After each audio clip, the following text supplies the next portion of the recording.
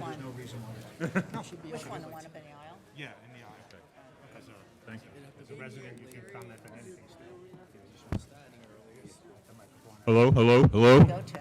I have just been notified that we do have a quorum. So if we all could be seated, Don't be. It we looks can like let you the got party color, get started. actually. We all look very bland. Tell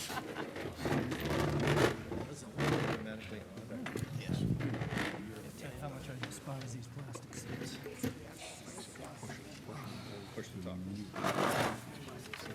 Just so everyone understands, a quorum, the requirement is that we have 100 people in the hall at the time, 100 voters, and that is the number that we have reached so far.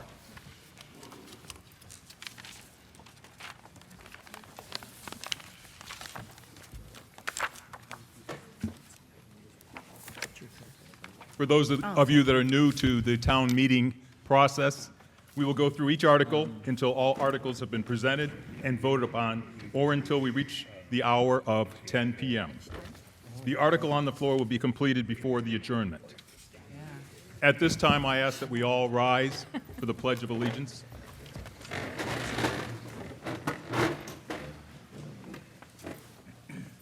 I pledge allegiance to the flag of the United States of America and to the republic for which it stands, one nation, under God, indivisible, with liberty and justice for all.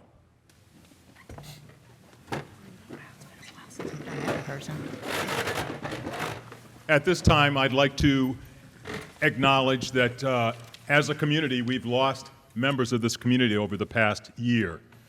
And I ask for a moment of silence in honor of those individuals that we've lost.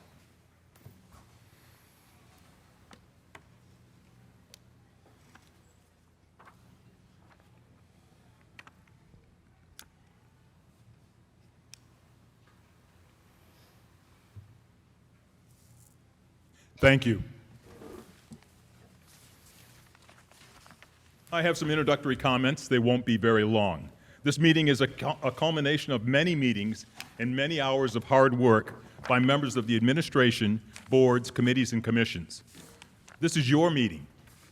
My job is to make sure we go through all the articles of the warrant in an orderly fashion and that debate and discussion is fair and balanced. I ask at this time, if you have a mobile phone, please silence that phone, or there will be a 25% increase in your taxes. Please wait to be recognized before speaking from the floor. And I ask that you use the microphones that are in either aisle, and you identify yourself by your name and your address. While we may not agree on every subject, it's important to remember that we all live in the same community, and will continue to do so after this meeting. For those of you that are new to town meeting, there's a good resource put together by the Office of the Secretary of the Commonwealth. It's called Citizens Guide to Town Meetings, and it's available on the Northboro Town website. Are there any people here this evening that are new to the town meeting process? First of all, thank you.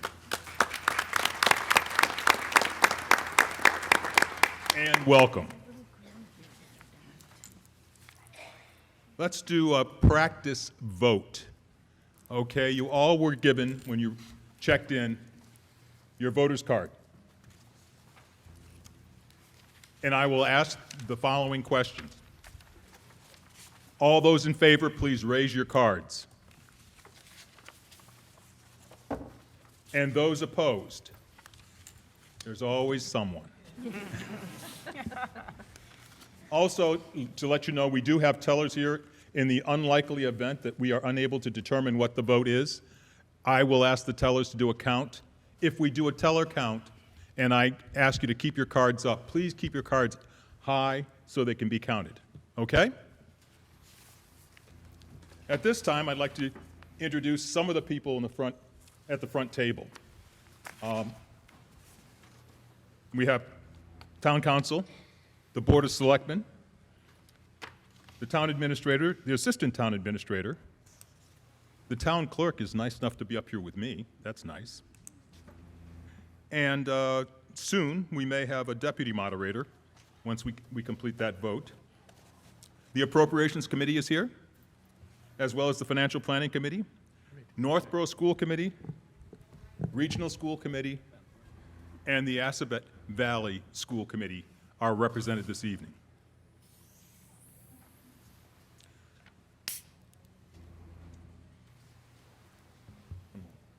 Diane, are we going to read off the recognitions? Okay, yes.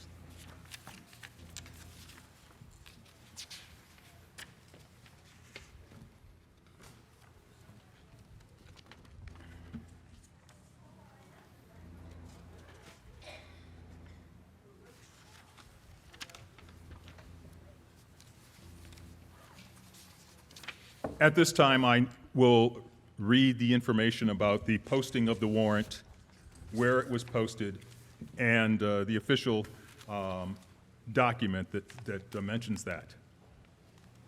From the Commonwealth of Massachusetts, Worcester, to either of the constables of the town of Northboro and said county, greetings. In the name of the Commonwealth of Massachusetts, you are hereby commanded to warn and notify the legal voters of the town of Northboro to meet at Algonquin Regional High School, 79 Bartlett Street, in said town on Monday, April the 25th, in the year 2022, at 6 p.m., to act upon the following articles of the town meeting warrant. Hereof fail not, and make due return of this warrant by your doings thereon to the town clerk at or before the time of the meeting aforementioned. Given under our hands at Northboro on Monday, this 28th day of March in the year 2022, and it's signed by the Board of Selectmen and attested to by the town clerk. And at this time, I will read the entire warrant, word for word, so that we are all aware. Somebody stop me. Moderator, Yes, I move to waive the reading of the warrant. the motion has been made to waive the reading of the warrant. And there is a second. All those in favor of waiving the reading of the warrant, please raise your cards. Oh my goodness, I got saved again. Okay, at this time, we're moving into the warrant, and there's, at the very beginning of your book, consent agenda for the annual town meeting. And what that means is for a number of articles that are fairly straightforward articles that are not controversial in any way, shape, or form, we have combined them together for the benefit of saving some time and being able to go through the warrant in a more rapid pace. The consent agenda includes Article 1, the appointment of a deputy moderator, and Article 2, authorized compensating balance agreements. And once again, these are agreements that have taken place over the years and fairly straightforward there. Article 3, prior year's bills. There are no prior year's bills this year, so that article will be passed over. And Article 9, authorized revolving fund limits for FY 2023. And this is a housekeeping article that sets expenditure limits for special funds. How the consent agenda works is I've read down through all these. I will mention them once again. If someone has concern or wishes to discuss further, they just can stand up and say hold, and we will discuss that further. At this time, I'm going to read off the articles. Article 1, appoint deputy moderator. Article 2, authorize compensating balance agreements. Article 3, prior year's bills, and that will be passed over. And Article 9, reauthorize revolving fund limits for FY 2023. I did not hear a hold at any time. So at this time, we will have a vote on the articles that have been discussed all together and go forward from there. All those in favor of accepting the consent agenda, please raise your cards. Those opposed? The article has passed, or the agenda has passed. Mr. Jerry Hickman, Deputy Moderator, you made it through again.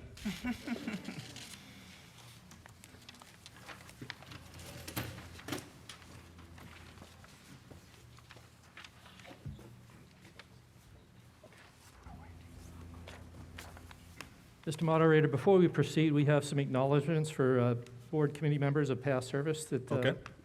Vice Chair Leslie Rattan from the Board of Selectmen would like to present.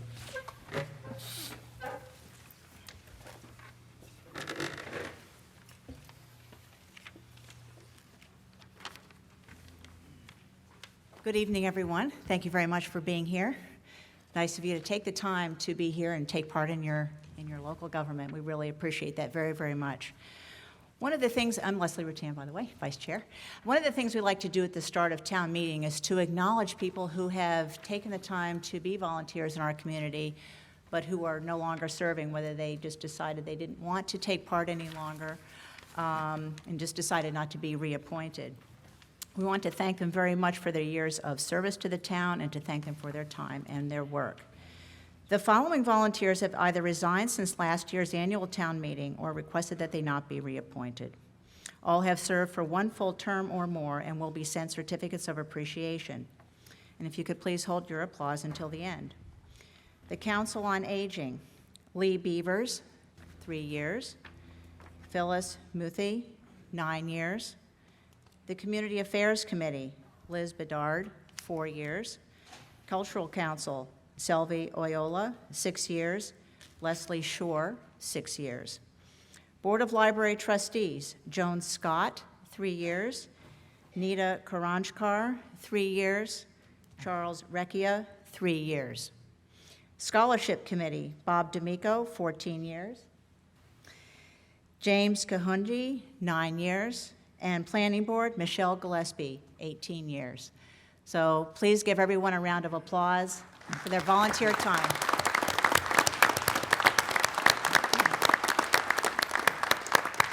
Thank you very much.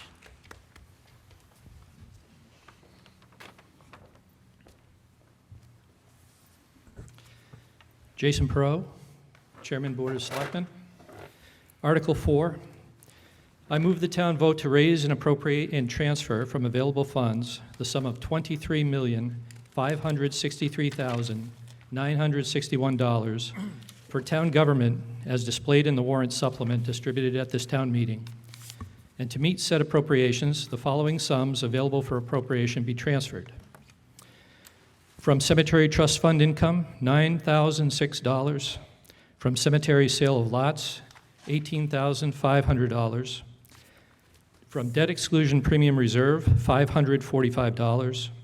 From debt exclusion reserve, $10,550. From DPU Transportation Fund, $1,764.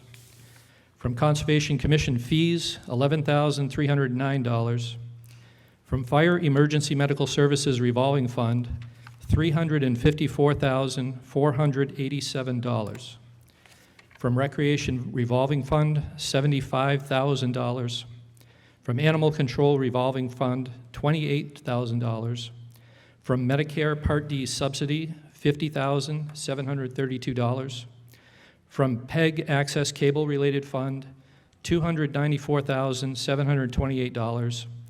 And free cash, $500,000, for a total of $1,354,621, and that the sum of $22,209,340 be raised by taxation, and vote to appropriate and transfer from free cash the sum of $200,000 for deposit into the stabilization fund. Second. Motion's been made and seconded. Town Administrator, Mr. Kader. Thank you, Mr. Moderator.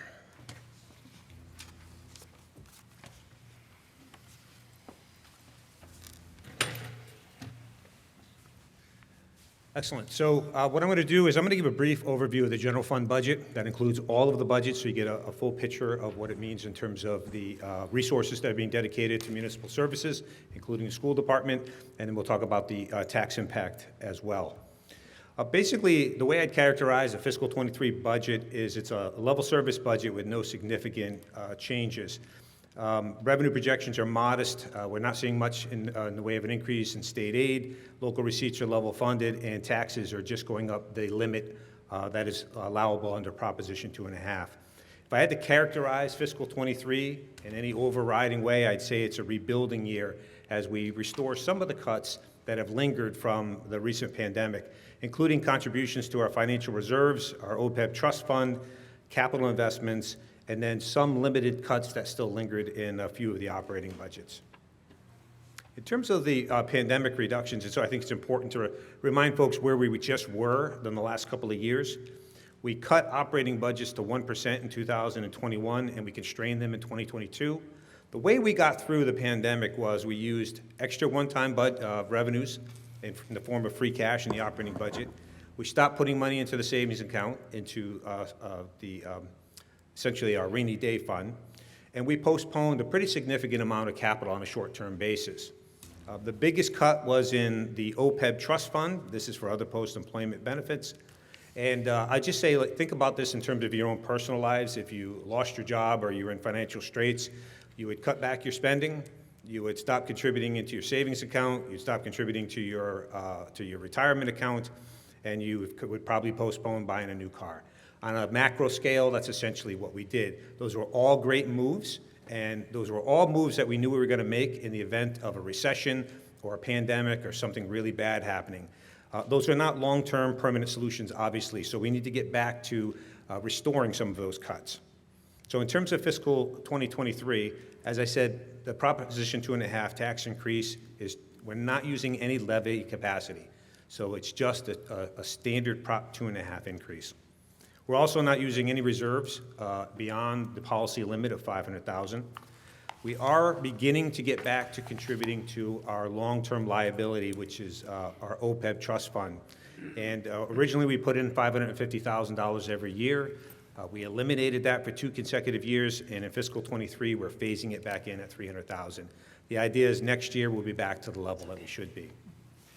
As I said, we have not contributed into our savings account for 2 fiscal years. So in this budget, we are bringing $200,000 in free cash into our stabilization rainy day fund. And then last but not least, you'll see Articles 11 through 20 is a pretty significant increase in the capital projects. And these are small equipment replacements, and all of those will be done on a pay-as-you-go basis with no additional tax impact. If you look at page 57 in your warrant book, there's a budget and brief summary, and the bottom line general fund budget. And when I say the general fund budget, I'm talking about all of the school budgets as well as the general municipal departments. So if you look at that, overall, the budget is going up 5.28%.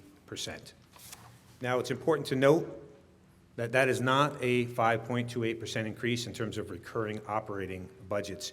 So as I said, we cut capital and we cut our savings account during the pandemic. And as we start to restore those things, we're adding about $2 million in pay-as-you-go capital in this budget through the various warrant articles that are before you this evening.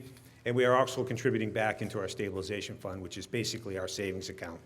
So when you take those out, and again, neither the one-time capital nor the stabilization fund are recurring and will have any additional tax impact. When you control for those, you're really looking at a 3.22% increase. In terms of the operating budgets, the Northboro K-8 school budget is going up 3.46%. The general government budget, so police, fire, DPW, general administration, is going up 3.65%. Assabet Valley, overall between the debt assessment and the operating assessment, is going up 17.36%. You'll hear from the superintendent in a few minutes regarding that. It essentially has to do with the amount of kids that are going there. Their overall operating budget is only going up 4.3%. The real shining light here for us in this budget cycle, if there is one, is that the Algonquin Regional High School assessment and debt assessment, operating and debt assessment, combined is only going up 0.28%. And that is attributable to the fact that there are fewer kids from Northboro and more kids from Southboro. For the last 3 years, you've heard me present that we've had more kids from Northboro than Southboro going to the high school, and our assessment has gone up disproportionately higher. That trend now is reversing, as was forecast, and so that means for the town of Northboro, our assessment for the high school is going to be relatively flat. We're hopeful by the time final state aid actually comes through that that may be a zero or even maybe slightly negative. So I'm going to shift gears now. That's the overall picture of all of the budgets, the general fund budget in Northboro, and talk about now specifically Article 4 of the warrant is for the general government budget, the non-school departments. The highlights for that are, at this point, we have all of our collective bargaining agreements are expired, and so we're in negotiations right now. They expire at the end of this fiscal year. So all wage increases, as well as some funding for a class comp study, are all being budgeted centrally in the Personnel Board account. So if you look at the warrant booklet, and you see that Personnel Board account is up $350,000, that's why. In terms of restorations, I mentioned restoring a few things in the budget that were cut during the pandemic. The one position that was eliminated that remains is a light equipment operator in the DPW, so we're restoring that position in fiscal 2023. On a positive note, our rec department has always historically been 100% self-sufficient with program fees. That's been a success story for us. Unfortunately, when you close down the economy and you cancel all the programs, rec department then became supported by tax dollars. As the economy opens up and the programs get going again, they're at 52% self-sufficient. We hope by 2024 they'll be back to 100% self-sufficient again. And then the last two that are often budget busters for us, the Worcester Regional Retirement is going up 10%. It's going to go up 10% for the foreseeable future because they're eliminating the unfunded liability that is out there. And there's a plan to have that on a funding schedule to be taken care of by 2036. That's not a local decision. The Worcester Regional Retirement System has to be fully funded by law by 2040, and so we just have to pay that assessment. So it is an impact for us, but it's a known recurring impact, and we're planning for it. Last but not least, a real positive note for us is our health insurance carrier dropped us, and we were able to go out for a bid, and working with the high school and town of Southboro with a joint procurement arrangement, we got our health insurance budget to come in at 1%. That is a budget bust for us in any given year, but I'm proud to say for the last 10 years, our health insurance budget has gone up on average 2.88%, and I'll put that up against any other town. In terms of a snapshot, the dashboard for how we're doing as we talk about measuring our financial condition and what kind of shape Northboro's in, these are our 14 key indicators that we track. We spend a lot of time in December with all the boards and committees talking about these. We'll make it real easy. If it's in green, it's favorable. If it's in red, it's not, and black is sort of in the middle. So we have a lot of favorable things going on. There are 4 unfavorable indicators that we track. One I just mentioned is the pension liability. That is on a funding plan. There's nothing for us to do with that. The state aid's unfavorable. We can't do anything about that either, other than plan and make sure that we have reserves in case state aid gets cut further. And then economic growth revenues. These are the elastic revenues that move with the economy. So motor vehicle excise, hotel and meals, building permits. Those obviously were unfavorable because of the pandemic. They're coming back. They're coming back a little slowly, but we anticipate by within the next year we should be hopefully back up to where we were pre-pandemic. And the only other one is the other post-employment liability. As I said, we did not contribute to that for 2 years. That's very important for our long-term financial stability. And we are phasing in this year $300,000, and there's a proposal potentially to use some one-time funding to get that up a little higher this year with the intent that next year it'll be back in the budget base and essentially be back on track. And then the last ones here in terms of capital investments, we're getting back on track with replacing our equipment and our infrastructure. Again, we hit a pause button for a year or two as a way to just buy ourselves some time and wait for some aid to come through the federal and state budgets, which it did. And so everything worked actually perfectly according to plan. So we were able to provide tax relief. The average single-family tax bill actually went down in fiscal 2021 during the worst of the pandemic, and we've maintained a pretty reasonable tax increase for the last year. Now the slide everybody's waiting for, the estimated tax impact for fiscal 2023. The one thing that we have going on this year, and if you're reading the papers, you'll know, is that single-family home values are going up very quickly. And some of our neighboring communities, their average single-family tax bills are going up well over $1,000. For Northboro, a typical increase in the tax bill for us, in order for us to maintain services, both at the schools and the general government, is the taxes need to go up about $280 roughly. This year, we're projecting a $513 increase, and about 40 to 50% of that increase is just due to the fact that single-family home values are going up. If you go back when the housing bubble popped, a few years back, single-family home values were going down, commercial industrial values were going up. You know, the average single-family tax bill barely budged. In a couple of years, it was flat or actually went down. So this, unfortunately, is what's happening in the market at the moment. But again, it's not being driven by budgets. The budgets that are before you tonight, including the one under Article 4 for general government, these are level service budgets, maintaining the current services that we have. In terms of the budget overall, it is within the confines of Prop 2.5. We're in compliance with our policies. There's no one-time gimmicks here. We're not using a lot of one-time revenues. We're not shoveling off expenses to different years. It's a solid budget. It is what you see. We're maintaining our core services, and I think the big thing, as I said at the beginning, is it's a restoration year. So we're restoring some of the previous cuts regarding OPEB, stabilization fund reserves, and capital investments. And to the extent that we can, we are minimizing the tax impact. In order for these budgets to reduce the tax impact any further would require us to cut services. So there's, again, they're solid budgets, but they're level service budgets that are before you this evening.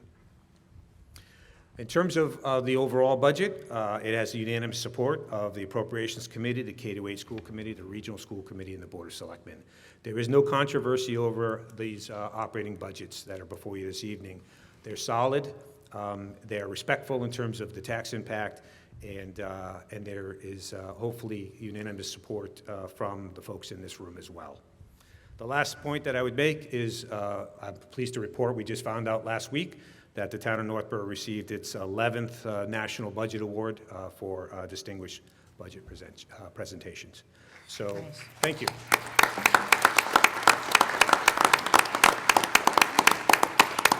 And with that, I'm happy to answer any questions you may have.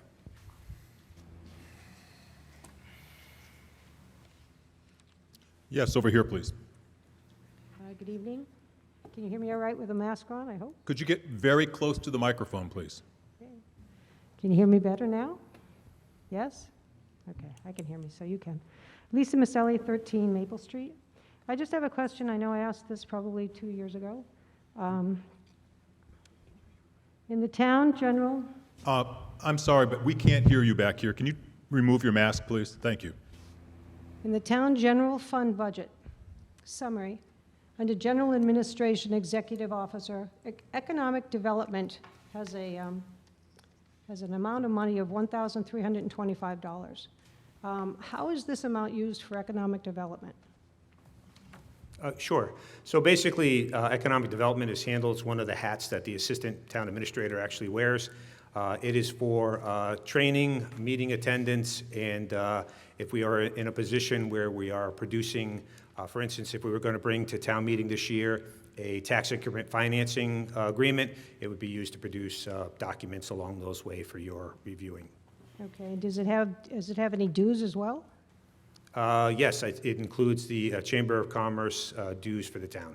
Okay, and of that amount, how much is the chamber's dues? I believe it's $350. So $350 for the whole year. How many of the small businesses in Northbrook does the chamber represent? Potentially all of them, but I don't know the exact count. It represents them all because we pay that $350? No, it represents them all because that's the regional chamber that represents our area. All right, and do we know what the chamber did for those businesses during COVID? Well, I'm not here to speak for the chamber, so you might want to ask them specifically what they did, but we did work closely with them throughout the pandemic, and they acted as a liaison for a lot of the state and federal programs to make sure that businesses knew what was available to them and to provide workshops to allow them access to that, to help them gain access to those funds. Okay. All right, well, so my last remark then is the chamber is becoming very involved in our small-town election process and now trying to contribute to our bylaw standards. The citizens' tax dollars are being used to fund an organization that's been getting involved in their elections and bylaws. I believe this is a conflict of interest, and I want to make a note of that. Thank you. Any other questions or comments on Article 4? Hearing none, if you want to refer to the motion, it is on page 8 of the booklet. I won't bore you by reading the motion in its entirety. This requires a majority vote. All those in favor, please raise your cards. And those opposed? Article 4 passes. Article 5, Water, Sewer, and Solid Waste Enterprise Funds.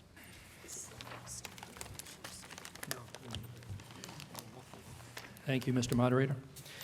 Article 5, I move the town vote to raise and appropriate and transfer from available funds the sum of $5,961,704 for water, sewer, and solid waste funds for the operation of the water, sewer, and solid waste utilities, and to meet said appropriation, the following sums available for appropriation be transferred. Water fund free cash, $246,103. Solid waste fund free cash, $120,953. And to raise and appropriate by taxation, solid waste general fund subsidy, $337,160.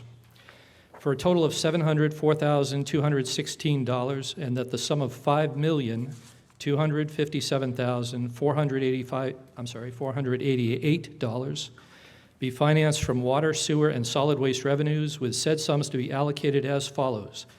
Water fund, $2,636,103. Sewer fund, $2,397,488. Solid waste, $928,113, for a total of $5,961,704. Second. Motion has been made and seconded. Presentation by DPW Director Charpentier and Town Engineer Litchfield. Thank you, Mr. Moderator.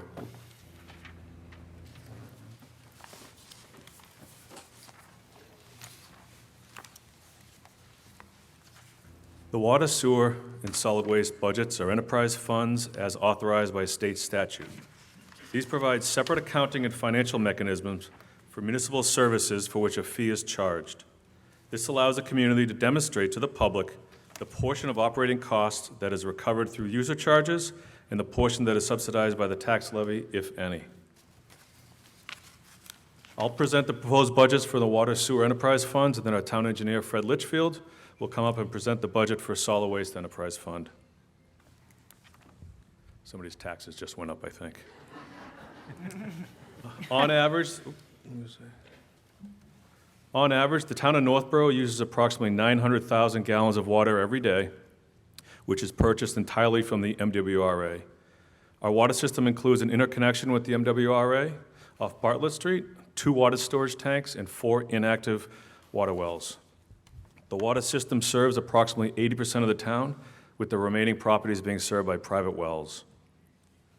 The proposed fiscal year 23 Water Enterprise Fund operating budget is $2,636,103, which is $317,871, or 10.8% less than the last fiscal year, FY22. This substantial budget decrease is attributed to the reduction of $251,513 in our MWRA assessment, as well as $66,358 of one-time operating expense cuts. The latter, the operating expense cuts, are necessitated by our fiscal year '22 being the lowest consumption year in over a decade, as well as the unexpected expense we encountered in FY22, implementing the mandatory water meter upgrade program.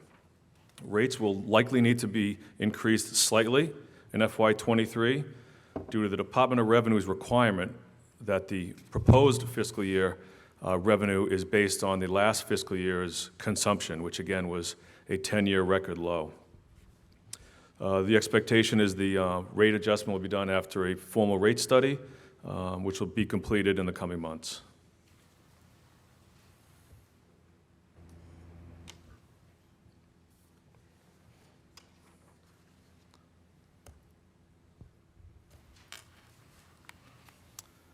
For our sewer enterprise fund, approximately 30% of Northboro has access to the town's wastewater collection system. The sewer collection area includes 9 pump stations, and discharges all flow to the Westerly wastewater treatment plant located in Marlboro. The proposed FY23 budget is $2,397,488. This represents an increase of $24,028, or just about 1% over the FY22 budget. The increase is solely attributed to the estimated increase in our cost to the City of Marlboro for accepting our discharge. Northboro's share of the $30 million Marlboro treatment plant improvements and our share of the associated operating costs of the plant remains uncertain still due to the continued legal proceedings related to the new municipal agreement with the city. Anticipating a significant increase to our payments to Marlboro, we've instituted a series of incremental rate increases over the past years, and we expect there to be no rate increase in FY23 while we await resolution to the intermunicipal agreement with Marlboro and complete a formal rate study. Now, Fred, you want to come up for solid waste?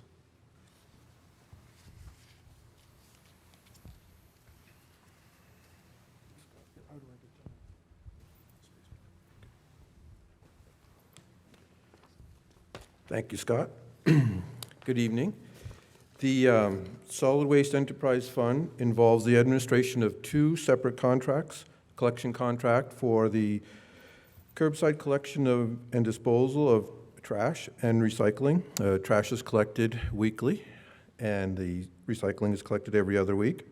All of the solid waste is then delivered to the Wheelabrator facility in Millbury in accordance with the town's long-term contract for disposal. The total fiscal year '23 solid waste budget as proposed is $928,113, which represents a 1% increase from last year's budget. In fiscal year '23, the appropriation again contains a $10,000 contingency reserve account to ensure funding for the potential of any unforeseen expenses. In 2015, the disposal contract with Wheelabrator facility in Millbury was renegotiated, providing a lower tipping fee, thereby reducing long-term costs. The total fee revenues in fiscal year '23 are estimated to be $470,000, and the projected general fund subsidy is $337,160, along with a transfer from the solid waste fund free cash of $120,953, which allows us to reach the total fiscal year '23 solid waste budget of $928,113. The Pay-As-You-Throw program initiated in January of 2003 continues to be successful, as shown in the chart behind me. It indicates recycling volumes have been holding steady for the last several years, while trash is now showing an increase during the pandemic. There seems to be a bit more people at home generating more trash. I'm happy to answer any questions that you may have. Before we have questions, I'd like to get the recommendation from the Board of Selectmen on Article 5.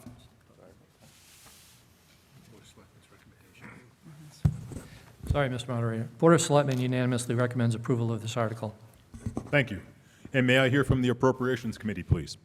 Mr. Moderator, the Appropriations Committee voted unanimously to recommend approval of this article. Thank you. Now we can have questions and discussion. Any questions or discussion on Article 5? Yes. I have a question about the solid waste recycling slide that we just went through. What percentage of households? I'm going to interrupt and ask you to remove your mask so that we can hear you back here. Sure. Curious as to like how many households does this program serve? Because a lot of us have private collection. And so I'm a little confused about the increase. Is that like based on, because not everybody consumes that service. So I'm wondering how it works. The 1% increase in the budget? No, but that program, the part that's taxpayer funded, how many households does it actually serve, given that some people may have elected to pay for private trash disposal? There's just about, just under 5,000 households participating in the program out of a total of about 5,800 households in town. So roughly about 80%, 81, 82% participate. Okay. Because the numbers, you know, when you look at the proportion of the population factor in increase, I'm wondering if there isn't a better way, but that's for another meeting, to fund and subsidize trash and recycling. Or do you encourage, though, long-term, those people who are paying private to come back into the system and pay more? Or, you know, there might be better ways to fund that I'd like for us to consider in the future. Well, it's been a number of years since we've increased the fees that the residents have to pay for the bags and the stickers. The town's budget has been absorbing the difference for a number of years now. So the bag fees have held quite steady since, I believe, 2008. But I know for a fact, because I'm one of those people who pays privately and doesn't use the bag program and has the contracted service. So I'm wondering if there isn't almost some sort of incentive you could offer, and then you're working with a bigger pool when you negotiate. I don't know if that's ever been considered. I'm not happy- saying anything must be done, but I just wanted to put it out there. I'm happy to talk to you offline and help you to evaluate whether or not the town's program could actually save you money. It really does promote recycling, and the more you recycle, the less bags you buy and the less you spend. So I'm happy to work with you individually if you want to give me a call. Okay. Yes, right here. John Foraker, 99 Pleasant Street. My question is for the Water Department. Over the years, the town has installed wells. Wells have been upkept and everything. We've changed the systems about 6 times since they started putting them in. Now, my question is, we're buying MWRA water. Are we still spending money on the wells that are in the ground? We are not. All of our drinking water wells are inactive under DEP's rules as well as our own.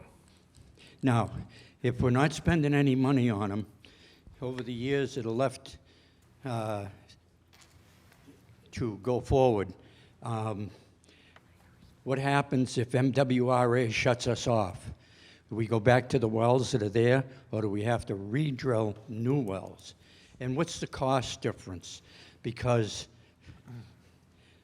I remember when the first well was put in, and we've added and added and added and added, and now we don't have it anymore. Everything has been shut down. All the water levels that were there in the past were drained down, and now they've all come back.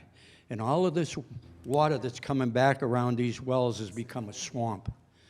So we've got problems on one side and we got problems on the other side. We've got swamps that are filling up because the wells are not running, and we're buying MWRA water, and it's just getting worse. As the town grows, we add more housing, more lots and everything, new roads, and all of that drain water is going into the brooks that are swelling and overflowing now.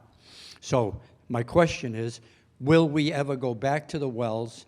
If we do, are we going to have to replace them, or are we going to be able to use them? The wells are emergency standby status. They do not provide enough drinking water to supply the entire community. They are available for use. None of our wells are under surface water influence. They are available for use in the event there's an emergency. Over here, please. Yes, my name is Rüdiger Volk from 137 East Main Street. My question is twofold. One thing is, I understand that the town to support the water, sewer, and trash collection. How much would it be if only the participant would pay for the service and not all the people? And if I understand it clear that some people get their own private water, everybody probably in the sewer department, but also not everybody participated in the trash collection. The second question goes into, has the department a fund, a capital fund for the future if some system breaks down, let's say in Milford, the trash incinerary needs to be replaced, and do they have then a contract to participate in this, for example, or the water dries out, what the gentleman said. Is there any capital fund saved, and is the town planning to do so? I'll answer the water-related question first. The Water Enterprise Fund operates as a standalone financial entity. It retains fund balance in the bank to address any emergencies that occur. As I indicated to the question earlier, in the event there was an issue with supply from the MWRA, we have wells. They're considered inactive by Mass DEP, which means we do not have to undergo periodic testing of the facilities. They are available. They are currently permitted through Mass DEP for withdrawal, but they're in emergency status. So again, each one of the three enterprise funds has their own savings account, for lack of better terms, and that is there to address emergencies in the event they occur. This doesn't address that the funds, so I understand that the enterprise get money from the regular taxpayer, from the town, to sustain their operation. And my point is, how much would it cost to make it financial self-sufficient? The water and sewer enterprise funds are 100% self-sufficient each. The ratepayers pay 100% of all operating and capital costs, as well as contribution to the fund balance, i.e. savings account, as does the sewer. Okay, thank you. Hi, John. First of all, great job in the DPW. My name is Rod Fannensteel. I live over on Milk Porridge Circle. In your budget about sewage, is there a plan to connect more houses to town sewage in the coming year? That's a good question. I know Milk Porridge and Sunset were two roadways that were considered for sewer extensions about a decade ago. That was the number one contributing factor to that consideration was the active Brigham Street well that's in the neighborhood. That well is now inactive. We've been on the MWRA water solely for well over a decade. There are no capital plans for sewer expansions down Milk Porridge or Sunset. All right, thank you. You're welcome. Any other questions or comments on Article 5? Hearing none, Article 5 motion is on page 9 of your booklet.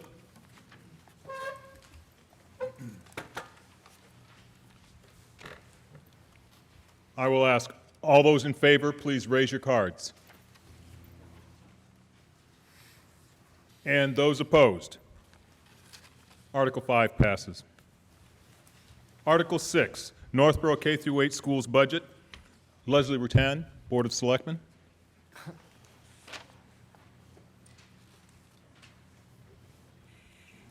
Hi, I just wanted to preempt Keith's motion by mentioning that we were remiss in not mentioning him as well.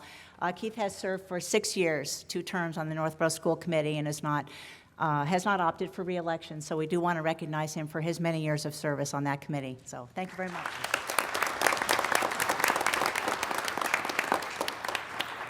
Yes. Good evening, Mr. Moderator. Keith LaBelle, Northboro School Committee. I move the town vote to raise and appropriate by taxation the sum of $26,692,953 for the operation of the Northboro Public Schools. Motion has been made and seconded. Presentation by Gregory Martineau, School Superintendent.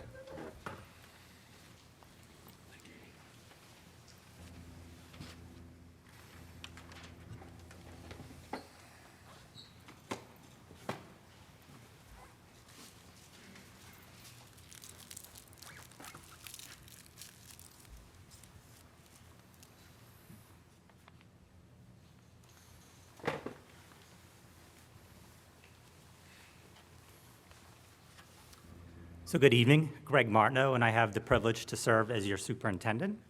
And on behalf of the Northboro School Committee, I'm pleased to share with the community a brief overview of the Public Schools of Northboro FY23 School Committee voted budget.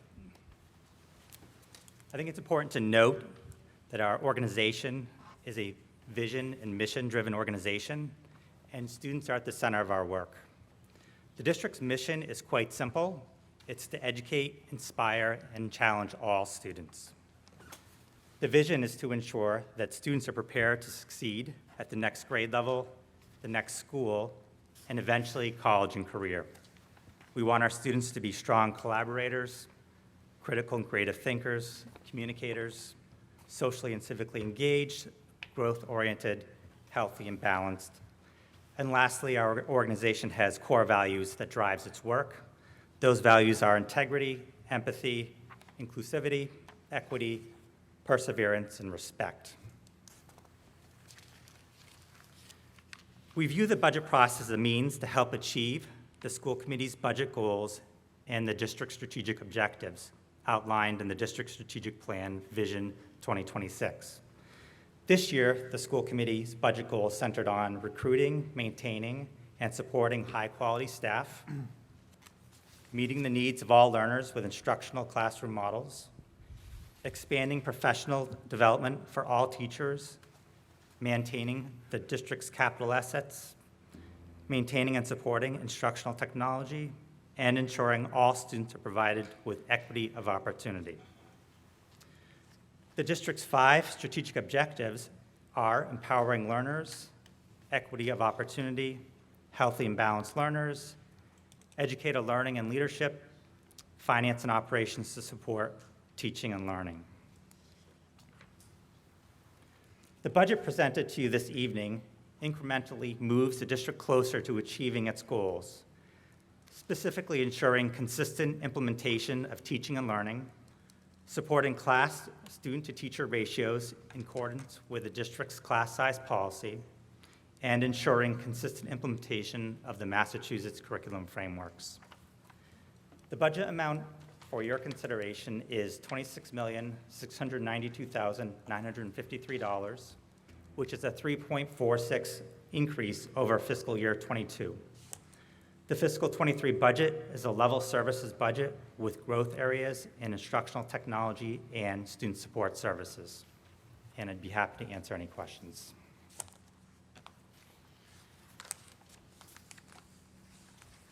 Okay, thank you. May I hear from the Northboro School Committee on Article 6, please?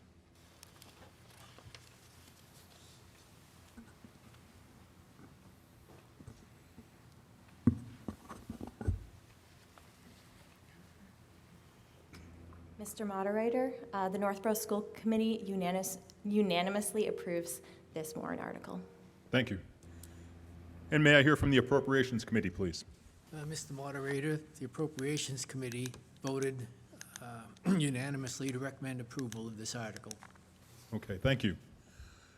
Any questions? I see one right here. Please. Good evening. Samantha LaCroix, 116 Lincoln Street. I actually just had a question about a detail in the K through 8 budget, specifically as it pertains to Lincoln Street Elementary School. I noticed when reviewing the detailed line-by-line, school-by-school breakout that there was actually a reduction in the overall budget for Lincoln Street but I didn't catch anything that spoke to why that was. And so I was curious if there was a shift in population perhaps attending that school or a change in services. So I'm just hoping to get an answer to that. Thank you. I'll have to take a closer look at the budget and review the line items. We do ensure that there's parity across the 4 elementary schools when reviewing the budget process. So I'd be happy to take your name and get back to you with a specific answer. I'll have to look at the line items more closely. All right, great, thank you. Mr. Moderator? Yes. I just want to note that the Board of Selectmen also took a vote on this article and unanimously recommended approval. Thank you. Any other questions? Any other debate?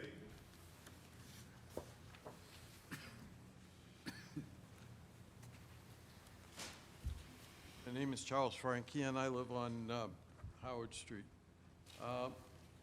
Just a couple of quick questions. I see some rather large reductions on some of these line items. District-wide administration is down 81%. Looks like instructional coordinator is totally gone. There's another instructional equipment, instructional materials have all been reduced quite a bit. Could you explain some of these cuts? Sure. So there actually were not reductions. The Department of Elementary and Secondary Education has a chart of accounts. The Finance Department spent time this year aligning the district's chart of accounts with DESI's line of chart of accounts. This is for end-of-year reporting purposes. We do have a crosswalk that we can provide anyone who would like to see where those funds shifted. But again, those do not represent reductions in the overall budget in those positions.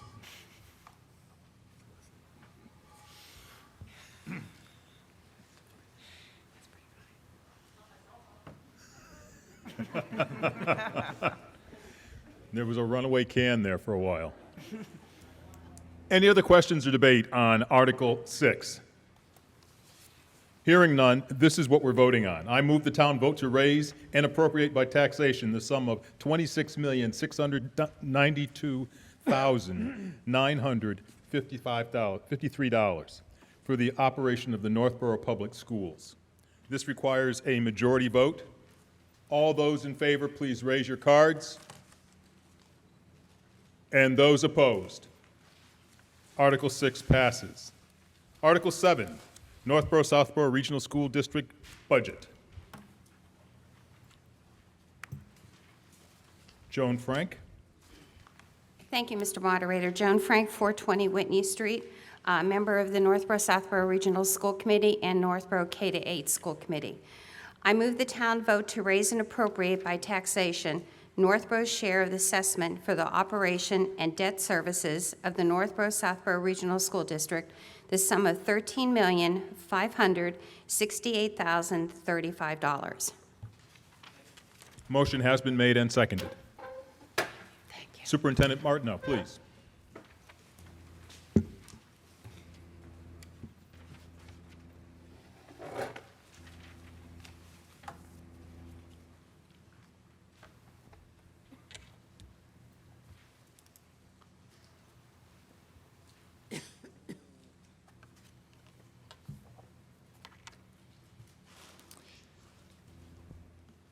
I will be quizzing people on the core values, mission, and vision. So on behalf of the Northboro Southboro Regional School District, I'm pleased to share a brief overview of the public schools of Northboro and Southboro FY23 School Committee voted budget. This year, the school committee's budget goals centered on prioritizing the social and emotional well-being of students and staff, and especially requirements related to the COVID-19 pandemic. Maintaining high-quality staff, instructional programming, and instructional resources, including technology.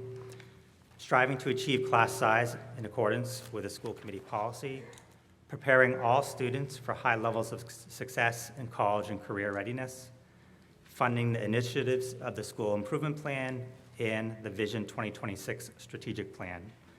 creating and funding a short and long-term capital plan for the high school, and the school committee approved, funding the school committee approved initiatives that are recommended by the Coalition of Equity.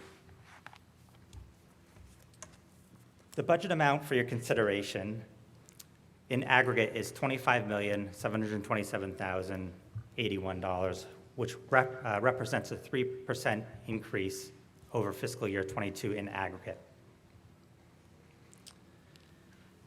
The budget amount for your consideration is $13,568,035, which is a 0.28% increase over FY22. The FY23 budget is a level service budget. Algonquin continues to offer its students an outstanding education with a breadth of experience from academics, extracurricular activities, fine and performing arts, and athletics. Students who graduate from Algonquin are well prepared for college and career, and we see great persistence through freshman year in college. Some of the budget drivers for the fiscal year 23 budget include instructional textbooks, materials, and technology, maintaining the technology and instructional material replacement plan, funding other post-employment benefits, salary increases in COLAs. The district is entering into the third year of a 3-year contract next year. Insurance increases, which include health, liability, and workers' comp. Special education out-of-district transportation. And lastly, special education collaborative tuition for students who require services that the school district cannot provide. Those budget drivers total $750,378. One of the areas the school committee focused on with this fiscal year 23 budget is looking to reduce the fees to families and students. One area this budget makes progress in is the reduction of student activity fees by 50%. So in this fiscal year 23 budget, the student activity fee will be $25, down from $50. And in fiscal year 24, the plan is to eliminate the fee entirely. In terms of Northboro's non-exempt assessment calculation, I think it's important to note that the regional school committee is applying $600,000 of excess and deficiency to reduce the town's assessments. This brings Northboro's apportioned amount to $13,281,446, and this is a 0.17% increase. In terms of the non-exempt and exempt total, the FY23 assessment is $13,568,035, and again, that's a 0.28% increase over fiscal year 22. And I'd just like to thank the citizens of Northboro for their continued support for public education, both in Northboro pre-K through 8 and 9 through 12. Thank you, and I'd be happy to answer any specific questions. May I hear from the Board of Selectmen on Article 7, please? Mr. Moderator, the Board of Selectmen unanimously recommends approval of this article. Thank you. May I hear from the Regional School Committee on Article 7, please?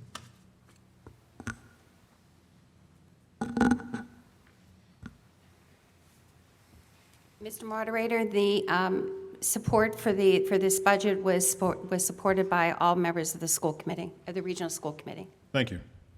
And may I hear from the Appropriations Committee, please? Mr. Moderator, the Appropriations Committee unanimously recommends approval of this article. Thank you. Are there any questions or discussion on Article 7? Yes, I don't see you. Wave your hand or something. There you are.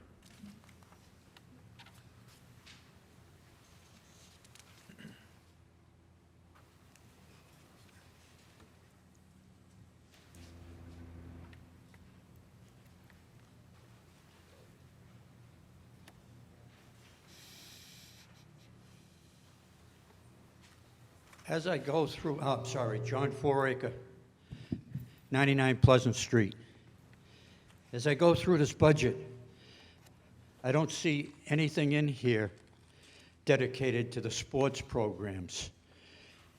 And the reason I bring that up is because there's been a lot of controversy over the last year and a half about the change of the mascot and what it was going to cost and everything else. And there's nothing in here, Ms. Shimano, about what that whole thing was. And my question is, who's paying for the logo change from the Tomahawks to the Titans? Sure. So the operational budget includes 65% of the athletic fees. So it's about $576,000. Of the athletic budget. The additional 35% of the athletic budget is captured through fees to students. In terms of making the shift to the Titans for the mascot, when the school committee motioned or voted to retire the Tomahawk, it also motioned that large-scale infrastructure replacements such as scoreboard signs, logos on the floor of the gymnasium, uniforms, would be replaced according to the standard replacement cycle, which is a 7-year cycle. So this budget includes that standard 7-year replacement cycle, so it doesn't incur any new costs as a result of the mascot change. And over time, we will phase it out. It also provides the school committee with an opportunity to accelerate the replacement of the old mascot, pending kind of the financial and economic condition. But in this specific budget, it stays the normal course at this point in time. So what you're saying is that the program to change of everything over is built into this? It's one of the 7-year replacement cycle. I'm yes. sorry, I can't hear you. Sorry, it includes 1 year of a 7-year replacement cycle. And what's the cost on that? Because it's not in here.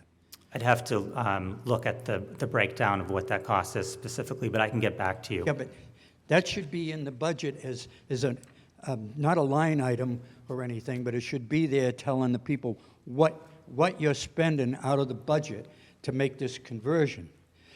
I know what it costs to do something like this because I'm in the sign business. And I look at that gymnasium floor, and you're going to have to redo that whole floor in there and put a new logo in it. I know that over a period of time, that floor is going to be repaired, but it doesn't need to be repaired now. And now you're going to go in there and you're going to do everything at the cost of the residents. Or are you going to make the kids go out there and raise the monies to do this instead of putting it in the budget? Because the track team is already out raising money to get their uniforms. Thank you. This gentleman over here was in line. Yes. Good evening. Good evening, all, Mr. Moderator. Matthew Foreman, 122 Whitney Street. Great job on the presentation. Just a question with regards to the reduction of rentals and leases of like $45,000 annually. Is that offset by capital expenditure? Or what is being reduced there?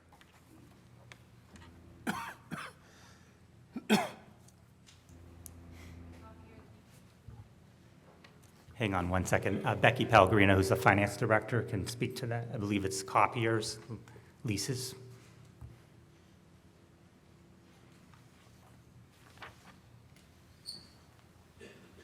Again, in reallocating some of our DESI chart of accounts, we did move some of our copier leases to another line item, so it's elsewhere within the budget. By chance, is that instructional hardware other for It is. $60,000? Yes, it is. All right, thank you. Over here, please. I actually have a couple questions. I am concerned because I think I heard you say you're reducing the activity fees for the students, but at the same time, there is an urgent need, I think, to change the mascot that's on the existing uniforms that they use year over year, because you're perpetuating something the students went through a lot of work and vote in to change. So I would have liked to have seen some kind of ballpark figure of how much it would cost to do it all at once. as opposed to waiting for another generation. 7 years is like a generation almost to get the right mascot and logo on the uniforms. The other question I had is, I wasn't sure whether the athletic fee stuff is in this budget or is it another line item?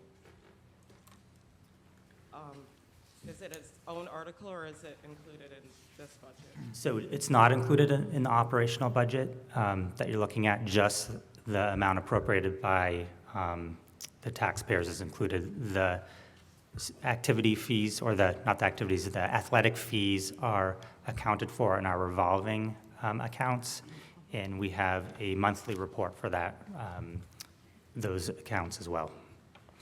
And I'll answer your first question too. I think we do have a plan to accelerate the change to the Titan mascot.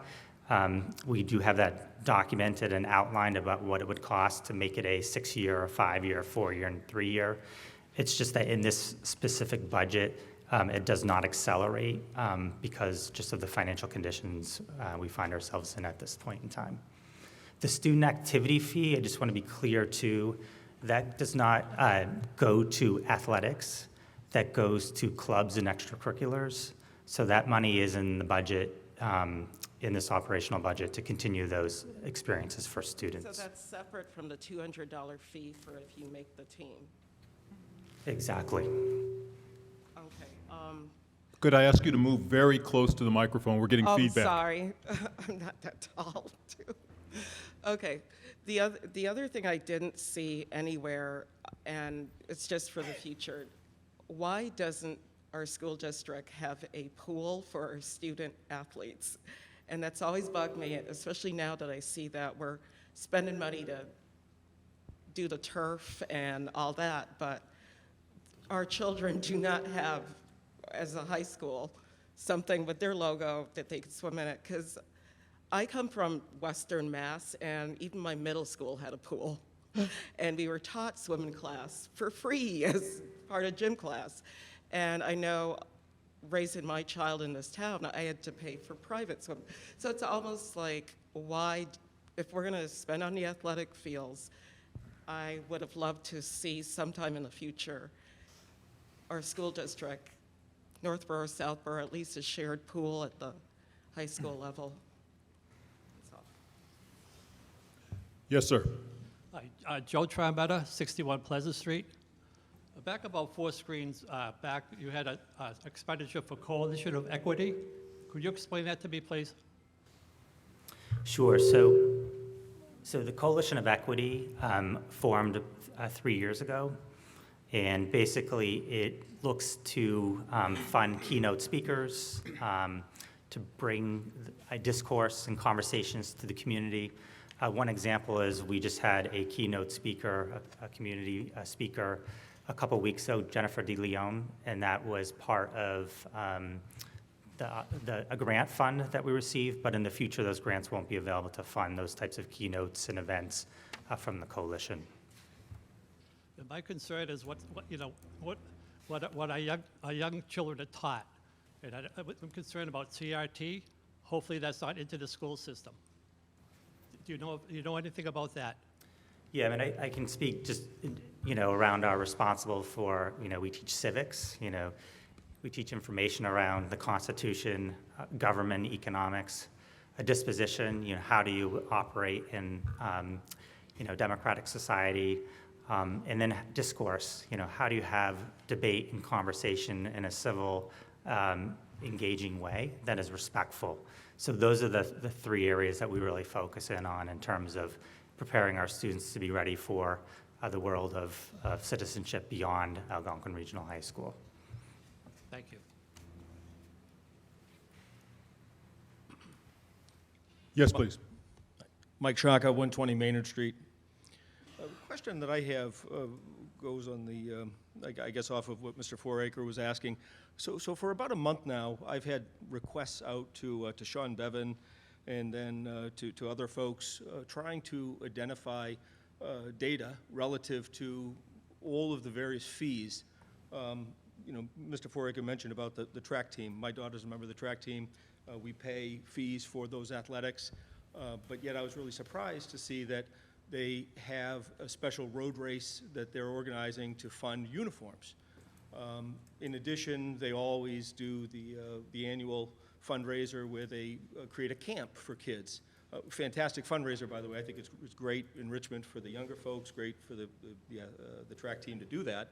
But it got me very curious because I keep getting all of these notifications about funds being needed to be raised. For example, again, my senior, we paid class dues of $200. You do the math, there's about 500 kids, that's $100,000 for the senior class, multiply that by 4, that's $400,000.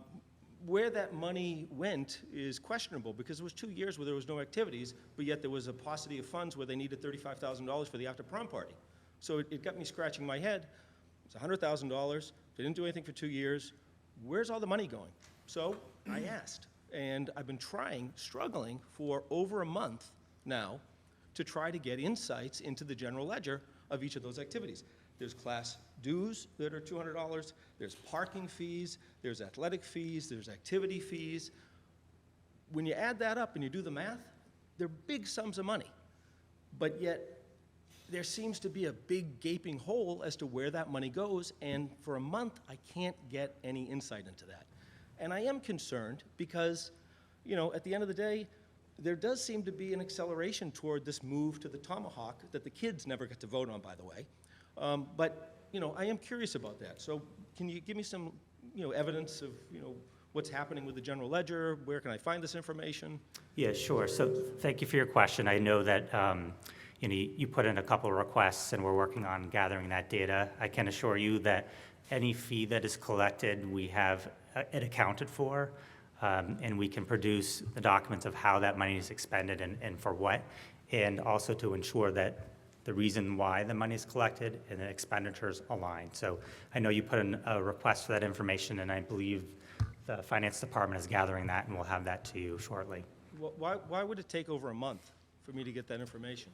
You did put that request in through public records, and we're going through that process, so we should hope, again, our goal is not to slow the information down, but we do need some time to gather that. I guess I'm just curious when you have a sport like track and you're paying, I don't know what the fees are, $200, $100, whatever. My wife takes care of that side of the business, but whatever you're paying, and that money, you have a uniform, but they've got all these other areas where they're raising funds for. It just doesn't add up. I'm having a lot of trouble reconciling that, and I'm trying to understand if that money is maybe being sent off to a general fund, or it's being used as chargebacks for something else. So will I be able to get that level of transparency? Absolutely. I mean, I think it's full transparency. We will get that data to you.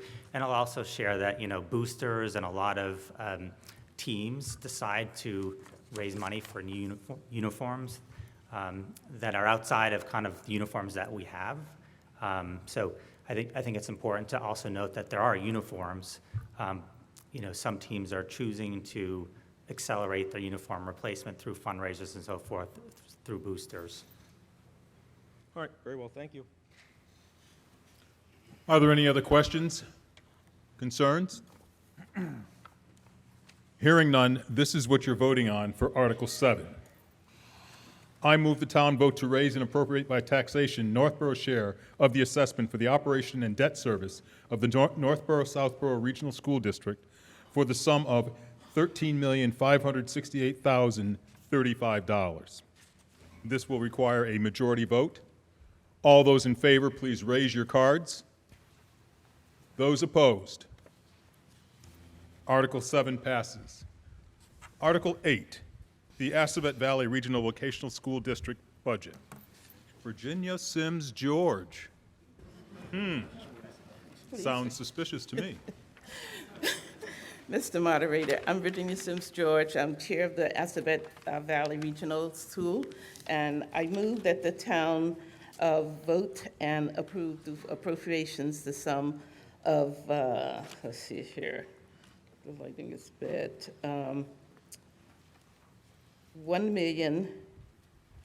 $253.94. Second. If I could just get clarification on that, it's $1,253,940. It's like the checkbook, isn't it?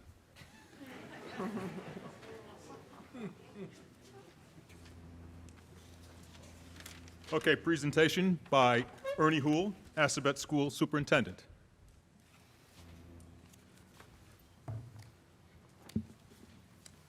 Thank you, Mr. Moderator. Good evening, folks. As always, it's a privilege and a pleasure to come before you. I do not have a PowerPoint, but we do have a nice budget book that's been out on the tables that you can grab for your reading pleasure. I promised our town administrator that I would be brief, but I also would like to recognize the great work of Virginia Sims George, who happens to have served as the chair of the Assabet Valley School Committee for the last 4 years, especially during the 2 difficult years of the pandemic. As you know, Assabet is a regional vocational school district that provides high-quality education and rigorous academics when it comes to career and technical education. The cost of our budget, which we are presenting this evening, is a 4.3% increase, which we find is a fiscally responsible increase. As you know, in the world of career and technical education, we have very expensive equipment, technology, consumables.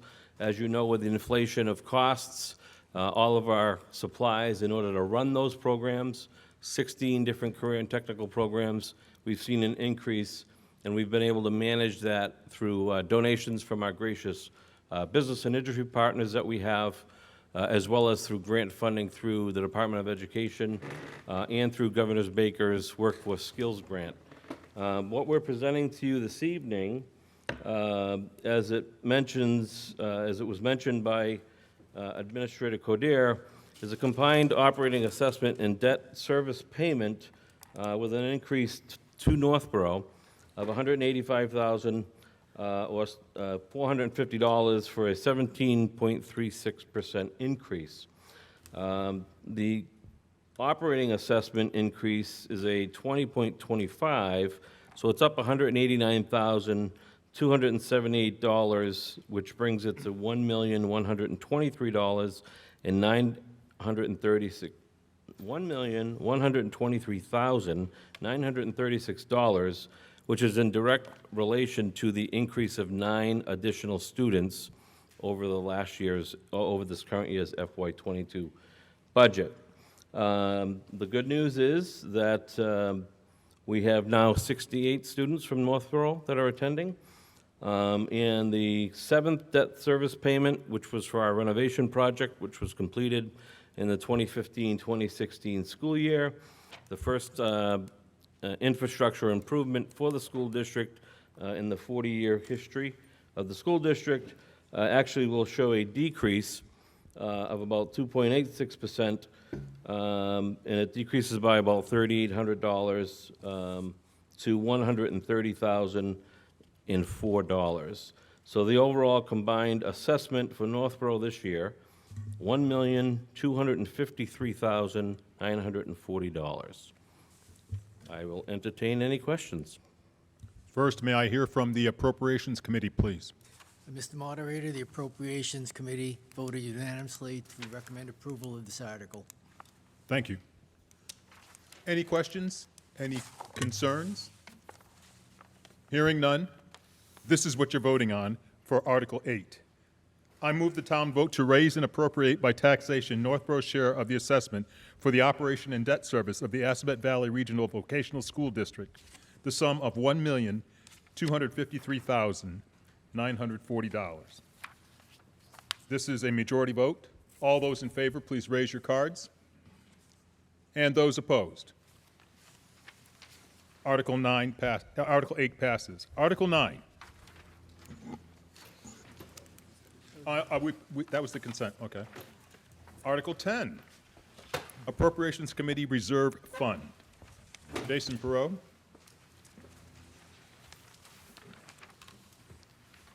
Thank you, Mr. Moderator.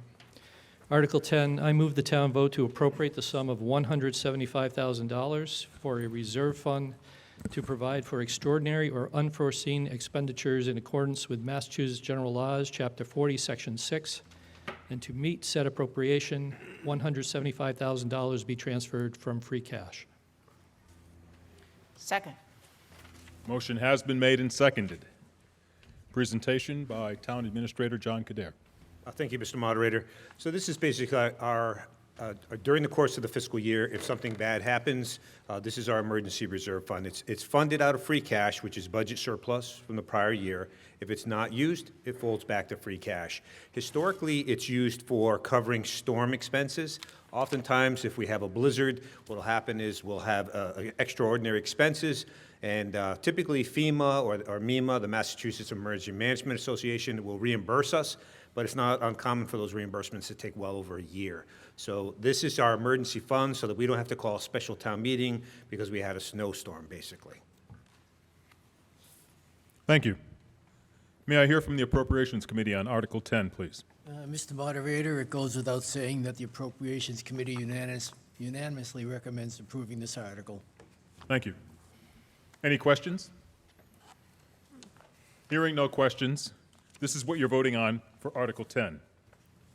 I move the town vote to appropriate the sum of $175,000 for a reserve fund to provide for extraordinary or unforeseen expenditures in accordance with Massachusetts General Laws, Chapter 40, Section 6, and to meet said appropriation, $175,000 be transferred from free cash. This is a majority vote. All those in favor, please raise your cards. And those in opposition, please. Article 10 passes. Article 11. Julianne Hirsch. Actually, Mr. Moderator, before we move into Article 11, if I may, just a brief overview. Yes. I think it'll save some time.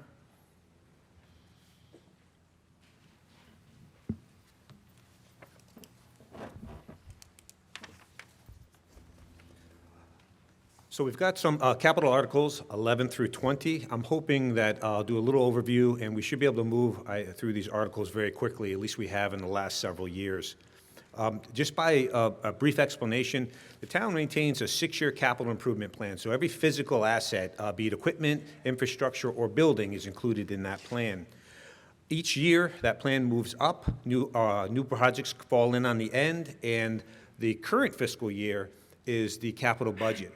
So you can think of Articles 11 through 20 as the fiscal 2023 capital budget. So again, we plan out at least 6 years, and each year it moves up, and so these are the projects that are before you this evening. So there's 10 projects in total. We have 8 of them are coming through the general fund. 1 is through the EMS revolving fund, and 1 is through the sewer enterprise fund. In total, we're looking at $2.78 million. So we're looking at 3 police cruisers, a fire ambulance, a downtown master plan. This is a focused plan, a vision for our downtown. We have several pieces of DPW equipment, and then we have some sewer repair work. Now, in total, as I said, it's $2.78 million. Now, the beauty of this is these are being funded through available funds. So you can approve Articles 1 through 20. There will be no additional tax impact for any of them. One thing I did mention during my budget presentation was one of the ways we got through the pandemic was we postponed purchasing some equipment to create some liquidity for ourselves. So if something happened and we needed access to money, we had it. We didn't spend it on capital. So we increased our reserves. I'm pleased to say that based on the federal aid through the CARES Act that came through and the FEMA reimbursement, that we didn't need to use it. But we did postpone police cruisers, and we postponed several pieces of DPW equipment. So this is important to get back on track.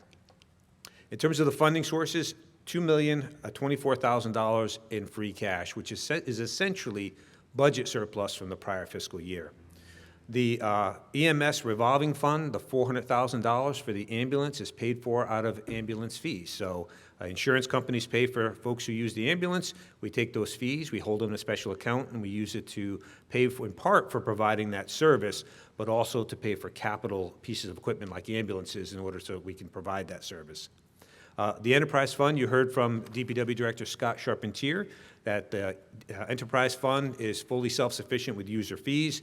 So out of that fund balance, they'll be doing routine maintenance and fixing where there's leaks in infiltration or inflow into the sewer system.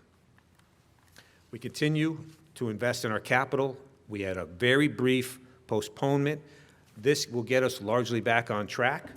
The key is that we don't use, through a policy of the Board of Selectmen and the Appropriations Committee, it was adopted back in 2010, one-time revenues, we try to link them up with one-time expenses. So if you get an inflow of cash, you use it to pay for equipment and infrastructure that pays you dividends down the road. Our overall level of debt is very, very low as a municipality. We are below 4% right now. And our policy, typically, our policy is 5 to 10%. Most towns, you're looking at 10 to 15% of their budget is going to pay for debt service. So ours is extremely low. That's on purpose. We positioned ourselves because we have a fire station building project that's going to be coming back for potential funding next year. And so we have been continually paying as we go for a lot of this capital. We've been paying off our debt, and we've positioned ourselves well for the next big capital project. The one that we just completed, or the most recent one, was the Lincoln Street Elementary School. It was a $25.5 million building project. Since fiscal 2012, that policy that I just talked about has allowed us to do $18.6 million in pay-as-you-go capital. That does not include the $2.78 million that we're talking about adding in for fiscal 2023. So just kind of scaling it down, this is like in your personal life. Instead of charging a washer or a dryer on your credit card and paying off, minimum payments, the town of Northboro pays for things like police cruisers and DPW equipment and things like that on a pay-as-you-go basis. We only finance with debt service and interest payments large projects like the Lincoln Street building project, the fire station building project, things of that nature. So it's been a very successful program for us. And I will tell you, when we go out to be rated by the bond rating agencies for our creditworthiness, this is one of the things that always gives us a check in the upgrade box, because they like to see the fact that we're paying for things that we should be able to pay for on an ongoing basis and not charging every piece of capital equipment that we need. Lastly, I'll steal the moderator's thunder here. The capital budget has the unanimous support of the Appropriations Committee and the Financial Planning Committee. So from here, this is just giving you the overview. So from here, each of these does need to be approved as an individual article, but again, every one of these can be approved with no additional tax impact for you. So with that, I will hand it back to the moderator. Thank you. Are there any questions? Oh, we haven't had the motion yet. Let's have a motion first. Julianne Hirsch, Board of Selectmen. Mr. Moderator, Yes. I move the town vote to appropriate the sum of $165,000 for the use of the police department for the purchase of 3 new police vehicles, and to meet said appropriation, the sum of $165,000 be transferred from free cash for expenditure in fiscal year 2022. Second. Motion has been made and seconded. Presentation by Chief Liver. Moderator. This is our annual request to replace some police cruisers. We've got a long-standing vehicle replacement schedule that's been highlighted many times, as I've said before. Back in 2015, when the town had a consultant firm come in and do our staffing and operational studies of the police and fire department, one of the things that they were impressed with was our vehicle replacement schedule and our maintenance. It was cited as being very adequate and appropriate. We do 2 cars one year, 3 cars the following year. Our patrol cars are the front-line cars that the patrol officers drive and respond to calls in. We keep for 4 years. We buy them with extended warranties for 100,000 to 125,000 miles, so that any major repairs are covered. And our vehicle maintenance budget has decreased. It stayed stable, actually, for the last, I've been chief 6 years, so it hasn't increased in that much time due to the extended warranties. So we try to keep them 4 years on the road or 100,000 miles. One of the benefits of that is we maximize our trade-in values, which offsets the cost of the cruisers. For some reason, people out there like to buy used police cars. I would never do that. So, this year we're looking for 3 cars, and that's basically it. Oh, sure. There we go. This police car. There is an increase this year. As with everything that has happened since 2021, there's been a tremendous shortage of parts. I ordered cars last year. One of them came in March, and it's at the upfitters now, having blue lights put in it and having it painted and the radios and everything installed. And that's due to a shortage on the manufacturing side from the electronics and circuits. We've also had, last year I ordered 2 hybrid cars. We're making the switch to hybrids. And Ford canceled the order on us and replaced the order with gasoline engines because they had no stock to provide us with. And they said it was going to be about a year out, and that would really destroy our fleet. So these vehicles that at least 2 of them will be hybrid vehicles, because one of them we're replacing is a pickup truck. So moving forward, all the police cruisers will be the Ford Explorer hybrids. So they're slightly more expensive than a gas car. Thank you. Are there any questions on Article 11?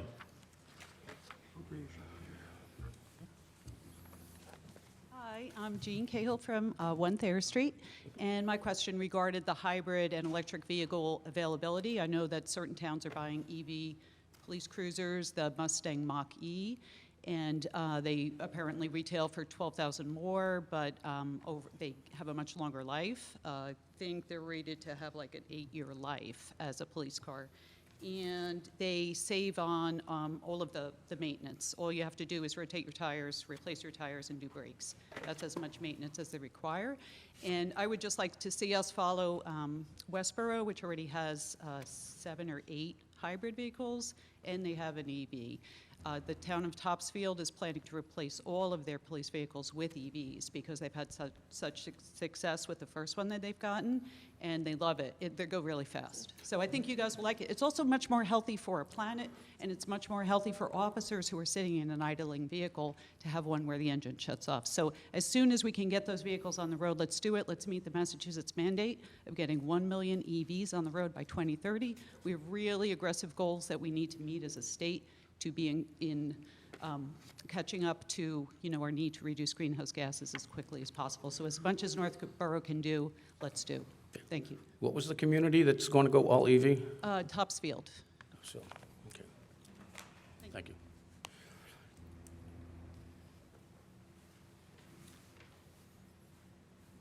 Chief Matthew Foreman, 122 Whitney Street. Good presentation. Just a question for you. What would you do with more money? If, are you looking at Alper Technologies or, you come asking for 165 for 2 frontline vehicles, detective's car, but are there other technologies or things that you'd like to do if the town were to fund additional? There's lots of things I'd like to do if I could get more money. As far as vehicles go? Yes, sir. Our technology is actually up to par as far as our computers in the vehicles and our communications equipment. We are coming to end of life on our radio systems, but that's going to be addressed in subsequent year. But other than that, it's just the increase in the cost. As the woman mentioned, the Mustang Mach-E, that starts at $62,000. That's the car that Westboro bought. And that did not include the upfit, putting in blue lights and the equipment in the radios, since you're going to be used as an unmarked administrative vehicle. But that's, no, like I said, I'm going to wait and see on all electric vehicles, because none of the cruiser manufacturers, there's patrol-rated vehicles or police-rated vehicles. There is not an electric vehicle out there yet that has been certified as a patrol approved vehicle, just because of it's new, and battery lights are different. Different departments have different equipment. I mean, we have things that run off 110 volt on our cruiser, off of inverters, which are very draining on batteries. So we'll wait and see when the technology catches up with the demand. Thank you very much. I like what the woman who spoke earlier had said. You need to get closer to the microphone. We really can't hear you. Okay, Marcia Hill from Weston Terrace. I like what the female speaker said as far as looking into changing the fleet to EV. Is there another department in the town that could do a feasibility study to see if there's some way, if we move to EV vehicles, it's going to increase your rotation from a 6 to 8 year replacement cycle to maybe longer, or is it, 4 years for cruisers? Because that's something I'd love to see the math on, to see if long-term, if you're not doing oil changes and things like that, is it worth it to pay more for a longer cruiser cycle? And what are the costs of charging those vehicles? I'd love to see a feasibility study. Well, I've heard lots of things out there about electric vehicles. I spoke with one of the manufacturers today, as a matter of fact. But I think the town should maybe crunch some numbers and get the facts, because it may be something to consider if it would extend the 4 year replacement cycle and reduce the cost of maintenance and make us a lot happier and make things a lot greener. Because I'm looking at that, I'm like, that's 100,000 miles just moving around little Northboro, spewing everything into the atmosphere. I understand that, yeah. I was informed today by a manufacturer's rep at one of the police upfitters that they anticipate having a patrol-rated all-electric vehicle in 3 years. So, other than that, that's the standard now is what most people are using as the hybrid. So. John Foraker, 99 Pleasant. To the chief, will you be sending two electric cruisers to a call in case one of them dies in the batteries?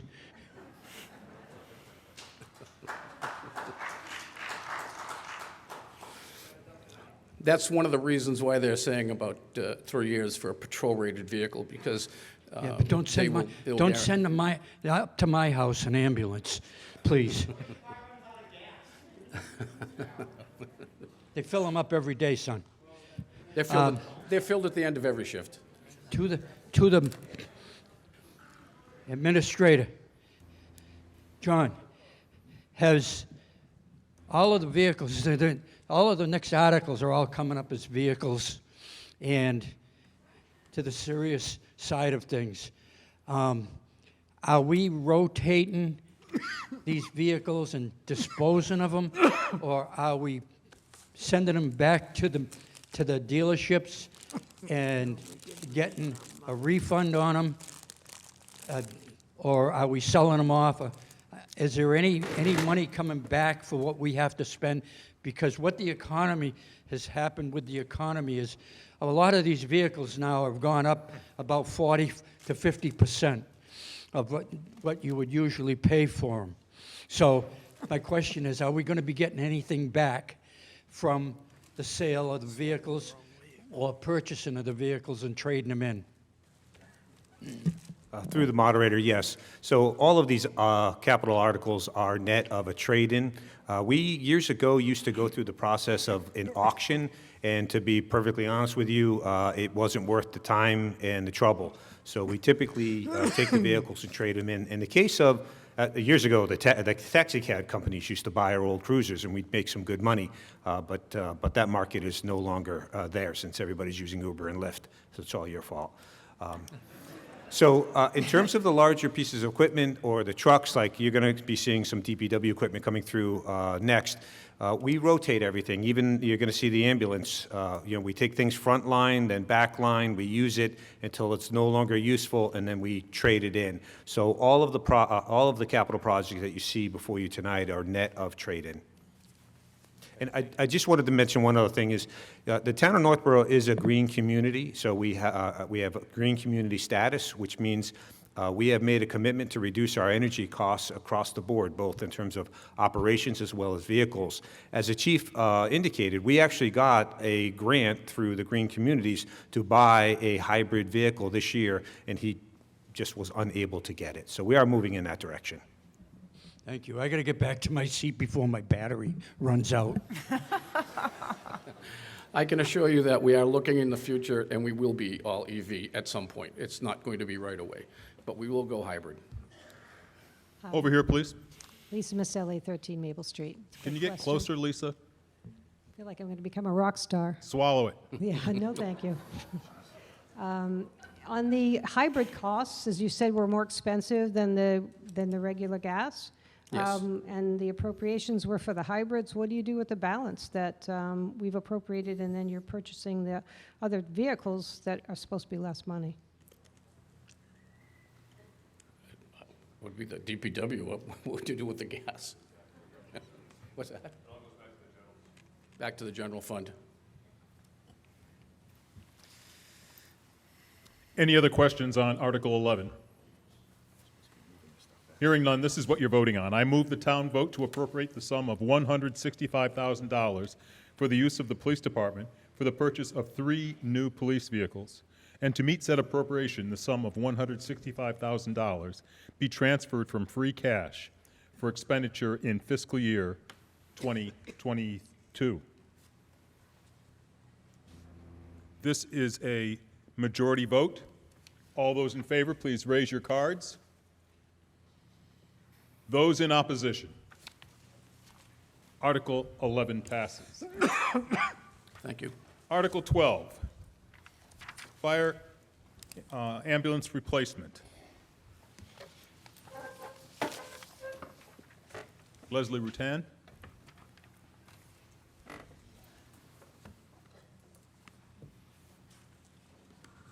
Leslie Rutan, Board of Selectmen.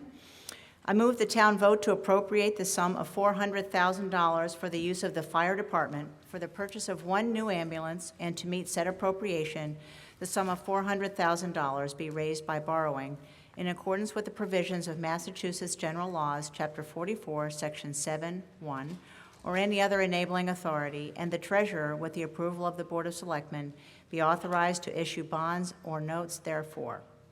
Second. Motion has been made and seconded. Presentation by Fire Chief Parenti, please.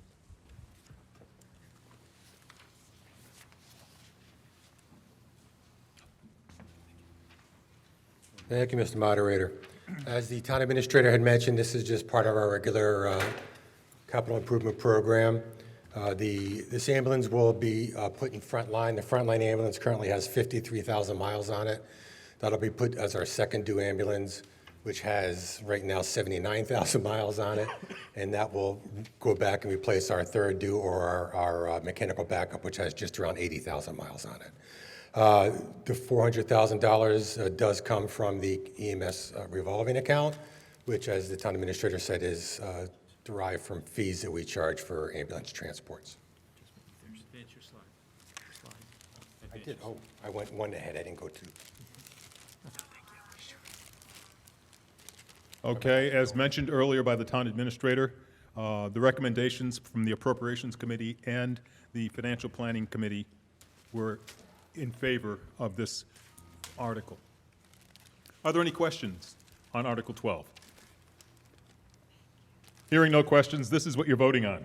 I move the town vote to appropriate the sum of $400,000 for the use of the fire department for the purchase of 1 new ambulance, and to meet said appropriation, the sum of $400,000 be raised by borrowing in accordance with the provisions of Massachusetts General Laws, Chapter 44, Section 7-1, or any enabling authority, and the treasurer, with the approval of the Board of Selectmen, be authorized to issue bonds or notes therefore.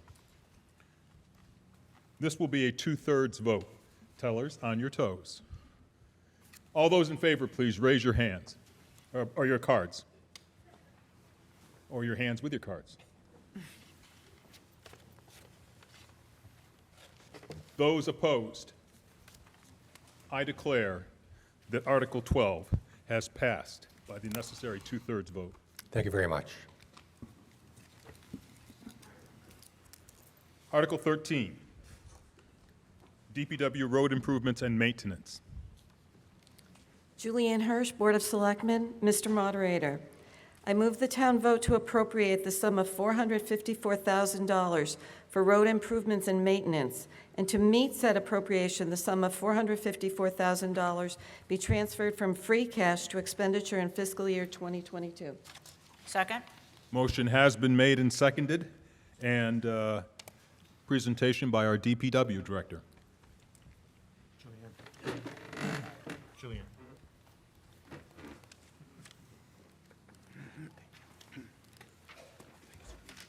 Thank you, Mr. Moderator.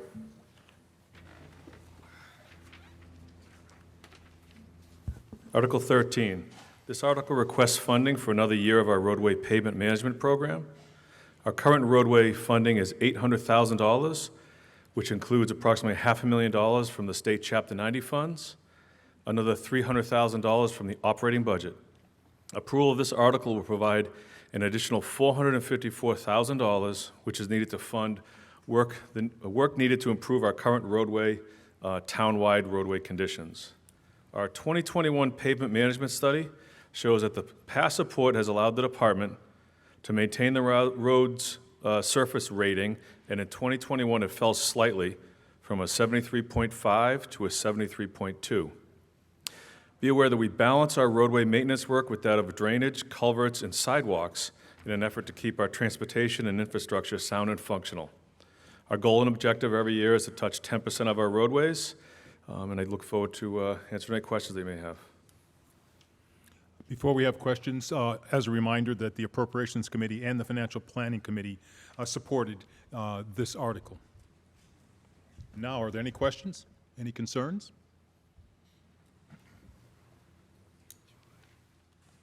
Lisa Maselli, 13 Maple Street. Is there any part of this going to be put aside for sidewalks this year?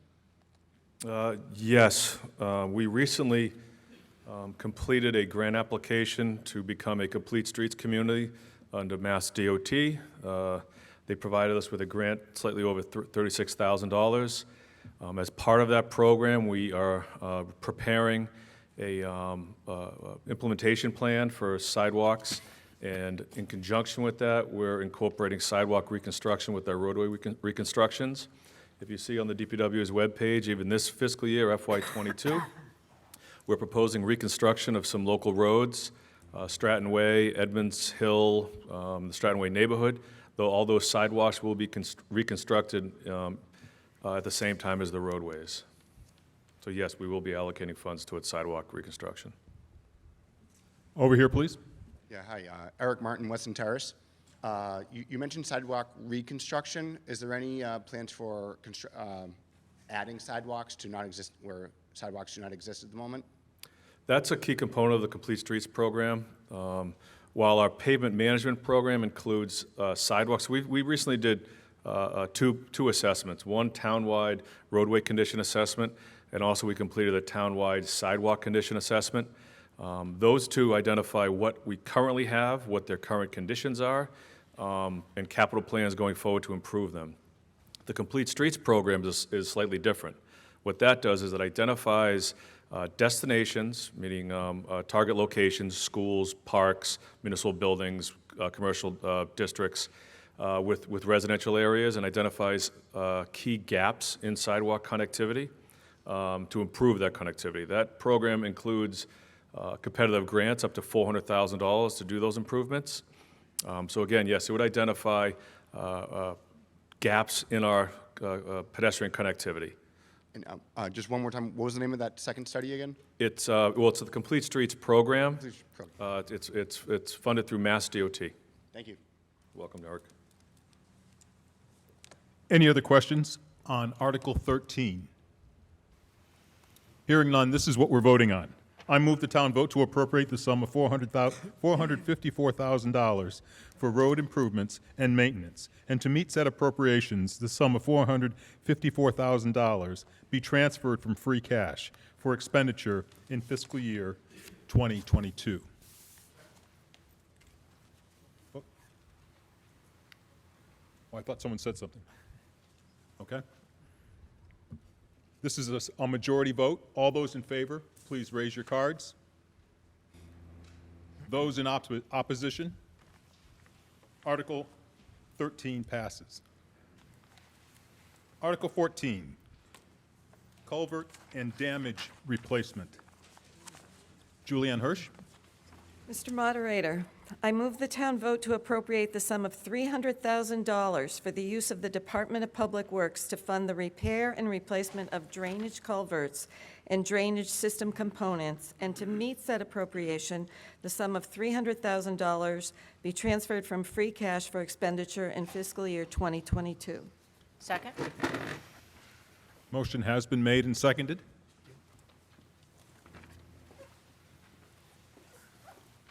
Yes. Thank you, Mr. Moderator.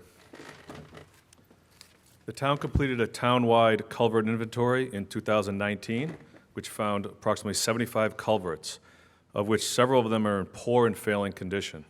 Over the past 3 years, roadway funds have been diverted from pavement management to culvert replacement due to critical failures we've encountered. This article will fund replacement of failing drainage components and will likely include the culvert located on Lincoln Street adjacent to the elementary school, which failed in 2021. Grant funding will be sought for this culvert replacement as it has been in our past ones, and I appreciate your consideration. Once again, as a reminder, both appropriations and financial planning were in support of this article. Are there any questions on Article 14? Hearing no questions, this is what we're voting on. I move the town vote to appropriate the sum of $300,000 for the use of the Department of Public Works to fund and repair and replacement of drainage culverts and drainage system components, and to meet said appropriation, the sum of $300,000 be transferred from free cash for expenditures in fiscal year 2022. This is a majority vote. All those in favor, please raise your cards. And those in opposition? Article 14 passes. Article 15, DPW one-ton dump truck with plow replacement. Kristen Wickstead. Hi, everyone. Kristen Wickstead, Board of Selectmen. Thanks for coming to town meeting. Kristen, can you get closer? Yes, sir. Mr. Moderator, I move the town vote to appropriate the sum of $130,000 for the use of the Department of Public Works for the purchase of a one-ton dump truck with a plow, and to meet said appropriation, the sum of $130,000 be transferred from free cash for expenditure in fiscal year 2022. Second? Motion has been made and seconded. If we could hear from our DPW director. I'd be happy to, Mr. Moderator. This request is to fund replacement of a 2012 one-ton chassis truck. The useful life of these vehicles is between 10 and 12 years.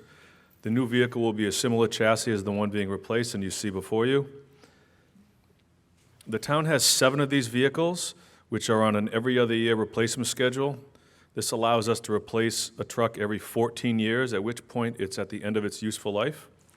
These trucks are the workhorses of the department and serve many purposes throughout the year. It should be known that this article includes repurposing of some of our older vehicles.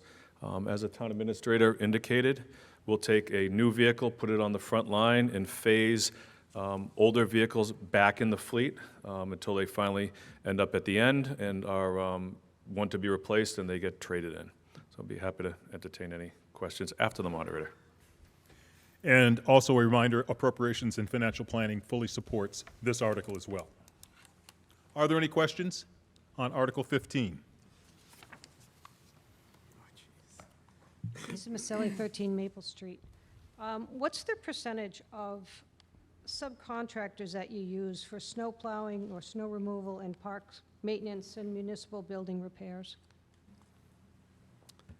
For snowplow services, the percentage for contractors, it's approximately 40%. When we engage a full snow removal event, it's the Highway Department as well as the Water Sewer Department. That constitutes 15 persons.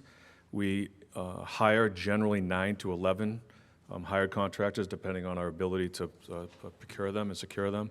It's been a challenge lately to try to find hired contractors. So I'm going to estimate about 40%. And park maintenance? The only park maintenance services we contract out is mulch installation and fertilizing. So you don't do any of the general maintenance for any of the parks or anything through We a do all contract? that. You do all that? Yes. And municipal buildings, repairs? Well, that varies based on what the repair is.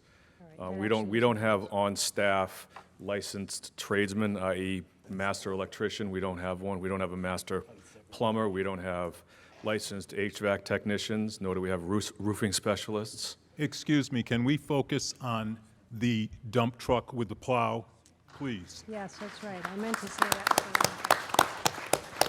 And so for the 40% that you use for the snow plowing, how can we maybe reduce some of this fleet by using some of these subcontractors where they would be paying for maintenance and everything else?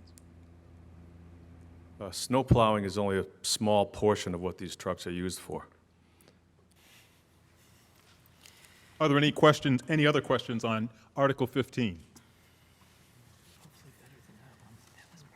Hearing none, this is what we're voting on. I move the town vote to appropriate the sum of $130,000 for the use of the Department of Public Works for the purchase of 1-ton dump truck with a plow, and to meet said appropriation, the sum of $130,000 be transferred from free cash for expenditure in fiscal year 2022. This is a majority vote. All those in favor, please raise your cards. And those opposed. Article 15 passes. Article 16, please. DPW 20-ton dump truck. The big dump truck. Mr. Moderator, I move the town vote to appropriate the sum of $340,000 for the use of the Department of Public Works for the purchase of a 20-ton dump truck with spreader and plow, and to meet said appropriation, the sum of $340,000 be transferred from free cash for expenditure in fiscal year 2022. Second? Motion made and seconded from our This- DPW director. Thank you. This request is to fund the replacement of a 20-ton 2002 dump truck with salt spreader and plow. The useful life of these vehicles is between 15 and 20 years. This vehicle will be approximately 23 years old by the time it's replaced. The town has 10 of these vehicles, which are on an every other year replacement schedule, similar to the prior truck we discussed. It allows them to be removed from service after 20 years in service, which is their end of their useful life. This truck will be used for snow removal operations and to haul materials during the construction season.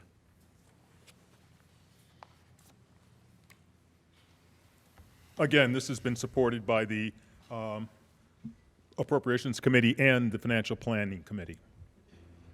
Are there any questions on Article 16?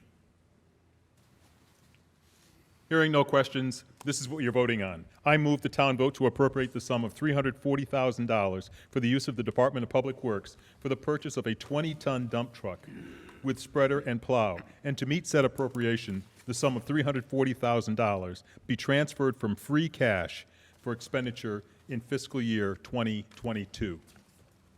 Again, a majority vote. All in favor, please raise your cards. And those opposed. Article 16 passes. Article 17, please. DPW loader replacement. Mr. Moderator, I move the town vote to appropriate the sum of $290,000 for the use of the Department of Public Works to purchase a loader, and to meet said appropriation, the sum of $290,000 be transferred from free cash for expenditure in fiscal year 2022. Second? Motion has been made and seconded. Mr. Charpentier, please. This request is to fund the replacement of a 2006 front-end loader. The town has 2 loaders in service. The useful life of this type of equipment is approximately 12 to 15 years. Loaders are used to move materials, manage the brush and leaf disposal area, load salt in the wintertime, and perform snow removal services during substantial and significant snow events. As part of this article, the existing 2014 front-end loader that we have will be refurbished. The loader we're trading in would be approximately 17 years old at time of trade-in. And again, full support from the Appropriations Committee and Financial Planning on this article. Questions, please. Right here. Yeah, hi, Tom Dalton, Century Drive. Will it be cheaper to hire general contractors and focus monetary efforts elsewhere? The use of the front-end loader is sporadic. So, for example, we have the front-end loader operating for 1 to 2 hours almost every morning during the spring and fall leaf season and spring cleanup season. I would be hard-pressed to find any contractor who's willing to mobilize a significant sized piece of equipment to perform that service for us on those short time frames. On the other side, for the snow removal, this piece of equipment is used when we have substantial snow events, and we need to move a lot of snow very fast and remove them from intersections for clear sight lines. Any contractor that is in the snow removals business and has a piece of equipment like this, it is allocated to a specific community, generally a larger community, so they can have it available to them on a full-time basis. My only problem is I'm a walker, and I walk during the winter, and the sidewalks just aren't getting cleared of the ice and snow. I understand. Thank you. Thank you. Any other questions on Article 17? This is what you're voting on. I move the town vote to appropriate the sum of $290,000 for the use of the Department of Public Works to purchase a loader, and to meet said appropriations, the sum of $290,000 be transferred from free cash for expenditure in fiscal year 2022. Once again, a majority vote. All in favor, please raise your cards. And those in opposition. Article 17 passes. Article 18, backhoe replacement. Scott Rogers. Thank you, Mr. Moderator. I move the town vote to appropriate the sum of $195,000 for the use of the Department of Public Works to purchase a backhoe, and to meet said appropriation, the sum of $195,000 be transferred from free cash for expenditure in fiscal year 2022. Second. Motion has been made and seconded. Mr. Charpentier, please. Thank you, Mr. Moderator. This request is to fund replacement of a model year 2005 backhoe. The useful life of this vehicle is 12 to 15 years, as it was for the loader. Backhoes are used for drainage and roadway repairs, as well as cemetery operations. The extension arm, the reach of the extension arm and versatility of the equipment is necessary for repair and replacement of deep manholes and pipes in the roadways. As part of this article, our second backhoe, a 2015 model, will be refurbished. Again, this article has full support of the Appropriations Committee and the Financial Planning Committee. Any questions on Article 18?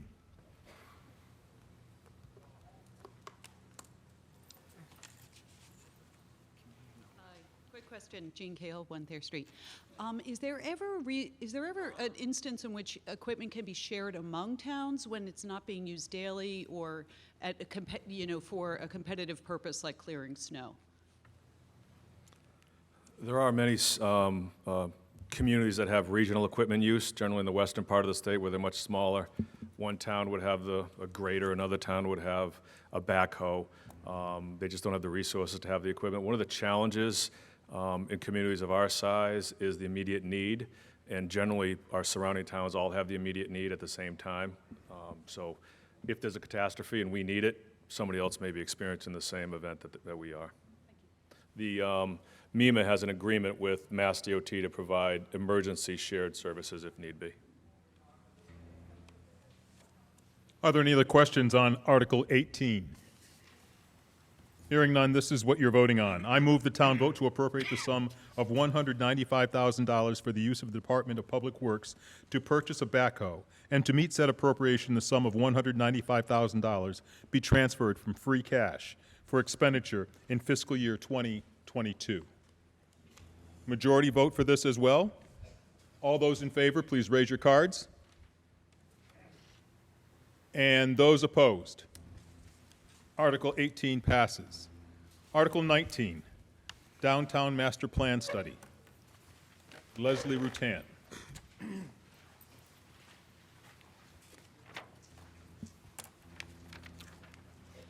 Leslie Rutan, Board of Selectmen.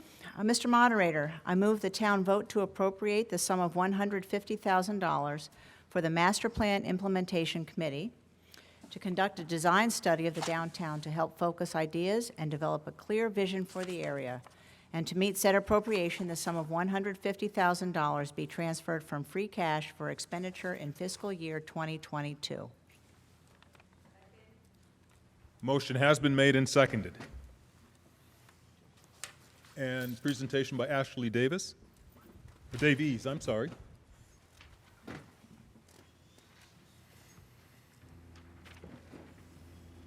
Ashley Davies, Chair of the Master Plan Implementation Committee. The Master Plan Implementation Committee started meeting in September of 2021 and took a look at all of the goals of the recently completed Master Plan.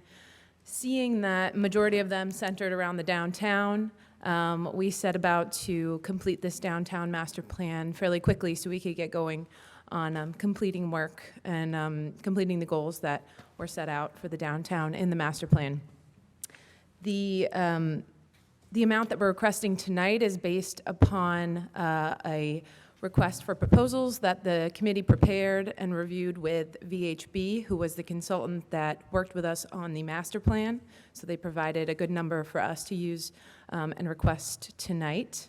And this plan will include public participation, including participation from residents and downtown property owners and business owners. Thank you. And the Appropriations Committee and the Financial Planning Committee both support this article. Are there any questions on Article 19?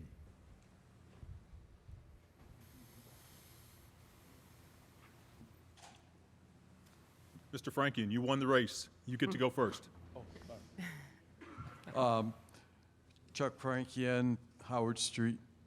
Will this study incorporate the White Cliffs, and now we're possibly getting back the new, old, whatever it's called, town hall? We've got a number of empty buildings around here, that whether the town owns them or not. What is the scope of this downtown area? The Master Plan Implementation Committee is currently working on a preliminary scope, but that will be one of the initial exercises that we will work on with this downtown master plan, is determining what is encompassed within the downtown definition. But one of the major goals of the master plan is reuse of vacant and owned town buildings, reuse and use. So that will certainly be something that the downtown plan will consider. My name is Rüdiger Volk, 137 East Main Street. It is not clear for what the money is for, honestly to say. So I recognize that you are hired as a fresh town planner, for example. or we have a town planner at least. And I think there was many volunteers and brought together already almost a proposal of a downtown support, and then also the questionnaires of the people and the citizen. That's all.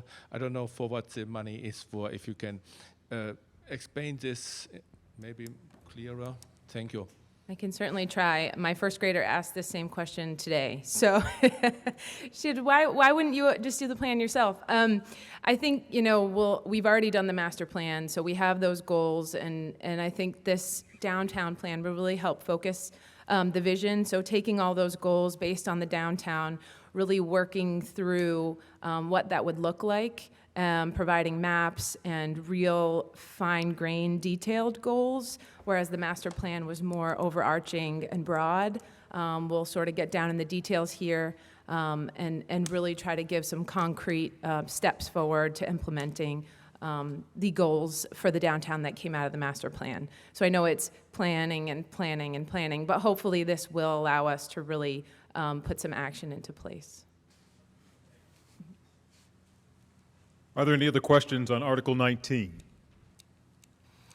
Hearing no questions, this is what we're voting on. To see if the town will vote to appropriate the sum of $360,000, wrong one. Let's do 19, okay? The motion for Article 19 is to move the town, I move the town vote to appropriate the sum of $150,000 for the Master Plan Implementation Committee to conduct a design study of downtown to help focus ideas and develop a clear vision for the area.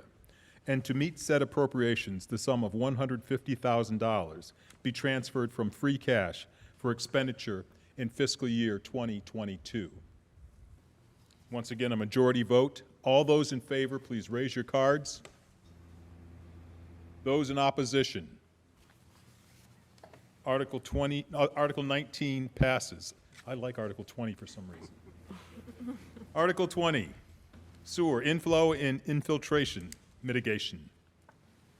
Mr. Moderator, I move the town vote to appropriate the sum of $360,000 to perform the second year of inflow and infiltration elimination from the sanitary sewer system, and to meet said appropriation, the sum of $360,000 be transferred from sewer enterprise free cash for expenditure in fiscal year 2022. Motion has been made and seconded. Our DPW director will enlighten us. I will certainly try, Mr. Moderator. So this request is to continue implementation of our operations and maintenance plan to mitigate inflow and infiltration into the town's sanitary sewer system. Inflow is from stormwater making its way into manhole covers and from illicit connections to our system, such as sump pumps. Infiltration is the seeping of groundwater into the sewer system through loose pipe connections, cracks in manholes, or other small subsurface openings. Mitigating I&I greatly reduces the volume of clean water that is sent to the wastewater treatment plant in Marlboro for processing. As required by state mandate, municipalities must perform this work. Every gallon we eliminate is a gallon of sewer capacity that we gain. Thank you. Once again, the Appropriations Committee and the Financial Planning Committee were in full support of this article. Are there any questions on Article 20?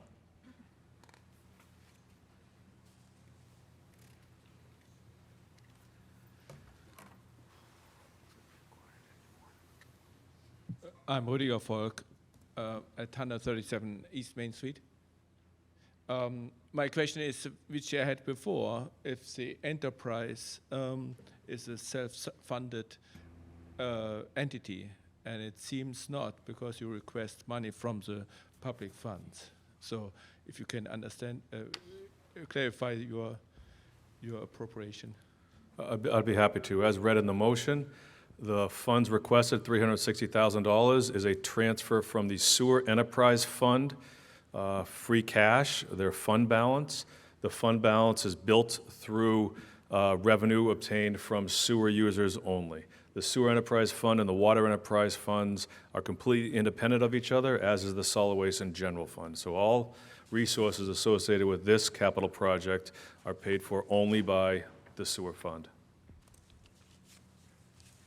Any other questions on Article 20? Hearing none, this is what we're voting on.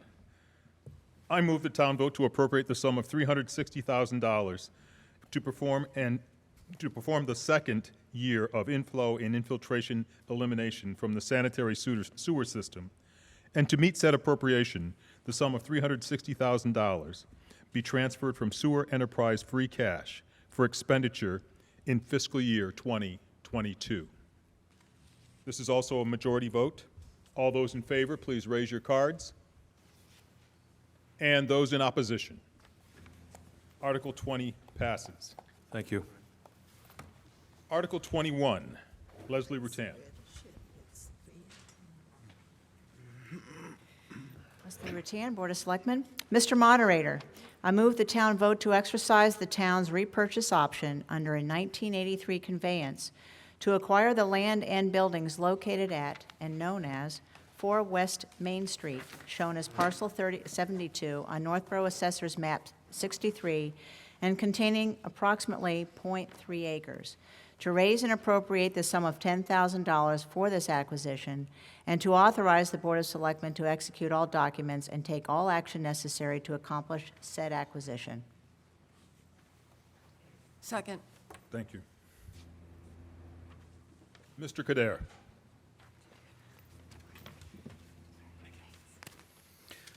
Thank you, Mr. Moderator. So in 1983, the town sold the former town hall building. This is the building when you come out 135 that you hit head on. Now, that process went through town meeting, and it was subject to the town reacquiring the parcel in 40 years. It's hard to believe that when you make a 40-year agreement that the time frame actually comes around, but that is in fact the case. So the town has the option to take that building back per the original lease agreement. All this article does is authorize the Board of Selectmen to begin that process. And that happens in the 40th year, as I said. So we're not in that window yet, but we will be as of May. So between May of 2022 and May of 2023, the town would need to perfect its reacquisition, which includes, at least under the original agreement, paying up to $10,000. Now, that is based on potentially, it could be less based on deferred maintenance. That all would need to be worked out. In terms of the reuse of the building, that is not the subject of this article. This article just allows us to reacquire it. And then we have a feasibility study that will begin in May of this year to determine what is the best reuse of it. So it could be used as a municipal building, could become our new old town hall, or it could be surplus to support another building project. So that has not been determined. So the only thing this article does at this stage is authorize the Board of Selectmen working with council to reacquire this building. The current assessed value is about $2.2 million, so that's quite a bargain. There would be no downside and no reason not to reacquire the building. But again, moving forward, what do we do with it once we take it back will be the subject of a feasibility study. Thank you. May I hear from the Appropriations Committee on Article 21, please? Mr. Moderator, the Appropriations Committee unanimously voted to recommend approval of this article. Thank you. Any questions on Article 21?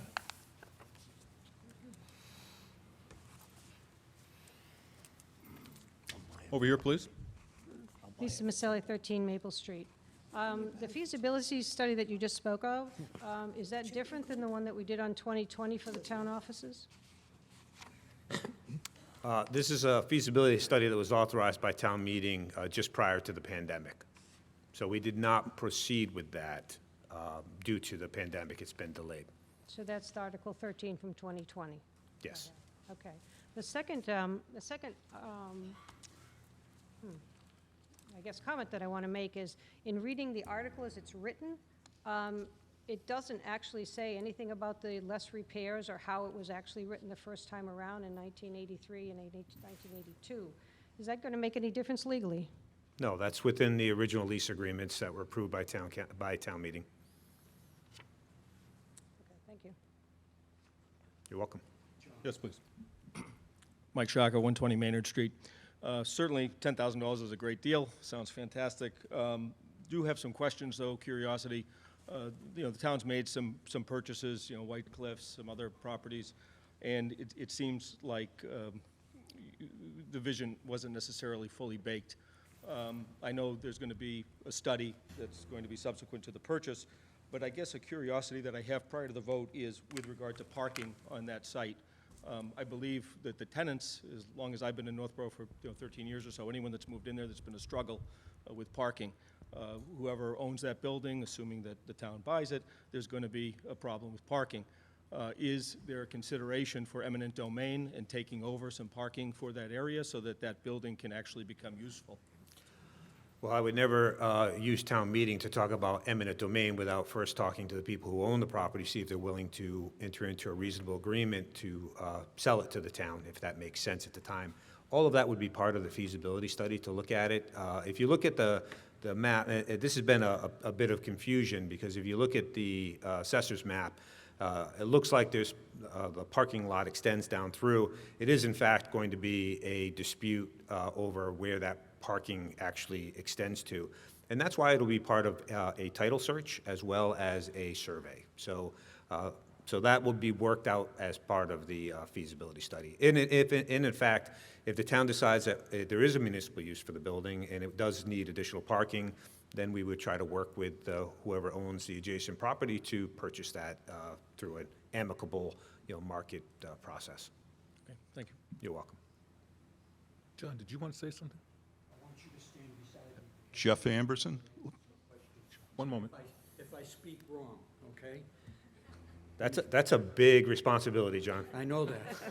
So, first of all, how many in here, if you would raise your hands, moved to town after 1990? Very, not even half, okay? One of the reasons I asked that question is because in 1983, when the town hall was sold, or rented, I should say, to Tony Kwan. Tony Kwan came in with this big plan. He was going to renovate the whole building. What happened next? We had a fire. And the fire totally destroyed the building. So now Tony comes back and he rebuilds the town hall. He turns around and gets all the approvals from everything. But the problem is that the Board of Selectmen at that time was in favor of the whole thing, and then everything went haywire. My dad was on that board. And my dad told me afterwards, he says, one of the worst mistakes that he ever made to this town, with this town's progress, was to lease that building to somebody else to renovate and bring it up, which wasn't a bad idea. But what turned out was not a good idea, because now we've had, I believe it was $100 lease contract. I'm not positive, but that's the number that sticks in my head. $100 to lease that building and go ahead and do all the things that he wanted to do. The lease was a 40-year lease. That 40 years is going to expire next year. And what happens is we get the opportunity to buy it back. My feelings are that we should buy that building back, not because my dad was on the Board of Selectmen and I want to bring it back to the town. It's because the town has purchased other properties that have not gone well, and this one here, I think, can. In order to answer the question of parking spaces, we have the town hall, which is the old school building down on Main Street, and the parking down there is no more than what's in the center of town. So therefore, it's an even swap. Now, we end up with a building that's all been renovated and easy to lease. We need to fill it. The girl that was up here and speaking about doing something down there, here's an opportunity for the town to get something for $10,000 and turn around, hire a couple of agents to lease the building and bring back something to the town. If I said anything wrong, please let me know. No, the history is closely accurate. You're just, I think, getting beyond the article in that all we're making decision tonight is to reacquire the property. Again, what we do with it, whether it be privately leased or used as a municipal purpose, is subject to a feasibility study and another vote this time next year at town meeting.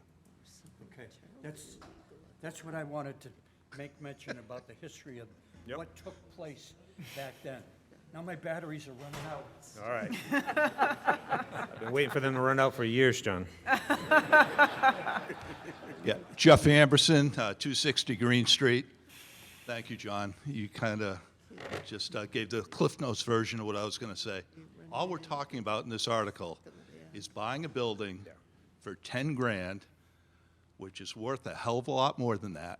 We could buy it this week, turn around and sell it next week for, what's the assessed value? About 2.2 million. Well, that's the, I'll take that deal. yeah, that's the assessed value. It could I be mean, more. That's all we're talking about in this. We're not talking about whether we're going to turn it into an apartment building, a playground.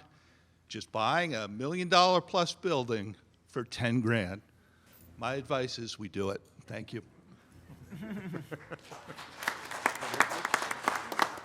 Hi, Marcia Hill again from Weston Terrace.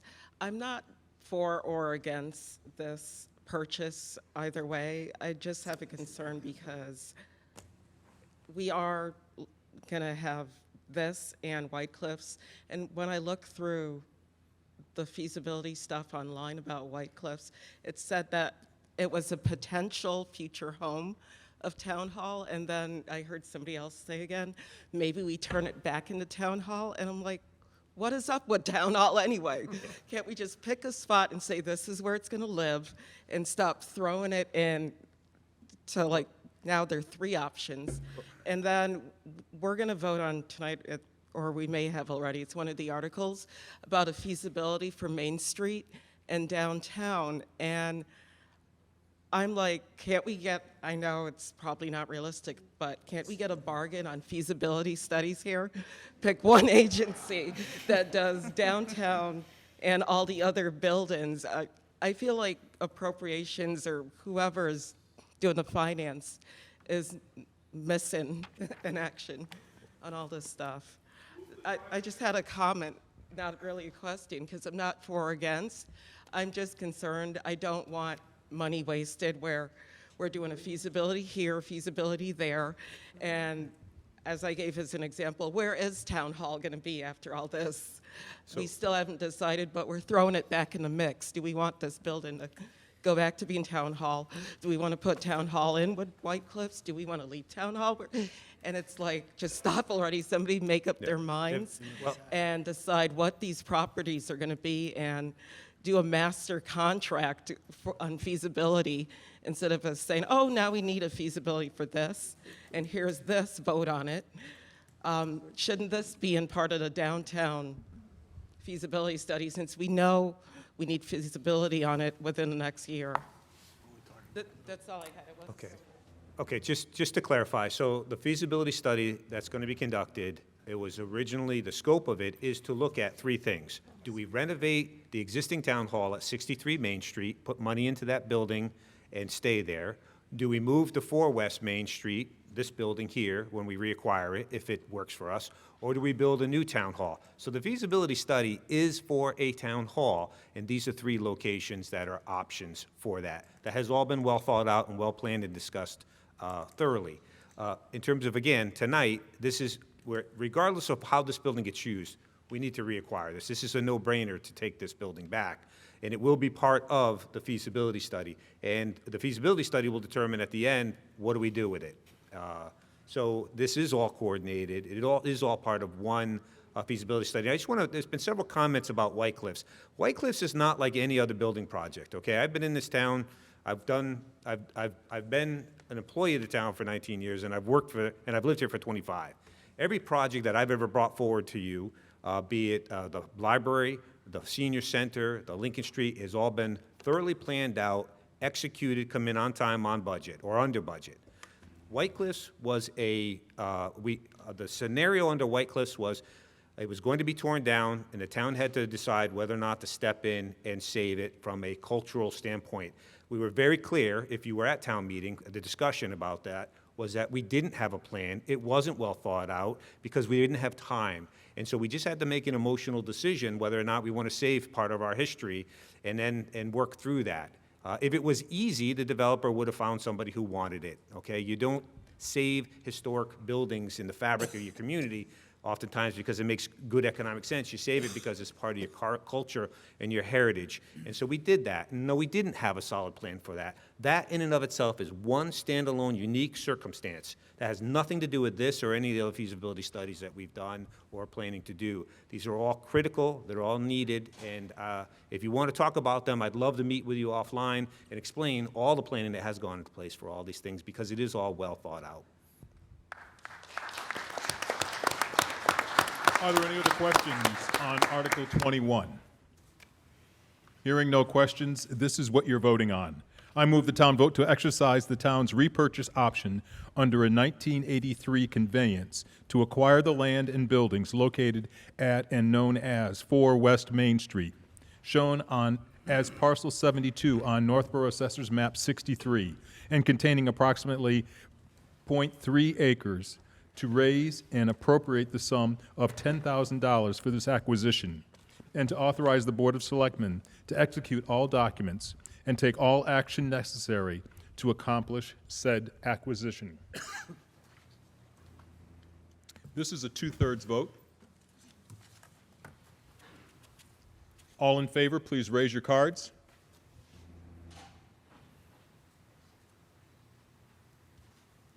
And those opposed? I declare that Article 21 passes by the necessary 2/3 vote. I hear a voice. Okay, yes. I would like to thank you all for that vote. And the name the building after my father, he'll be up there laughing. That's Simeon, right? Article 22, the Consolidated Personnel Bylaw.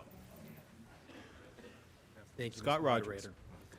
I move the town vote to amend the Consolidated Personnel Bylaw as reflected in the appendix to the warrant entitled Article 22 Consolidated Personnel Bylaw Amendments 2022 Annual Town Meeting, and to authorize and approve payment of fiscal year 2023 wage increases pursuant to Section 1-64-040H of the Personnel Bylaw, subject to and upon the settlement of union contracts for fiscal year 2023. Second. Motion has been made and seconded. Presentation by Rebecca Meekins, Assistant Town Administrator. Thank you, Mr. Moderator. My name is Becca Meekins, and I am Northboro's Assistant Town Administrator. I'm here to present to you the contents of Article 22, which are the updates to the Consolidated Personnel Bylaw. The proposed changes are included in the packet at the back, and those changes include all of the recommendations for the updated Consolidated Personnel Bylaw for FY 2023. Each year, town meeting approves any changes in classification or compensation included in the town's personnel bylaw, Section 1-64, for all positions covered under the bylaw. This past year, using a consultant from UMass Boston, the town completed a comprehensive review of its classification and compensation system. The results of that review are contained in your handout as the proposed amendments to the Consolidated Personnel Bylaw. The general compensation scale included in the handout contains updated FY 2022 wages, compiled using FY 2022 market data collected by the consultant. Increases to the FY 2023 wages in the bylaw will be consistent with the formulaic requirement which states that the increase in wages for non-union employees will be the average increase of the town's collective bargaining units for FY 2023, which are currently unsettled. The proposed changes in both classification and compensation for all positions have been unanimously recommended by the Personnel Board as well as the Municipal Code and Bylaw Committee. This updated system will ensure that Northborough remains a competitive and sustainable organization in the years to come. And before I finish, I also just want to thank the personnel board for all of their work on this project and for their support. Thank you. Thank you. As was reported, the Personnel Board and the Municipal Code and Bylaw Committees both support this article. Are there any questions on Article 22?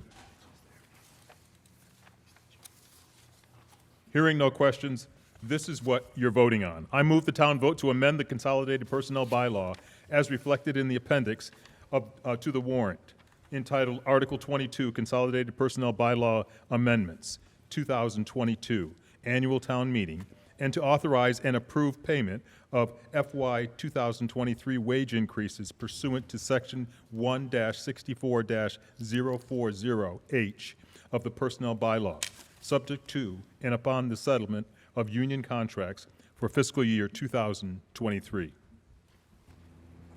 This is a majority vote. All those in favor, please raise your cards. And those in opposition. Article 22 passes. Article 23. Mr. John Campbell.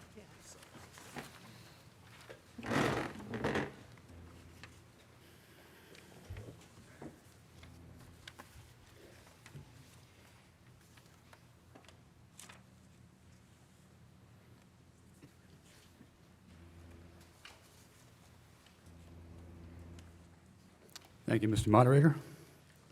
This is the shortest motion I've ever read. I move the town vote to pass over this article. Motion has been made and seconded. Any quick discussion, about, explanation for that? Mr. Moderator and town, if you would indulge me, I want to first introduce a brief overview of the CPA in Northborough, where we've come and where we're going, and how it leads up to why we passed over Article 23. And it'll lead us into why we're hopefully going to pass Article 24. Brief review. CPA is funded by a modest surcharge on your property tax. And earlier tonight, Town Administrator John Kadir gave a red mark to the state for its aid to Northborough. Well, in terms of CPA, I'm giving it a green mark. The CPA trust fund matches have been going up the last few years. And in fiscal 21, we received a 39% initial match. And then on top of it, another bonus came through for 4% more. And it amounted to about a $285,000 state match of our own revenues. And that's brought us up to over $2.8 million that the town has benefited in state matching since CPA started in Northborough in 2005. This year, we estimate that our forward year revenue will be about $750,000. And as a reminder, by law, we must allocate or spend at least 10% of those new revenues on the three core areas: open space, affordable housing, and historic preservation, with the remainder being spent over those areas or as well as on recreation projects. This year, we have a total in our reserve accounts, the various savings accounts under the three categories, as well as our general unreserved fund, which is our general savings account, of $784,000, and add that to the new revenue, we have over $1.5 million available to spend on projects this year. What you see in the back is a pie chart historically showing where town meeting has approved funds on prior projects, either to spend or to allocate into the three core areas. You'll see that pretty high majority is in the green area for open space and recreation. Lots of projects that we've all come to enjoy, and some that will come in the future. Pickleball. We spent a lot in historic preservation too, but a big chunk of that is White Cliffs. That's already been mentioned and will get mentioned again shortly. And the third core category, affordable housing, has been a bit underfunded historically. We show $1.8 million that we've spent toward it, but really about 1/3 of that, about $600,000 or so, is in reserves, either in the reserve accounts of CPA or in the Northborough Affordable Housing Corporation's allocations for which they've not yet spent. So it was a great opportunity to engage in a new project that was sponsored by the Housing Authority and also the Northboro Affordable Housing Corporation to build 8 senior affordable apartments in the Village Drive area where there's already some affordable apartments. 4 of those were going to be accessible on the first floor for handicapped residents. It had the support of the DCHD in the state for grant funding. The Housing Authority had been given encouragement that their plan with the funding that the town would bring forth, plus the funding that they had in their own reserve, would be adequate for the project, and it would qualify for $800,000 in state matching funds. That was going to give us the total of $2.4 million that was required for the project. The warrant article would have been for $1.3 million. Town ARPA funds would bring it to $1.4 million. And again, the grant plus the existing reserves in affordable housing as well as NAHC reserves was going to bring us to the target. After all of that got approved, coming into the CPC meeting, and the CPC voted to bring it forward, that was the one piece of authorization they were told they needed to have the state bring the application forward. Unfortunately, in fairly short order, they wrote back that they no longer considered $2.4 million to be adequate. The number was $3.6 million to build the same facility, which seems hard to understand. I know there's inflation, but that's quite a bit. So unfortunately, without any other resources to bring to town meeting quickly, we have to pass over this article and hopefully come back with some similar project or other affordable housing projects in the near future. Article 24. Oh, yes, I'm sorry. Need to have a vote to pass over Article 23. All those in favor of passing over Article 23, please raise your cards.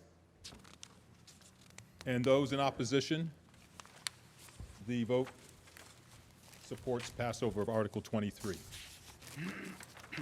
Article 24.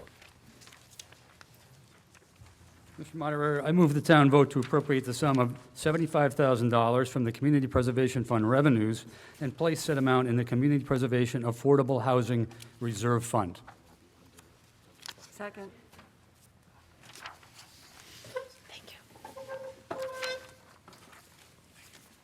So earlier I showed you that we must spend or allocate at least 10% of the new revenue every year into each of the 3 core areas, affordable housing being one of them. So absent any other project that we could bring forth to the town, we ask for your support for Article 24, to put $75,000 additional into the Affordable Housing Reserve. That will bring that reserve account to close to $200,000. Combine that with over $470,000 actually in yet unspent previously allocated amounts at town meeting to the Northboro Affordable Housing Corporation. We've got a nice head start on another affordable housing project that hopefully we can bring forth in future years. So far, we've made excellent use of CPA and the NHC's cooperation to build several great projects in town. The Center Drive 4 apartments you see in the upper left picture.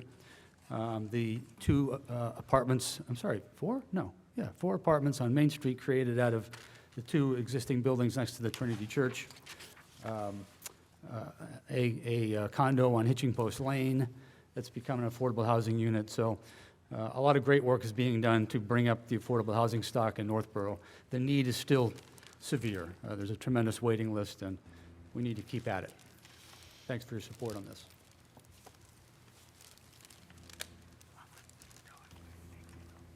Thank you. May I hear from the Appropriations Committee on Article 24, please? Mr. Moderator, the Appropriations Committee voted unanimously to recommend approval of this article. And may I hear from the Financial Planning Committee, please? Mr. Moderator, the Financial Planning Committee unanimously recommends approval of this article. Thank you. There's a question. Thank you very much, Mr. Moderator. Fran Backstrand, 76 Cedar Hill Road. John, I just wanted to know, on the article that we just passed over, will that $230,548 stay in the general fund, or will it be placed in the Affordable Housing Reserve, since you were looking to earmark it for that? Unfortunately, we did not vote to bring that option forward, so that amount will go ultimately into the unreserved account, which is available for any of the 4 core areas, really, when you include recreation. So we'll add to the total reserve account, which I think by next year will be something between $800,000 and $1 million in savings that is not yet allocated to either of the 3 categories. Just as a follow-up question, don't we have to put a certain percentage in each of those pots? And does this mess with that allocation? This article puts the minimum in the affordable housing pot for this year's revenue. Thank you.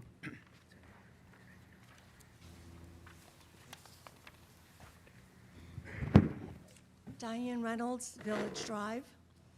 Affordable housing is really great, and I'm happy to be part of the affordable housing in Northborough. I live at Village Drive, but I just wanted to clarify, the word affordable housing seems to be all-encompassing. Previously, the articles were referring to senior one-bedroom housing. Unless the guidelines have changed, what I'm familiar with is that anyone in Massachusetts can fill out an application for any affordable housing within Massachusetts. You do not have to be a Northborough resident to apply for Northborough. And with the new housing that was proposed for 8 units, depending on the wait list and who applies and when spaces become available, it's possible that not even a Northborough resident will be in these housing units. So I just wanted to clarify that before we voted on our tax money, assuming we're going to be really kind to all our seniors, and thank you, you are, it's not necessarily guaranteed that Northborough residents are going to benefit from this new affordable housing that was proposed. What you say is true, but you should know that the priorities for selecting from applicants, it starts with emergencies. Yep. This would be someone kicked out of housing, essentially living without housing, which is more rare among seniors, I would say. The second category is veterans. Here again, they would not necessarily be Northborough residents. But the third category, the third tier, is Northborough residents. So the chances are good that it would be filled by a Northborough resident. And also keep in mind, the situation might involve a family member or friend of Northborough residents. So in the big picture, I think it enhances the community no matter what. Well, I'd like to think that it did, but having lived with there and looking at the application, the way it's read, going to the housing board and listening to them reviewing applicants, you have to match them up. And it's sometimes the luck of the draw, depending on who's the applicant that's ready to move into an apartment and the apartment that's available. If they meet the criteria, then they may get the apartment. I just feel that just generalizing it as senior housing is not necessarily an accurate representation. Affordable housing seems to be more accurate. And thank you for your effort. Thanks for your understanding. Over here, please. Hi, Tim Kalin, 42 Davis Street. I just have a question on page 18, the way the article's written. It says to see if town will vote appropriate the sum of $75,000 or any other sum. So is it $75,000 or any other? That just seems really vague. Like if we could approve $75,000, you'd be like, we're going to take $83 million. I got a confession for you. I don't know why that's in every article, to be totally honest, but it is, I think, part of our legal obligation to allow for a Any motion other to be sum. made to modify, but I'm not asking for more than 75,000. All right, it just seems odd that it's any other sum, that's all. All right, thank you. You're right, it's odd. Can we get an opinion from town council on that? Mr. Moderator, the article presents the proposition to the meeting. It's the motion that's being voted on, and the motion must be and is the specific amount that was stated.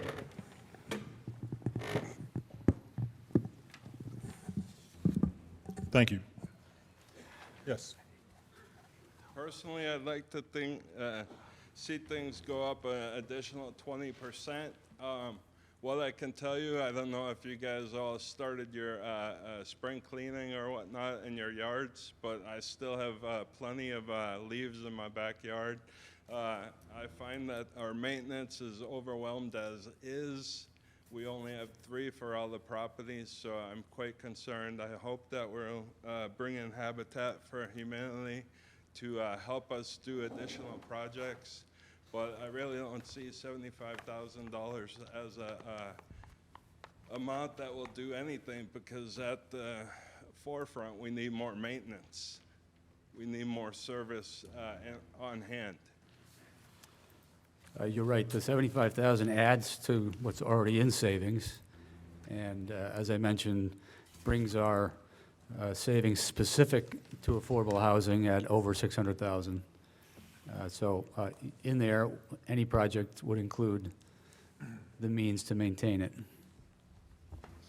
It's great to save, but if you need money now, we have to spend it. We have to get people in there working. Take a look behind Building 18 on Century Drive. You'll see there's plenty of landscaping that maintenance should be in there doing. If you look at the buildings, they either need to be washed or repainted. You can't save money if jobs need to be done. Can't disagree with you. Thank you. Are there any other questions on Article 24? Hearing none, this is what you're voting on.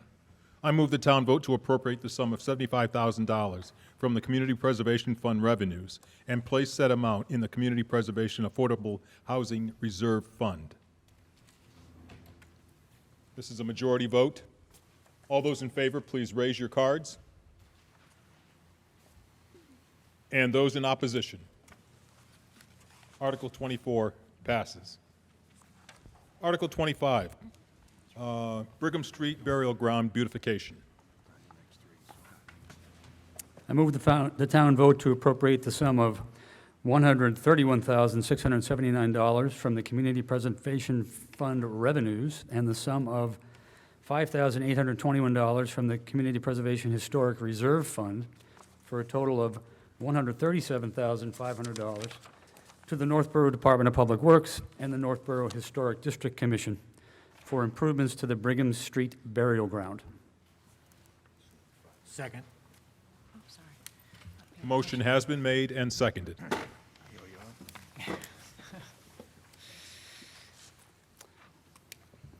So in Article 25, this is another cemetery beautification project. And frankly, I think it's great. I don't know if anyone's walked through Howard Street Cemetery recently, but having both the new signs and the recently updated display of residents that are there, it's just very interesting history. This body has already voted to approve CPA funding for helping Brigham Street get to that point with a new sign and a display of the history of it. This article will go toward tremendous cleanup of over 20 dead trees that are in danger of falling and endangering anybody walking there, cleaning up the property as a result, adding fencing to the perimeter, adding a parking area, making this really an enhanced area of the town's historic assets. And for those who don't know, it's the town's oldest cemetery. It's believed that residents are there dating back as far as 1727. And I ask for your approval on this beautification project. Thank you. May I hear from the Appropriations Committee on Article 25? Mr. Moderator, the Appropriations Committee voted unanimously to recommend approval of this article. Thank you. And I see that there is a question here. Yes, sir. Russ Thompson, Davis Street. John, thanks. Are we paying to pave a parking lot for the people who live across the street? It's not. Who already parked there? No, it's not the intent, and there's no pavement. And there's a kind of a driveway that goes through that area on the west side. Back into it? Yeah. Or- Is that going to be where the parking lot is? Where did you No, I intend to think put the parking the lot? fencing is intended to go along the front perimeter. Okay. Potentially preventing drivers or, four-wheelers from going back over that land. Great. I don't think everyone knows that it's a preserved burial ground. No. That you're not just supposed to, play on. So the new fencing perimeter, the lower picture in the slide below is just kind of an example of some kind of chain link, post system that will identify the perimeter and protect it to a degree. And then we're really just talking about directly in front of it along the roadside, some gravel for the occasional car that wants to pull up and, Okay, and walk in and explore it, not to expand the roadway. Has the CPC, or can the CPC approach the local scout troops about helping out with that preservation project? We would be on board with any of that. Appreciate it. You're welcome.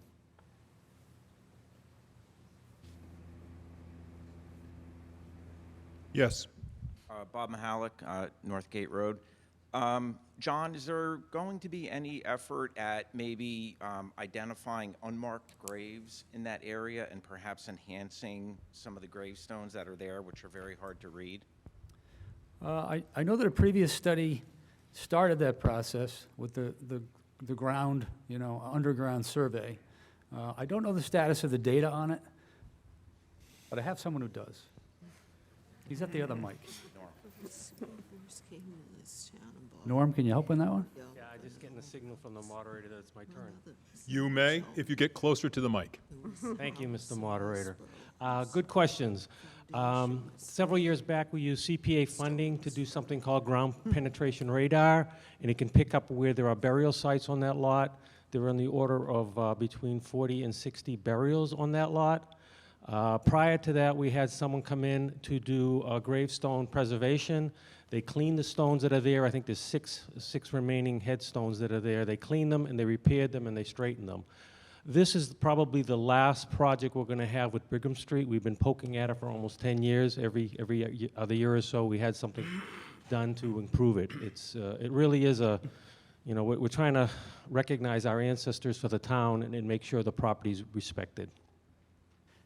To add to the question that was asked, do you foresee identifying any of the sites that don't have a gravestone? Or is that identified on the display sign? It's the not degree, identified on the display sign, but if you walk the site, probably half of the burials are clearly marked because the burials are covered with stone, just not gravel stone, but small rocks. And they were there to protect the sites back. So there's probably a good dozen of them. If you walk in the area near where the gravestones are, you can clearly see those. Most of the other ones are not easily identified. And then on that marker, Beth Finch McCarthy, a genealogist in town, was able to identify between 30 or 40 of the people that are potentially buried there. So that historical marker has quite a bit of information on it. Thanks for helping. Yes, please. Yes, Joe Tribetta, 61 Pleasant Street. I think this is a great project, but what I'm asking is, why can't the DPW do this kind of work? Cutting down the trees, they got all the equipment, the town is, they know how to do it. I've seen them cut down trees, they just do a great job. Why are you subbing it out to anybody else? I asked him the exact same question.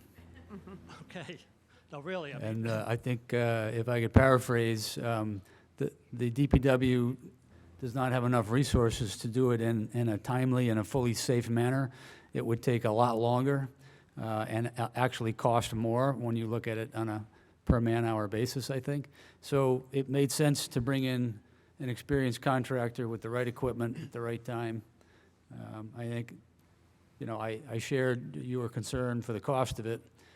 Fully about half of this cost is the tree removal and the site cleanup and, getting it back to a safe area, and the other half being the fencing, site prep and cleanup to really make it look like what Norm's vision is. No, I'm sure it's gonna look beautiful when it's done, but the town has they have the knowledge and they have the equipment, so I don't know what the time frame is. Why can't they do it over, a period of time instead of doing it immediately? That's all I'm saying. The project was proposed, some perceived danger, and the worse it gets as time goes along. And besides, keep in mind, this is not digging into the town's budget in the DPW sense. We're able to use the unique stream of CPA funding to support it. So it was affordable from the standpoint of historic preservation resources. I'm just trying to save money, that's all, you know? I'm with you. Okay, thank you. You're welcome. Thanks. Just a simple question. For every dead tree that they remove, will they be planting a new one? I don't know the answer, and I don't think it's a one-to-one. I don't believe there's any plan to add trees back, but in fact to just make the site as beautiful as it can be with what you have. Okay.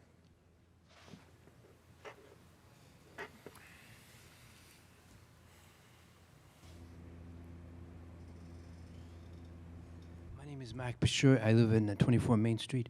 Yes, 20 dead trees. You're not going to cut down any living trees, are you? I just want to make sure you're going to cut down any living trees to go, because I've seen some massive tree cuttings. They take down dead trees, but they take out even more living trees. I just want to make sure that's not going to happen here. I think it's concentrated on those trees identified as needing to come down. You need to come down, okay. Yeah. I mean, they're a danger, but we're not going to take out a whole bunch of other trees. Just want to make sure. No, I think it'll be responsibly selective. I confess I went and walked it for the first time a few days ago, and it looks like most of the trees are dead as you walk through, but it's not all of them. But clearly, they need to come down and be cleaned up. Okay, it's just, so you don't see it's a drastic, just clear cutting one tree after another. It's specifically for the dead trees. I promise you, you'll be proud of the effort.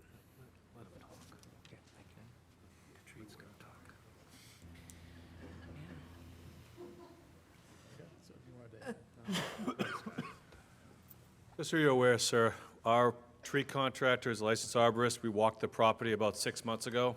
A lot of the trees you see that are healthy are hemlocks. Those hemlocks are suffering from an invasive fungus on them, so while they look green, they're in a state of near death. So we'll identify yet again the healthy trees and those which can remain. But as John indicated, the vast majority of them are either dead or sick and going to be spreading their sickness. That is correct. Any other questions on Article 25? Hearing none, this is what you're voting on.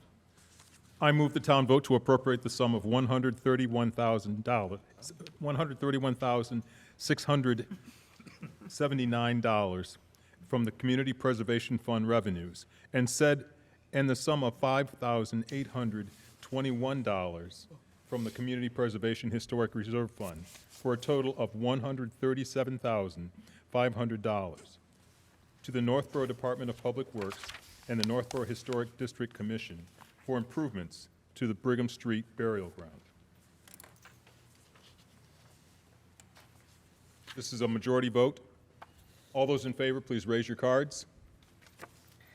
Those opposed?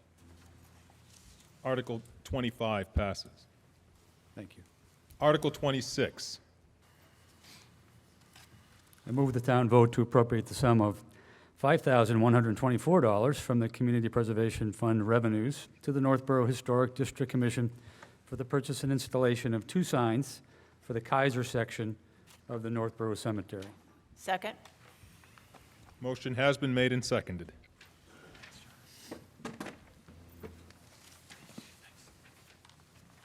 So this one's a little easier. I was complimenting the nice signage that we have added to our cemeteries. This is an example in the slide of one of the new signs put into the Howard Street, I'll call it the ancient area behind the church.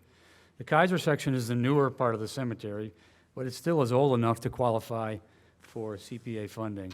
So this article would add signs at the entranceways, one off of Howard and one off of Whitney.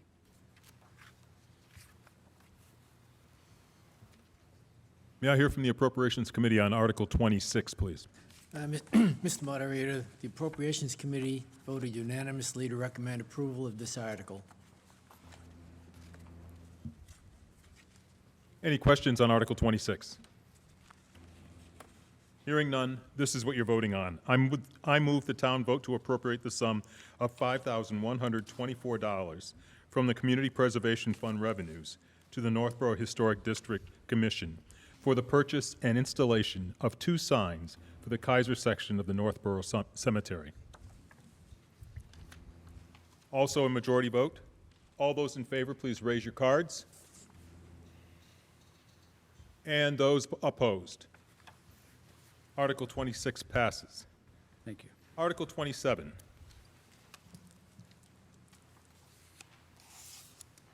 Mr. Moderator, I move the town vote to appropriate the sum of $55,000 from the Community Preservation Fund revenues to the Northboro Historical Society for replacement of missing building shutters and renovation of damaged building shutters for the building located at 52 Main Street. Second.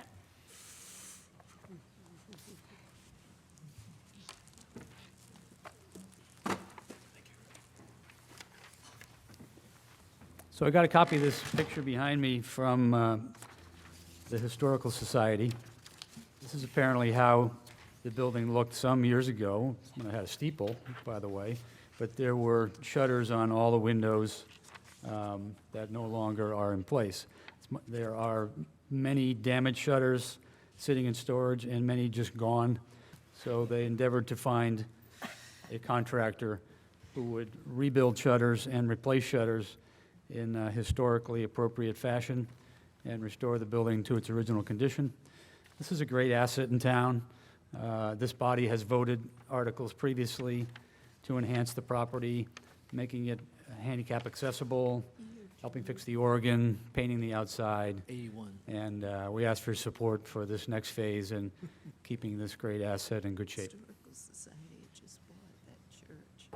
Thank you. May I hear from the Appropriations Committee on Article 27, please? Mr. Moderator, the Appropriations Committee voted unanimously to recommend approval of this article. Are there any questions or discussion for Article 27? Hearing none, this is what you're voting on. I move the town vote to appropriate the sum of $55,000 from the Community Preservation Fund revenues to Northboro Historical Society for replacement of missing building shutters and renovation of damaged building shutters for the building located at 52 Main Street. Once again, a majority vote. All those in favor, please raise your cards. And those opposed. Article 27 passes. Thank you. Article 28, please. Mr. Moderator, I move the town vote to appropriate the sum of $35,500 from the Community Preservation Unreserved Fund to the Northboro Recreation Department and Department of Public Works for the initial assessment and site survey for up to 5 locations for use as a dog park. Second. Motion has been made and seconded.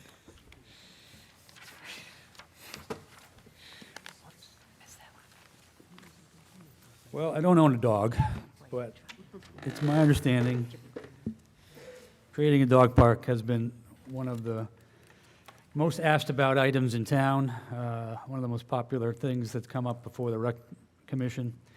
And we've taken a stab at it in prior years and have not been successful on picking the right site for a variety of reasons. So, spoiler alert, this is another consultant study, but it's a good one.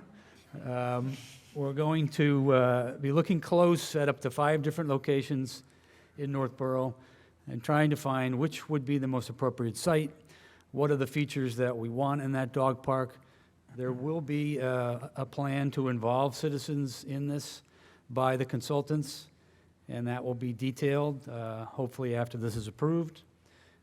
So, great goal in town, and it supports one of the main goals of the master plan and the open space and rec plan.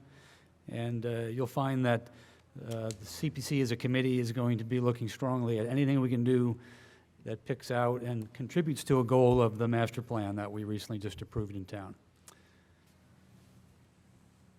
Thank you. May I hear from the Appropriations Committee on Article 28, please? Mr. Moderator, the Appropriations Committee voted unanimously to recommend approval of this article. Thank you. And may I hear from the Financial Planning Committee as well? Mr. Moderator, the Financial Planning Committee unanimously recommends approval of this article. Thank you. Mr. Foraker. Question. Can you tell us what the 5 locations are? I cannot, because I don't know. So you're telling us there's 5 locations, but you can't give us an answer.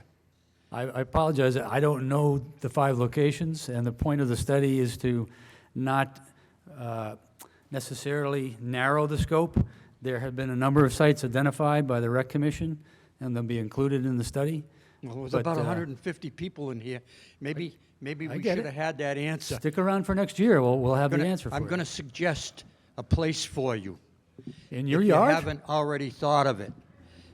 And that's where the old town dump was, between Davis Street and Tomlin Hill Road, on the left-hand side going toward Shrewsbury.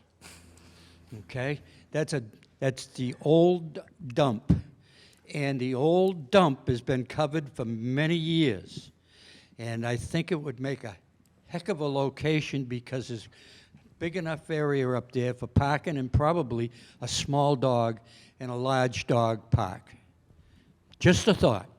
By your speaking, I think it'll be added to the list.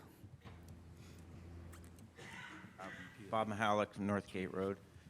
To address the gentleman's question, we inquired about the Old Town Dump and were informed that it was not capped with a sufficient layer of soil to be suitable for that sort of recreation. There's metal sticking up. It would basically have to be completely excavated and refilled in order to suit that purpose. So just to address that one point. Sounds like some obstacles there, no pun intended. Yes. Yeah, Rudiger Volk from 137 East Main Street.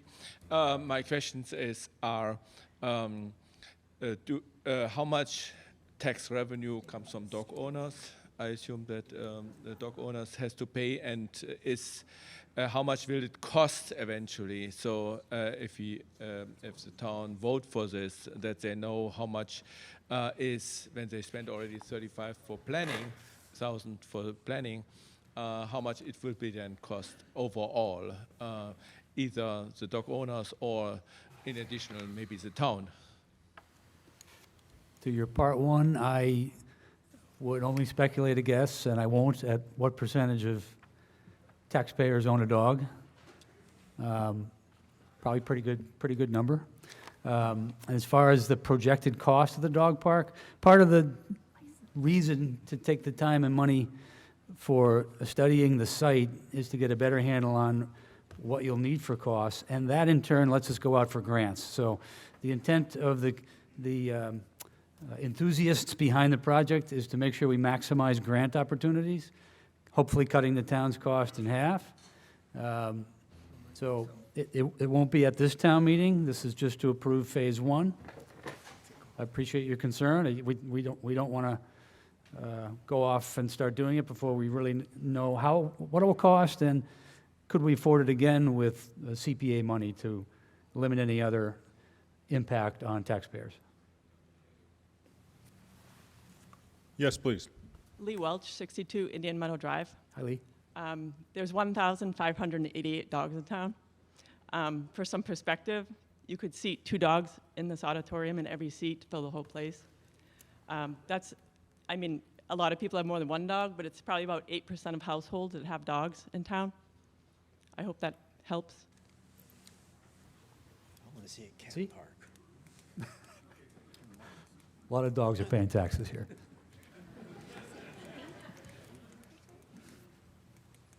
Mike Shaka, 120 Maynard Street. Big proponent of dogs, love dogs.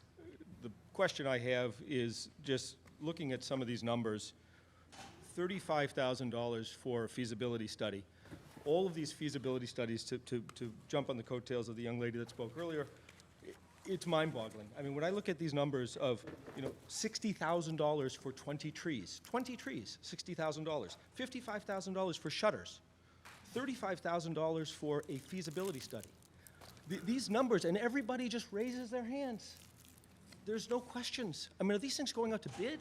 I mean, this is our tax money. This is our tax money. It's mind-boggling. I mean, Ross Perot, when he sold Perot Systems to General Motors, he was amazed about the amount of subcommittees and feasibility studies and all of these things to make a decision. He made the statement of, in Texas, when we saw a snake, we shot it. When I went to GM, we had a subcommittee to study snakes. Then we had another study to see if the snake is dangerous. Then we had another study, and you can read it, Google the story.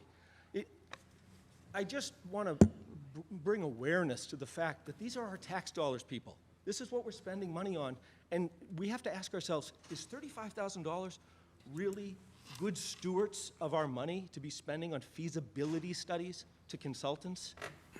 $60,000 for 20 trees? Because I think that's what you said was half of that went to the 20 trees.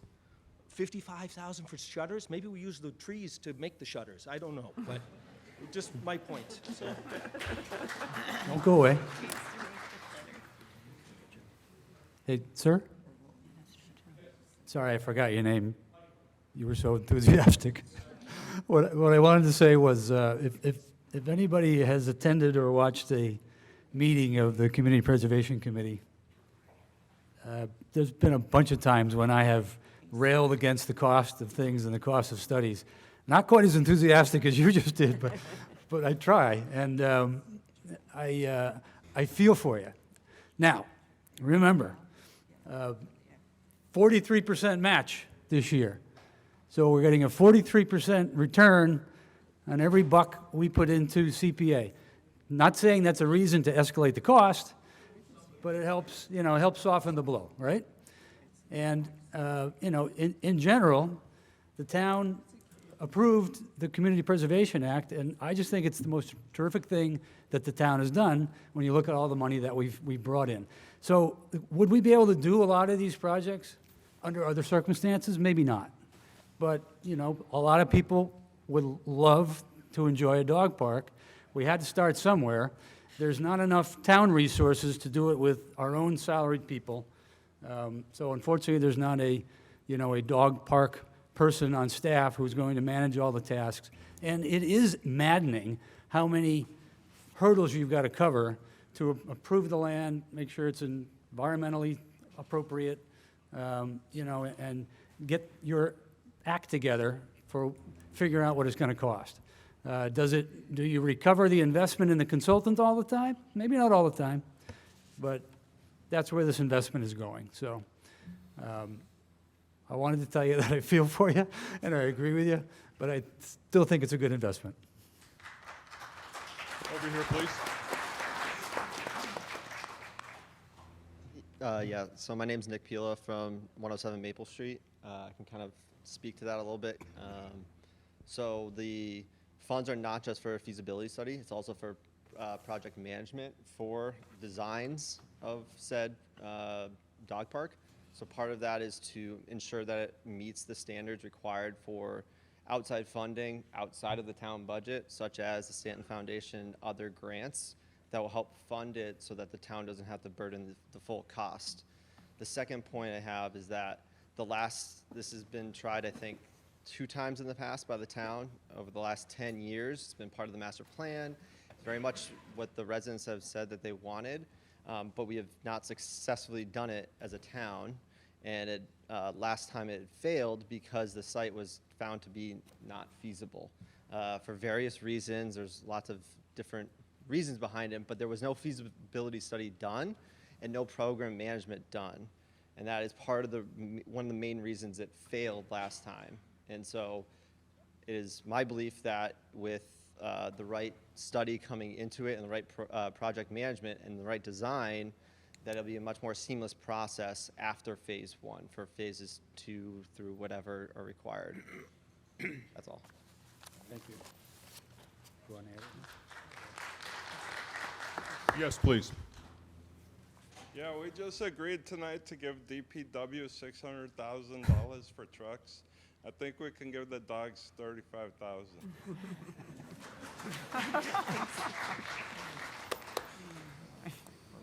Any other comments or questions? Hearing none, this is what you're voting on for Article 28. I move the town vote to appropriate the sum of $35,500 from the Community Preservation Unreserved Fund to the Northboro Recreation Department and Department of Public Works for the initial assessment and site survey for up to 5 locations for use as a dog park. Once again, this is a majority vote. All those in favor, please raise your cards. And those opposed? So who let the dogs out? Article 28 passes. Waiting a long time for that joke. Article 29. We're having fun now. Mr. Moderator, move the town vote to appropriate the sum of $28,500 from the Community Preservation Fund revenues to the Northboro Trails Committee and the Department of Public Works for the design of an ADA-compliant accessible trail located at the Northboro Senior Center. Second? Motion has been made and seconded.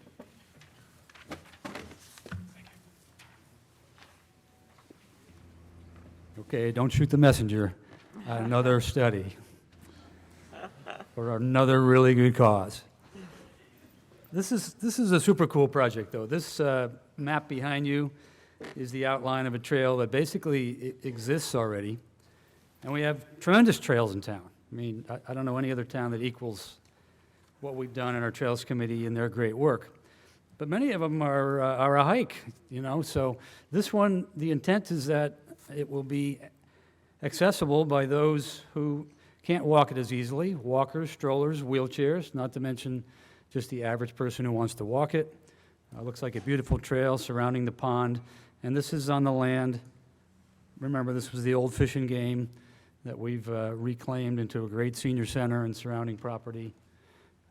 This was going to be disc golf, but now it's going to be a great trail. So you can bring a Frisbee if you want, but I think it's better that we concentrate on what the trail will do for you. Here again, focusing on a master plan goal for more walkability and connectivity in town. This will definitely benefit not just older walkers, but those with any disabilities, and I think a very good cause. Once again, the study will give us what we need to know to make the surface ADA compliant and give us the right tools to produce the budget from which we are hoping very strongly to get grant money to match our funds as well as using the CPA funds toward it. Great project.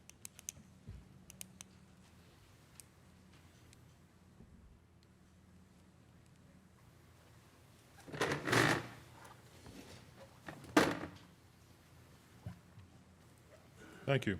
May I hear from the Financial Planning Committee on Article 29, please? Mr. Moderator, the Financial Planning Committee unanimously recommends approval of this article. Thank you. And may I hear from the Appropriations Committee on Article 29? Mr. Moderator, the Appropriations Committee voted unanimously to recommended approval of this article. Are there any questions, discussion on Article 29?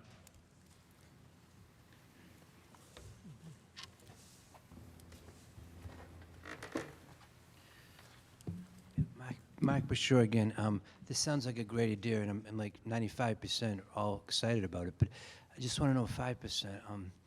How, when you say it's going to be made compliant for the people who, you know, are ADA, exactly, could you be more a little specific about what's going to be done on the trail itself? I'm not an expert, but whenever you produce a facility that is deemed ADA accessible, you have to meet certain guidelines. So there's surface preparation, the right kind of surface. You need to have minimal pitch along the trail, and so that's part of the study.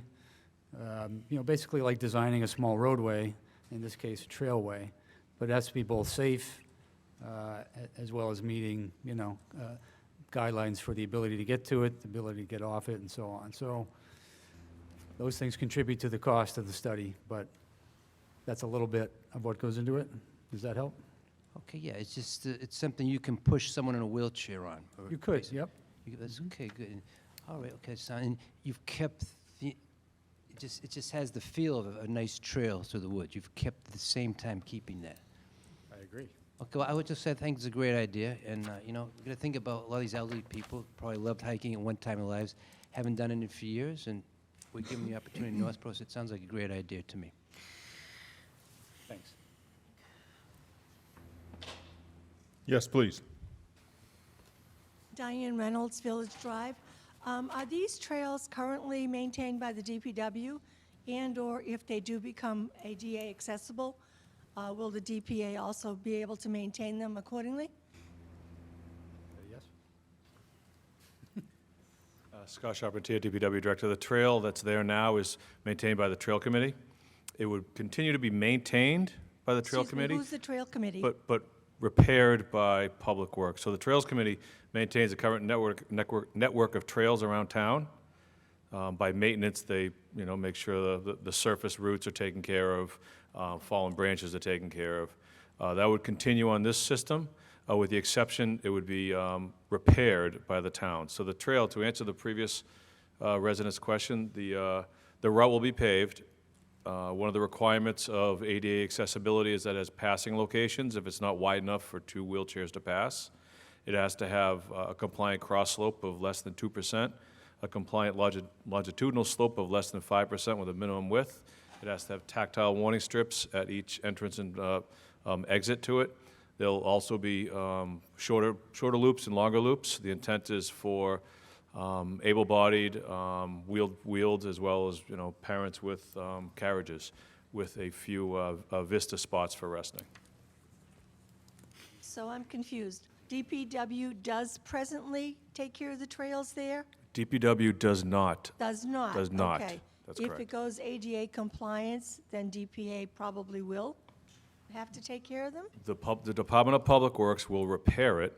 So in the event the asphalt has problems, or there is washout, or tactile warning strip gets damaged due to some vehicle use, the Department of Public Works will repair that, but the general maintenance of it, meaning, picking up trash or a small branch falls across it, the Trails Committee would take care of that. We've had instances in the past where large trees fall across trails, and it's not a safe operation for the Trails Committee volunteers to remove that tree. At that point, the Public Works will come in and assist. I'm sorry, I guess I don't understand. Who is the Trails Committee? Are they town volunteers? Yes. The ones that usually use those trails and walk around with the seniors and that kind of group? They maintain the trails around town. So the Okay. little trail markers you see on the trails, they maintain those symbols. They maintain the trails to make sure they're clear of vegetation. Okay, and the I like. walk the streets, I don't walk the trails yet. Okay, thank you. I do streets.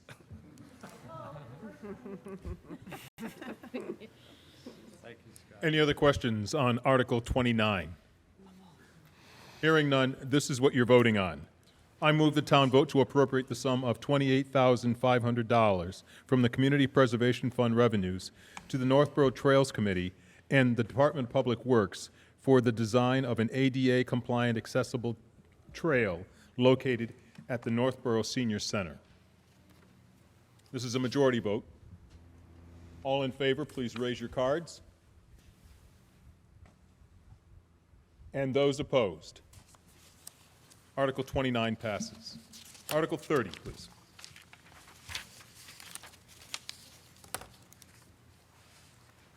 I move the town vote to appropriate the sum of $55,849 from the Community Preservation Fund revenues, $813 from the Community Preservation Open Space Reserve Fund, and $76,996 from the Community Preservation Unreserved Fund, for the total sum of $133,658 to the Northboro Trails Committee and the Northboro Department of Public Works for the preliminary design of pedestrian access over the Assabet River Aqueduct Bridge. Second? The motion has been made and seconded. Okay, hang with me, people. This is the best one. Check out that picture behind me. I had never seen this before. That is how the Aqueduct Bridge looked in 1899, when people could walk across it. Of course, it wasn't as much overgrowth, there wasn't as much other stuff there, but completely clear and clean. Our mission is to get it back to that state. Not much has happened in 100 years, but 30 years ago, believe it or not, there was a feasibility study, and that one didn't go very far. So we start, but really in the last decade, behind the scenes, Trails Committee, Open Space Committee, our town planner have been working hard to find a way to open this up again to people to walk across it safely. In recent years, you may have noticed that you can legally walk on the aqueduct path now. In the north side of town, you may be walking, dog walking, skiing as it goes up toward Berlin, and at the south end of town, starts along Bartlett Street, ultimately goes under Route 20, and I think a lot of you know these areas. The MWRA is the boss here of the aqueduct, and they had to allow actual pedestrian access on those parts of the trail, but the connection in the middle is our beautiful aqueduct bridge. So we've been working hard at this, and this is the first phase, and I regret it's another design study, but this is a bigger one. We really have to do more detailed structural analysis of the bridge to determine what we're going to need to make it safe. There are overhead utilities, they have to be moved, and you know that's going to be expensive. There is site planning, project management, and budgeting that has to go on, and a lot of permitting, again, with the MWRA. So, again, this phase brings us to a point where we know what it's going to cost, we know where to go for grant funding that could contribute to the cost of the next phase, hopefully getting to building it, and CPA will be there for the next phase of that as well. Once again, this is going to be a key part to meeting some of our master plan goals. If you could walk across this, many people would connect it from one part of town to the other. You can get to the Edmund Hill Woods area more easily on foot. Just any more activities that you could do to connect yourself between parts of town. So, big project, but if you look at the vision of making that aqueduct more than a pretty picture, this is going to be great. So we need your support. Thank you. May I hear from the Appropriations Committee on Article 30, please? Mr. Moderator, the Appropriations Committee voted unanimously to recommend approval of this article. And may I hear from the Financial Planning Committee, please? Mr. Moderator, the Financial Planning Committee unanimously recommends approval of this article. Thank you. Mr. Foraker, you got your batteries back. I did. When I go back, I'm going to have to put the plug back in. Question, who owns the aqueduct? The MWRA. I'm sorry. The MWRA. Okay, Massachusetts I just wanted you Water to repeat Resources. that. Why are we doing a feasible study or any kind of a study on something that we don't own? Number one. Number two, it's still in use, if I'm not mistaken. It's not in use. As Where's an the aqueduct? Where's, As an aqueduct, you mean, or as a? yeah, No, it's not in use. it's not in use. Then why isn't the MWRA taking care of that project? It's not on their budget? No, I think with The due respect, CPAs, they all the money that we give to the CPA, and you're going to spend it on something that don't belong to us. That's what I'm getting at. but the That land, aqueduct Yeah. comes from Berlin and heads all the way over, or actually it comes from Clinton and heads all the way over into Framingham. Am I correct? correct? And that work that they did over off of Cedar Hill Road and dug that thing way down, that's all part of the aqueduct. So we don't use this thing. Where is the water coming from to go to Boston? There's an alternate. I'm sorry, I source can't now. hear you. There's an alternate source, but you're not voting on how to get your water. Just to be clear. You know, you make a good point. The MWRA is not easy to deal with. It's a state entity. Well, then let's start working with them. We are working We with don't, them. we don't need to be spending our money, which is taken from the taxpayers and put Right. into the CPA fund. But- We don't need to be taking our money and putting it into something that we don't own. We need to take our money if we want to walk across it. Bottom line. Then we'll walk across it. You can't do it Without legally. spending any money, and we'll have somebody dive off into the mud that's in the bottom. I hope not. Over here, please. Norm Corbin, 35 Whitney Street. Hi, Norm. I'm certainly in favor of this because of its historical nature. But it is listed on the National Register of Historic Places. Because it's listed on the National Register, there's opportunity for 50% grant funding from the state to support some of this project. So it doesn't fit in right now with the initial request, but as we go forward with any work, I think we really need to look at what the state can help us fund for supporting this project. Absolutely, thanks. Yes. Ashley Davies, 168 South Street. Just really excited for this project, and I do work for the state, and I just wanted to say if you want anything done in a really timely manner, trying to get MWRA to do this is never going to happen. I mean, this is not in their, this is not something that they do, and just allowing residents to walk on the aqueduct was a big step for them. So us taking our money and making this happen is really something we're doing to improve our town, and with work that we want to have done downtown, this could be a really nice connection for walkability from downtown to the aqueduct. So it's a really exciting project, and I hope that everyone supports it. Thanks, Ashley. Thank you. One last question. Yes. Yeah, Rüdiger Volk. I love history and I love this bridge, absolutely. The one question is probably there cannot be put signs on that everybody who walks there is under its own responsibility, and whatever happens at their fault. That would be one part, and the other one, I repeat myself with the question is there any idea how much it would cost in total when we subtract then 50% off? So is there any idea when we vote for the first part, what comes as a second part then? It's a valid question. It is, without doubt, the building of the accessibility in the next phase will be more than this phase. But I think, again, with the opportunity to get matching grants that aren't our money, we're going to keep it manageable. So it's another time when I had a tough time with this one. This is a big number for what appears to be just the first phase. But there's a lot to this to get it right. It's frustrating that it's taken this long. But it is the right way to go, because we can't move it forward if we don't. And it's been a goal in town for many years. So I think you got to look to the end result, beautifying that area, and not just having it, gather dust. I think it's a good thing. Okay, this is what you're voting on for Article 30.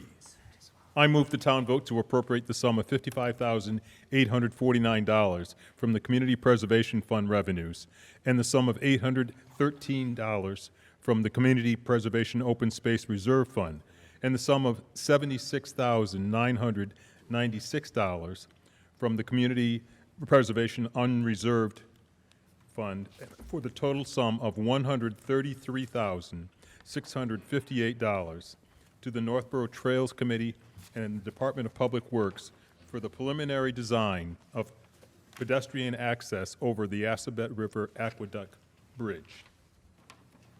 This is a majority vote. All those in favor, please raise your cards. And those opposed? Article 30 passes. Article 31. Apologize for the typo there. That was Article 30, not 29.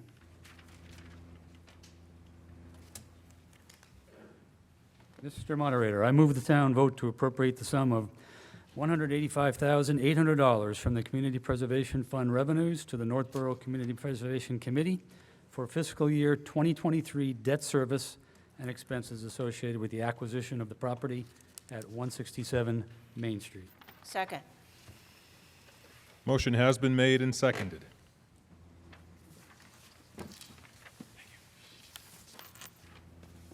Well, White Cliffs was mentioned earlier tonight, and we're here to talk about it again.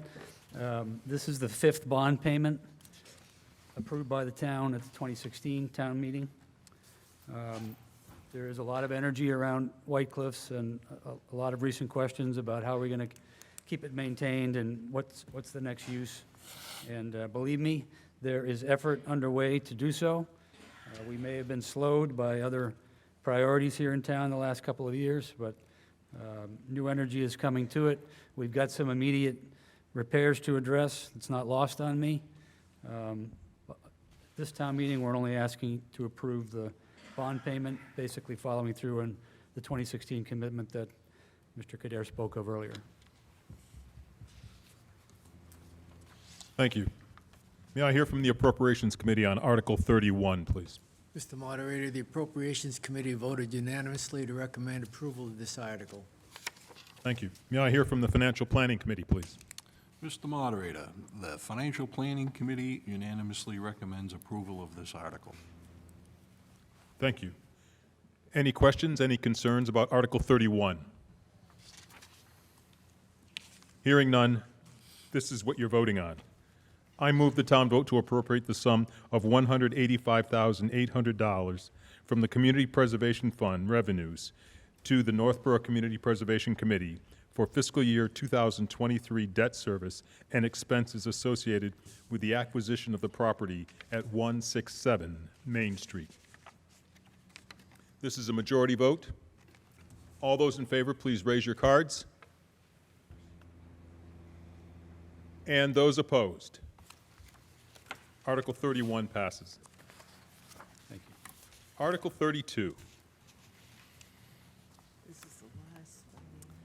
I move the town vote to appropriate the sum of $37,500 from the Community Preservation Fund revenues to the Northborough Community Preservation Committee for expenses associated with the implementation of the Community Preservation Act, including but not limited to clerical assistance, office supplies, property surveys, appraisals, attorney's fees, other professional services, recording fees, printing, and all other necessary and proper expenses for the fiscal year 2023.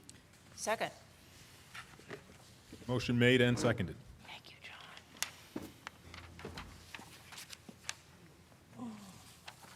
John. So just a reminder, by law, the CPA legislation allows up to 5% of new revenues to be put aside for operating expenses. We do sometimes use these funds for feasibility studies and related things, and we may be doing that again quite soon. So if they're not spent, they go back into the unreserved savings, just so you know, and that's been the tradition. Because it's called an administrative account, if the moderator will indulge me for just a minute, I wanted to personally thank those who have helped us administer CPA most here in Northborough. And the first person is our former town planner, Kathy Jubert, who was right along with us from 2005 until now. Without her guidance, it would have been very, very difficult. She helped us along the way and got us to where we are.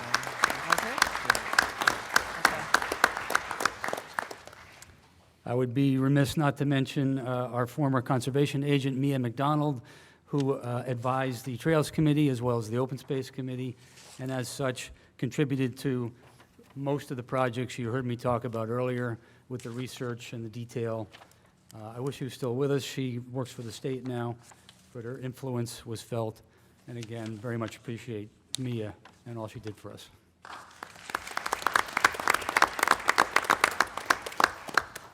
And finally, our town administrator, our board of selectmen, all of the other not volunteers, but all of the other staff in town who has helped us pull off Zoom meetings upon Zoom meetings and figuring out how to get through the last couple of years and helping our committee in particular. I am very grateful to all of them.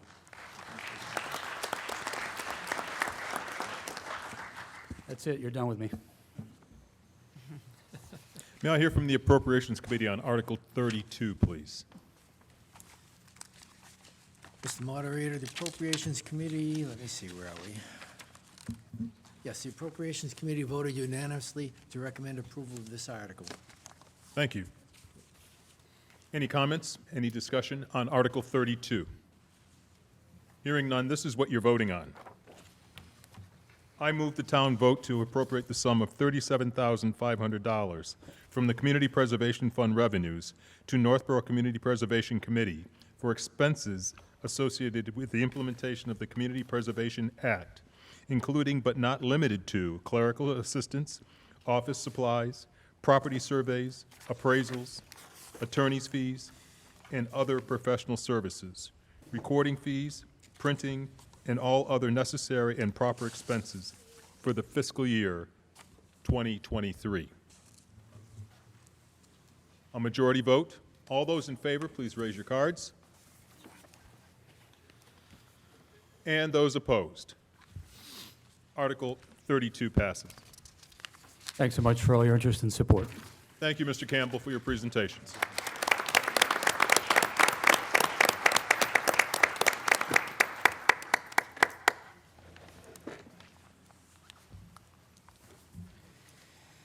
Article 33, zoning bylaws, section 7-09-040, signs. I just have a quick question for you, Mr. Moderator, before I begin. I can't hear you. Oh, you can't hear me in the microphone? Can you hear me now? I can hear you now. I just had a quick question because we're closing in on 10 o'clock. Do you want me to keep going, or are we going to take a vote to go past 10?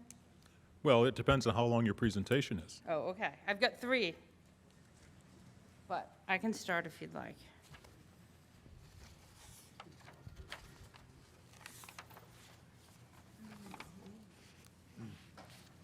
I move the town vote to amend parts. Oh, actually, I wanted to say one thing first.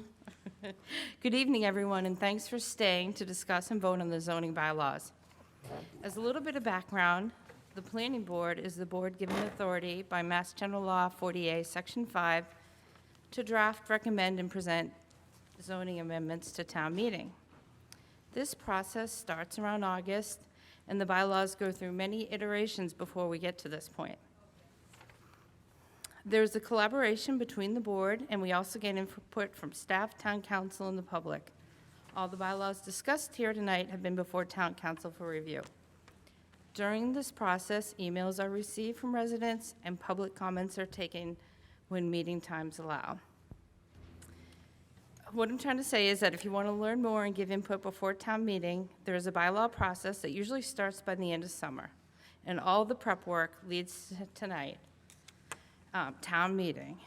Thanks for being here tonight, and I want to start by making a motion. I move to the town vote to amend Part 7 of the Northboro Town Code, the Northboro zoning bylaw, Section 709-040 signs, by deleting the text shown in strike-through and adding the text shown as underlined, as set forth in the warrant.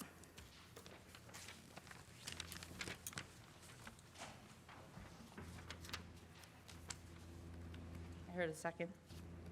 Second. I have not heard a second. Was there a second? Second. Thank you.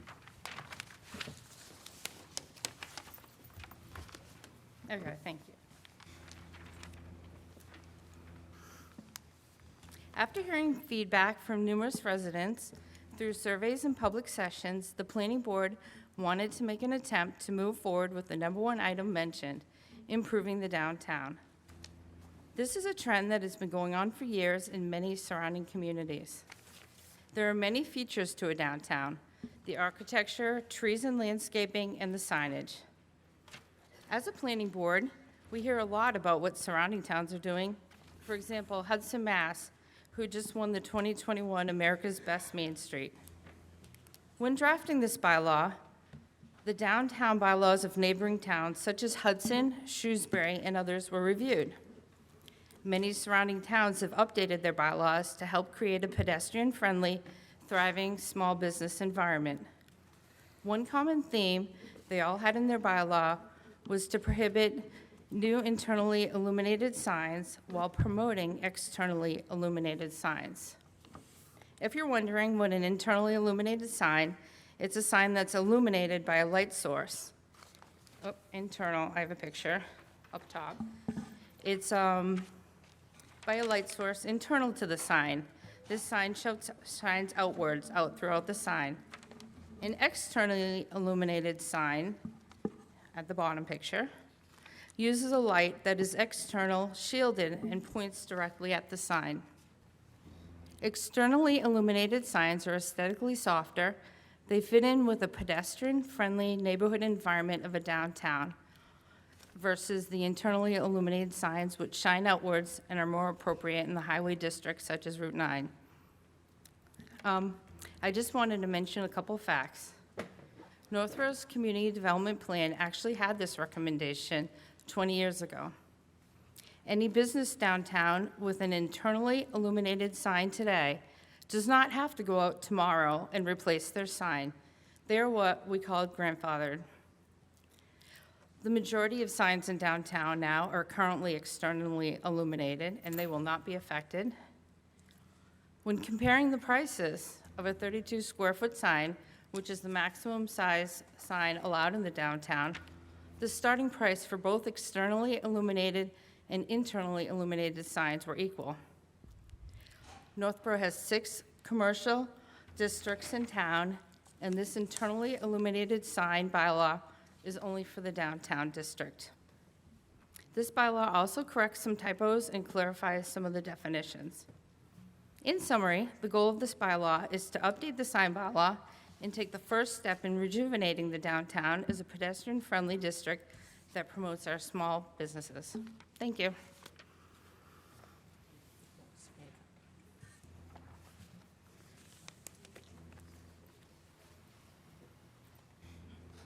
Thank you. May I hear from the Municipal Code and Bylaw Committee on Article 33, please? Mr. Moderator, There you are. Hi. Mitch Cohen, 12 Whitney Street. I chair the Municipal Code and Bylaw Committee. The Municipal Code and Bylaw Committee does not recommend Article 33.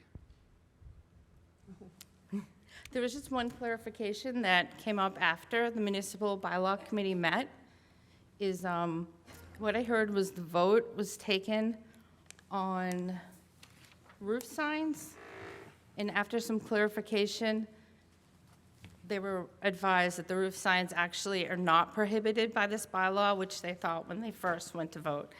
So I don't know if Mr. Cohen wants to speak to it, or? If I could, Mr. Moderator, that's generally accurate. We received a staff memo, which we discussed at our meeting when we were reviewing this article. The staff memo said clearly that this article would prohibit roof signs. We were concerned about the impact of new prohibitions of any type of sign, particularly roof signs, on existing and potentially new businesses. So ultimately, we did unanimously vote to not recommend this article. We recognized that some of the staff involved were brand new to the town, that there was a possibility that additional information might be conveyed. Some additional information was later conveyed. Unfortunately, it was too late for us to have a subsequent meeting. Clearly, the vote to not recommend stands. There might be additional information, perhaps, that the building inspector or planning staff might be able to offer on that. Thank you. And the planning board, I assume I know the answer, but I'm asking the question anyway. Yes, the planning board recommended to approve this bylaw. Are there any questions on Article 33?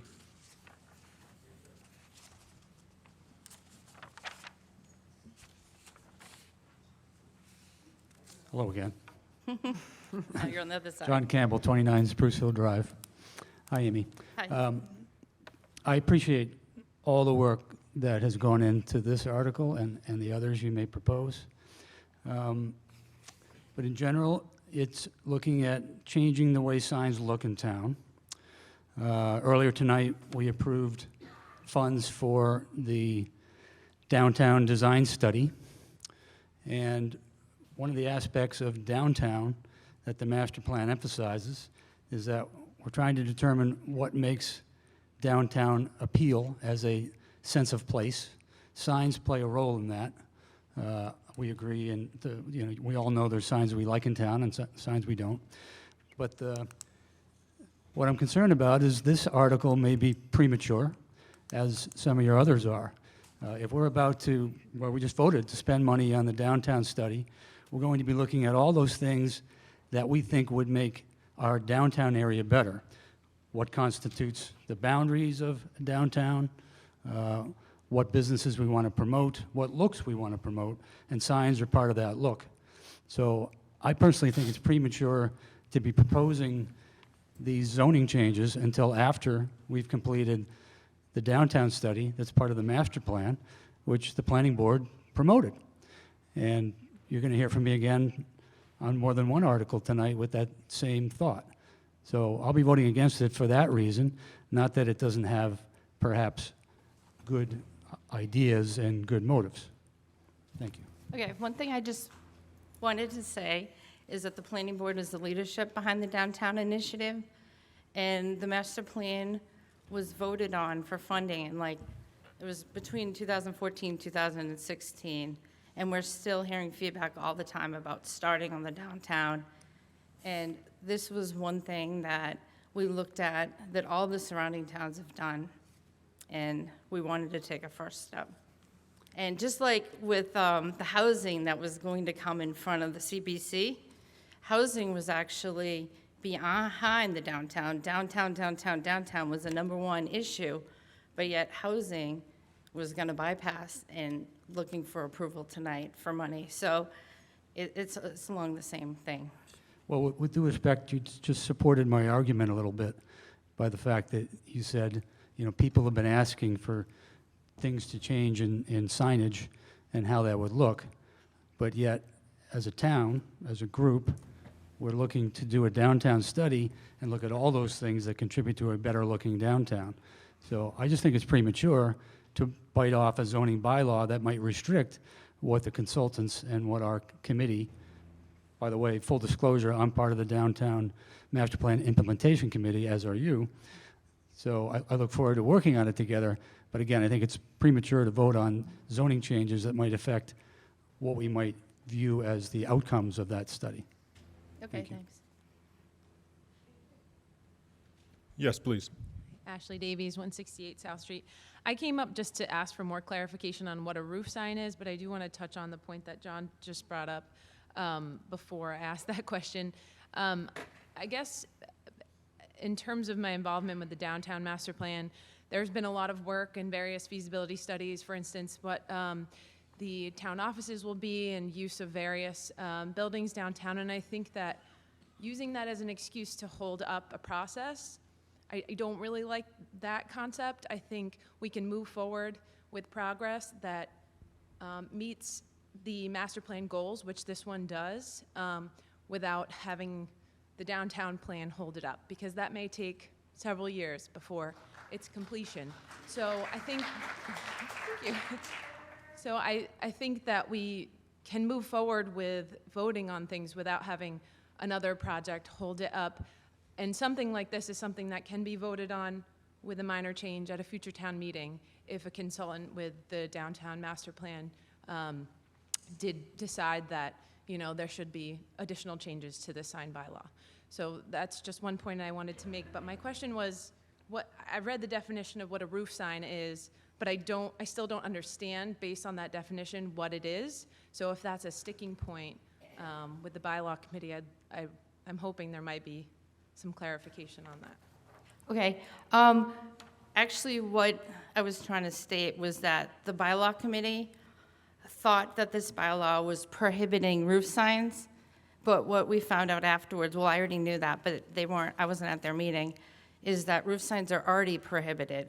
So this bylaw tonight is not prohibiting the roof signs because they were already prohibited before the bylaw committee met.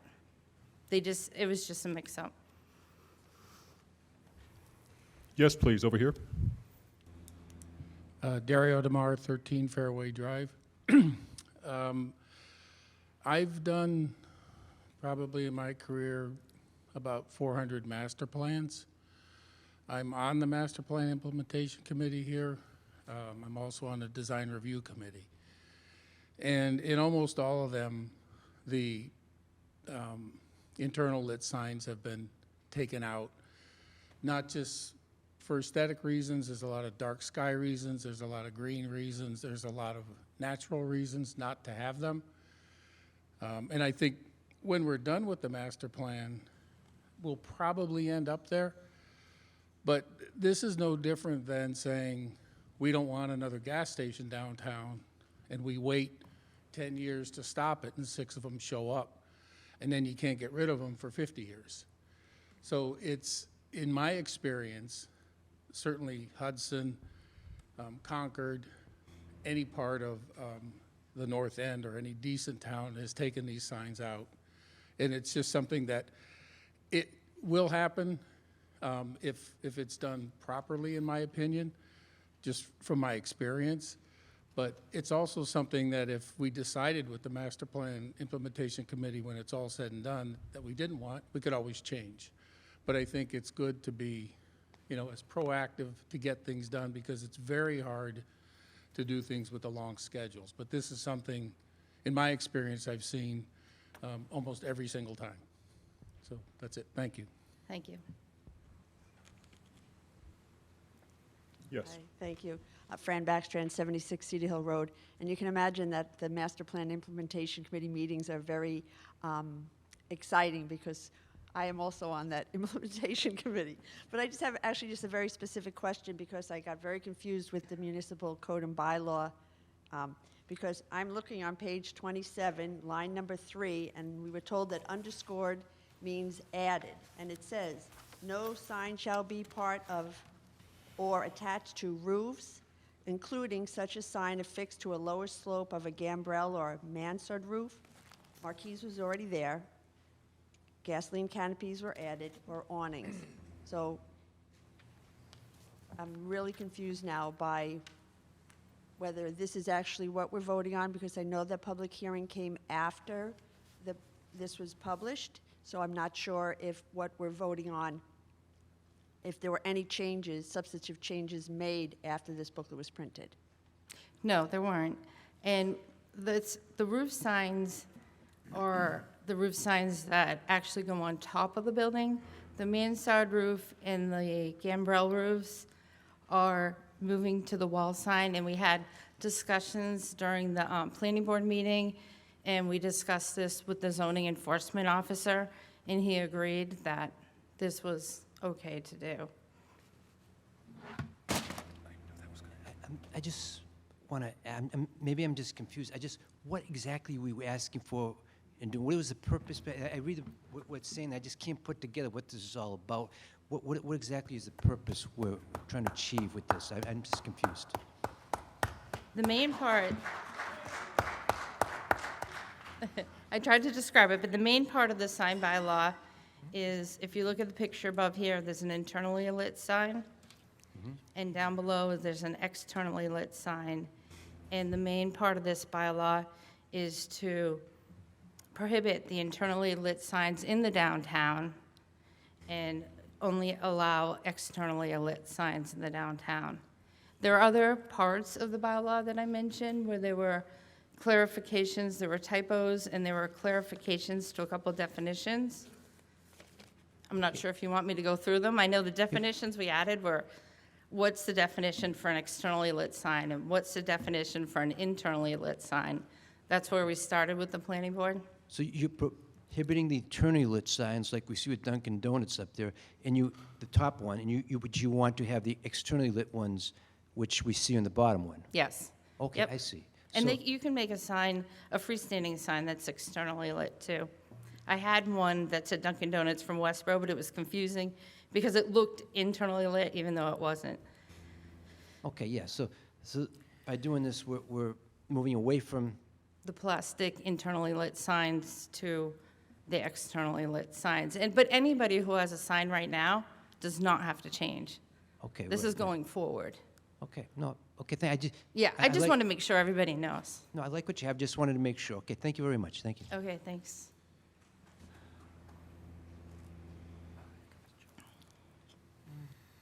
Hi, Fred.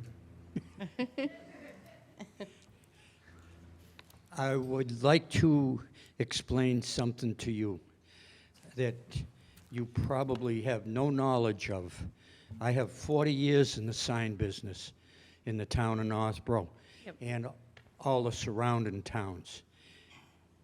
In the 40 years that I've been in the sign business, the building inspectors would always come to me and talk to me about the problems with the signs. I was the only guy in town that could answer the questions. Now, here we are, 40 years later, on my 5th group of planning board members trying to correct the sign bylaws. The last time that we did this, Fred Farnsworth was here in town, Bill Farnsworth, and him and I sat down and came out with a lot of different things and plans. The plans that we came out with were to try to get the town to look uniform. And in doing so, we decided how to go about doing it. We removed a lot of the problems with the new bylaw. And first of all, you're showing other people's towns there. That bottom sign is, I think, a Westboro sign. And they have some good bylaws over there, too. But the difference of what I'm understanding and what you're trying to do is to create a whole new town. And if you take a look at the work that's been done in this town since the last bylaws were passed, everything is pretty uniform. If you look at all the plazas, Northboro Shopping Plaza, all uniform signs with the exception of one.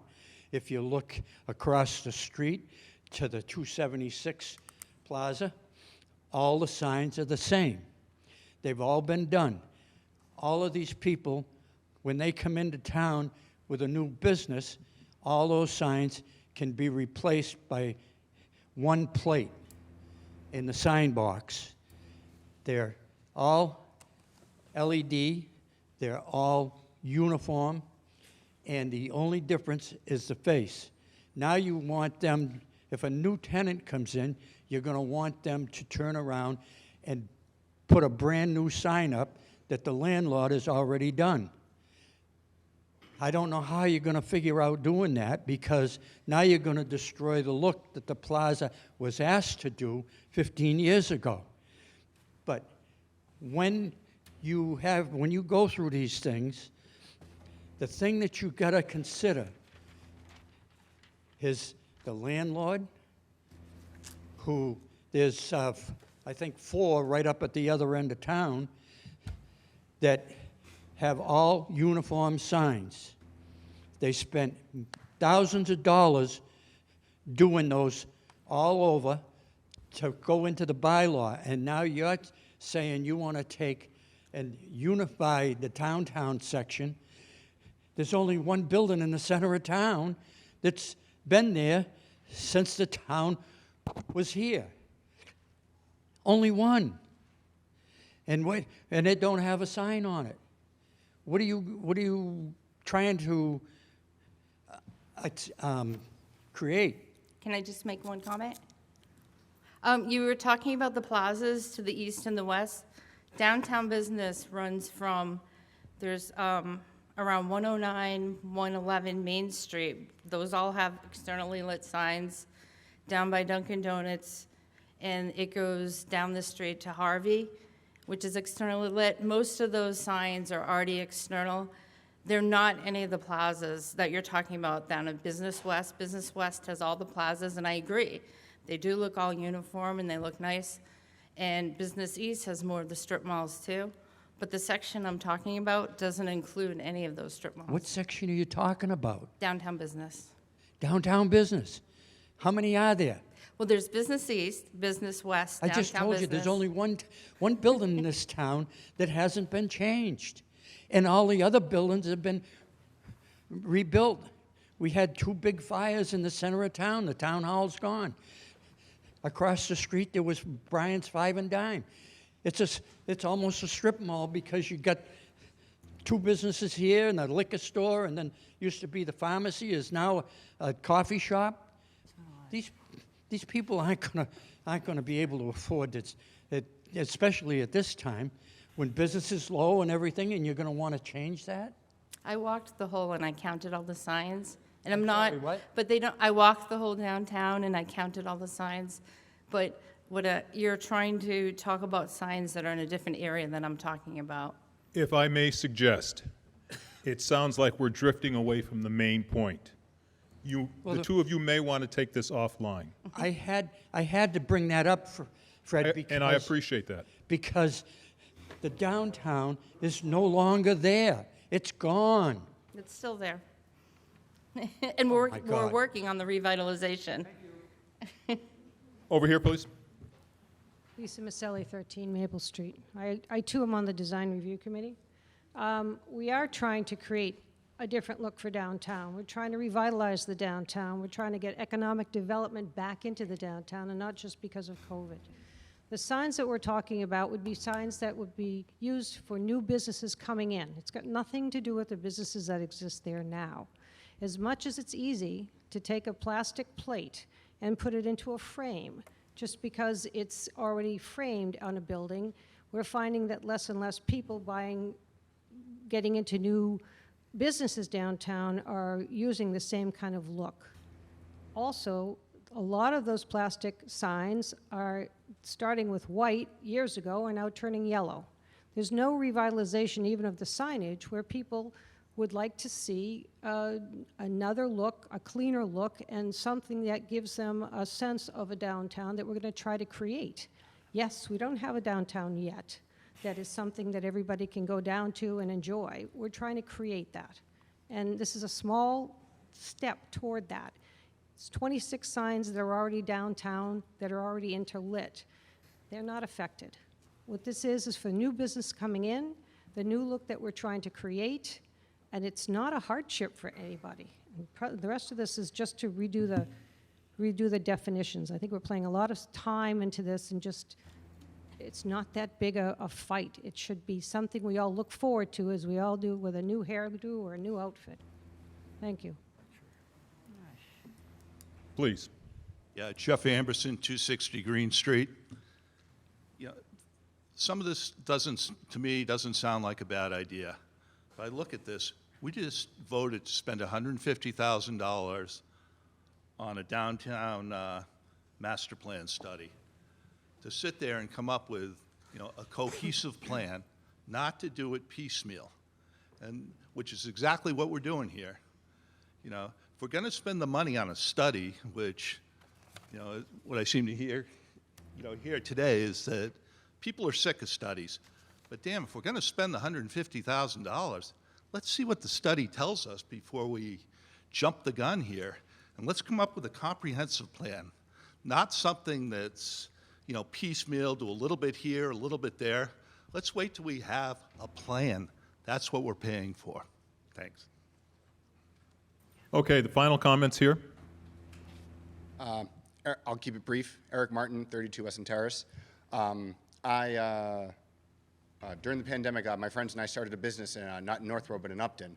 And Upton has a recent mandate for externally lit signs. And we complied, and it looks great. You're going around, it looks great. I totally understand what you're trying to do. To the comment of adjusting bylaws, there is no dollar value assigned with us for the town changing these bylaws. So if the study comes in and says you should do it this way, we will change it and do it that way. So thank you very much. Thank you. I mentioned earlier, sir, that was the last question, okay? Thank you so much. There's been plenty of discussion. This is what we're voting on for Article 33. I move the town vote to amend Part 7 of the Northboro Town Code, the Northboro zoning bylaw section 7-09-040, signs, by deleting the text shown in the strike-through and adding the text shown as underlined, as set forth in the warrant. This is a 2/3 vote. All those in favor, please raise your cards.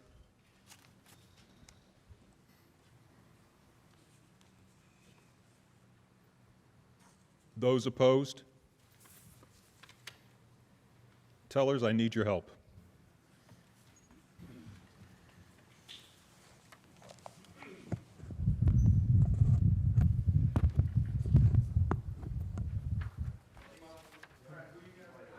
I'll call it.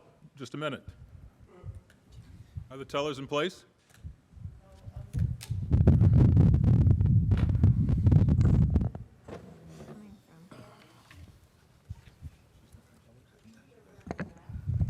They're coming down now, Virginia. Okay.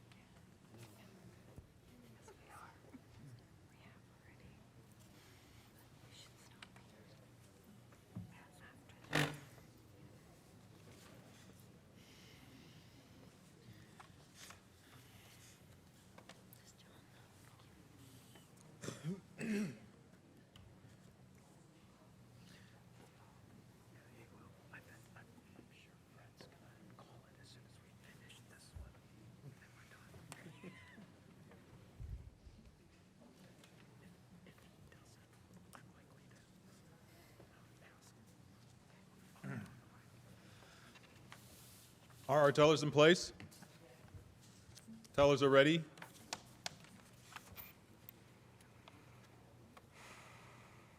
I'm just waiting for a teller to get across the back.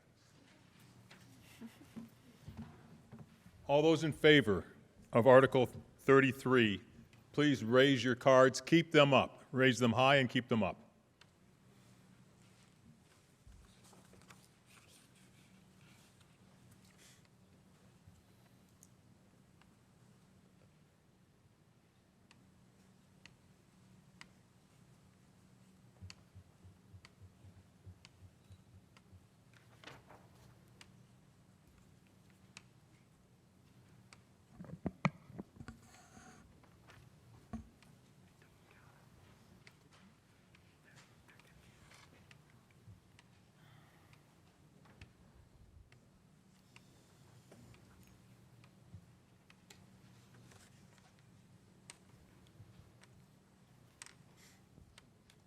Do we have the numbers? Yes. Oh, they're reporting them to you, right? Could you report out your numbers, please? I have 4 votes plus 9 makes it 5. Thank you. You say that one more time, please? 4 votes plus 9 makes it 5 votes. 5 votes. And 8 votes plus 9 is 9. Was that 8 plus 1? 9 total, thank you. 5. And another 5? Yes. Thank you. Over there? Okay. 6, thank you. 23. 23, correct? And right over here? 19. Okay, everyone's been counted. Cards down, please. Those opposed to Article 33, please.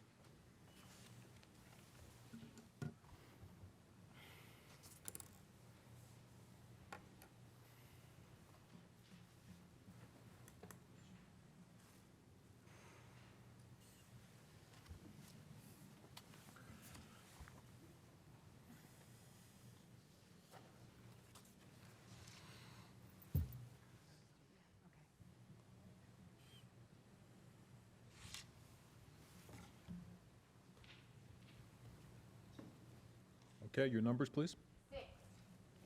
6. Yes. 22.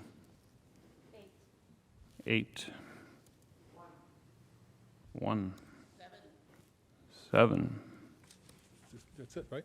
That's it. Thank you. And 9.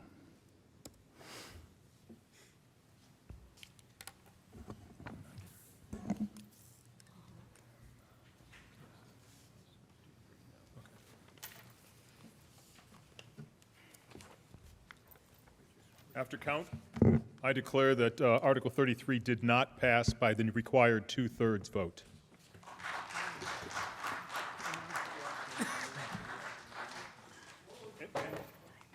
Just one moment, please.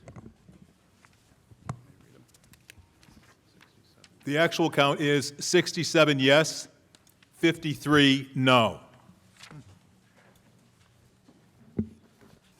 Okay, thank you. Just gonna find my motions.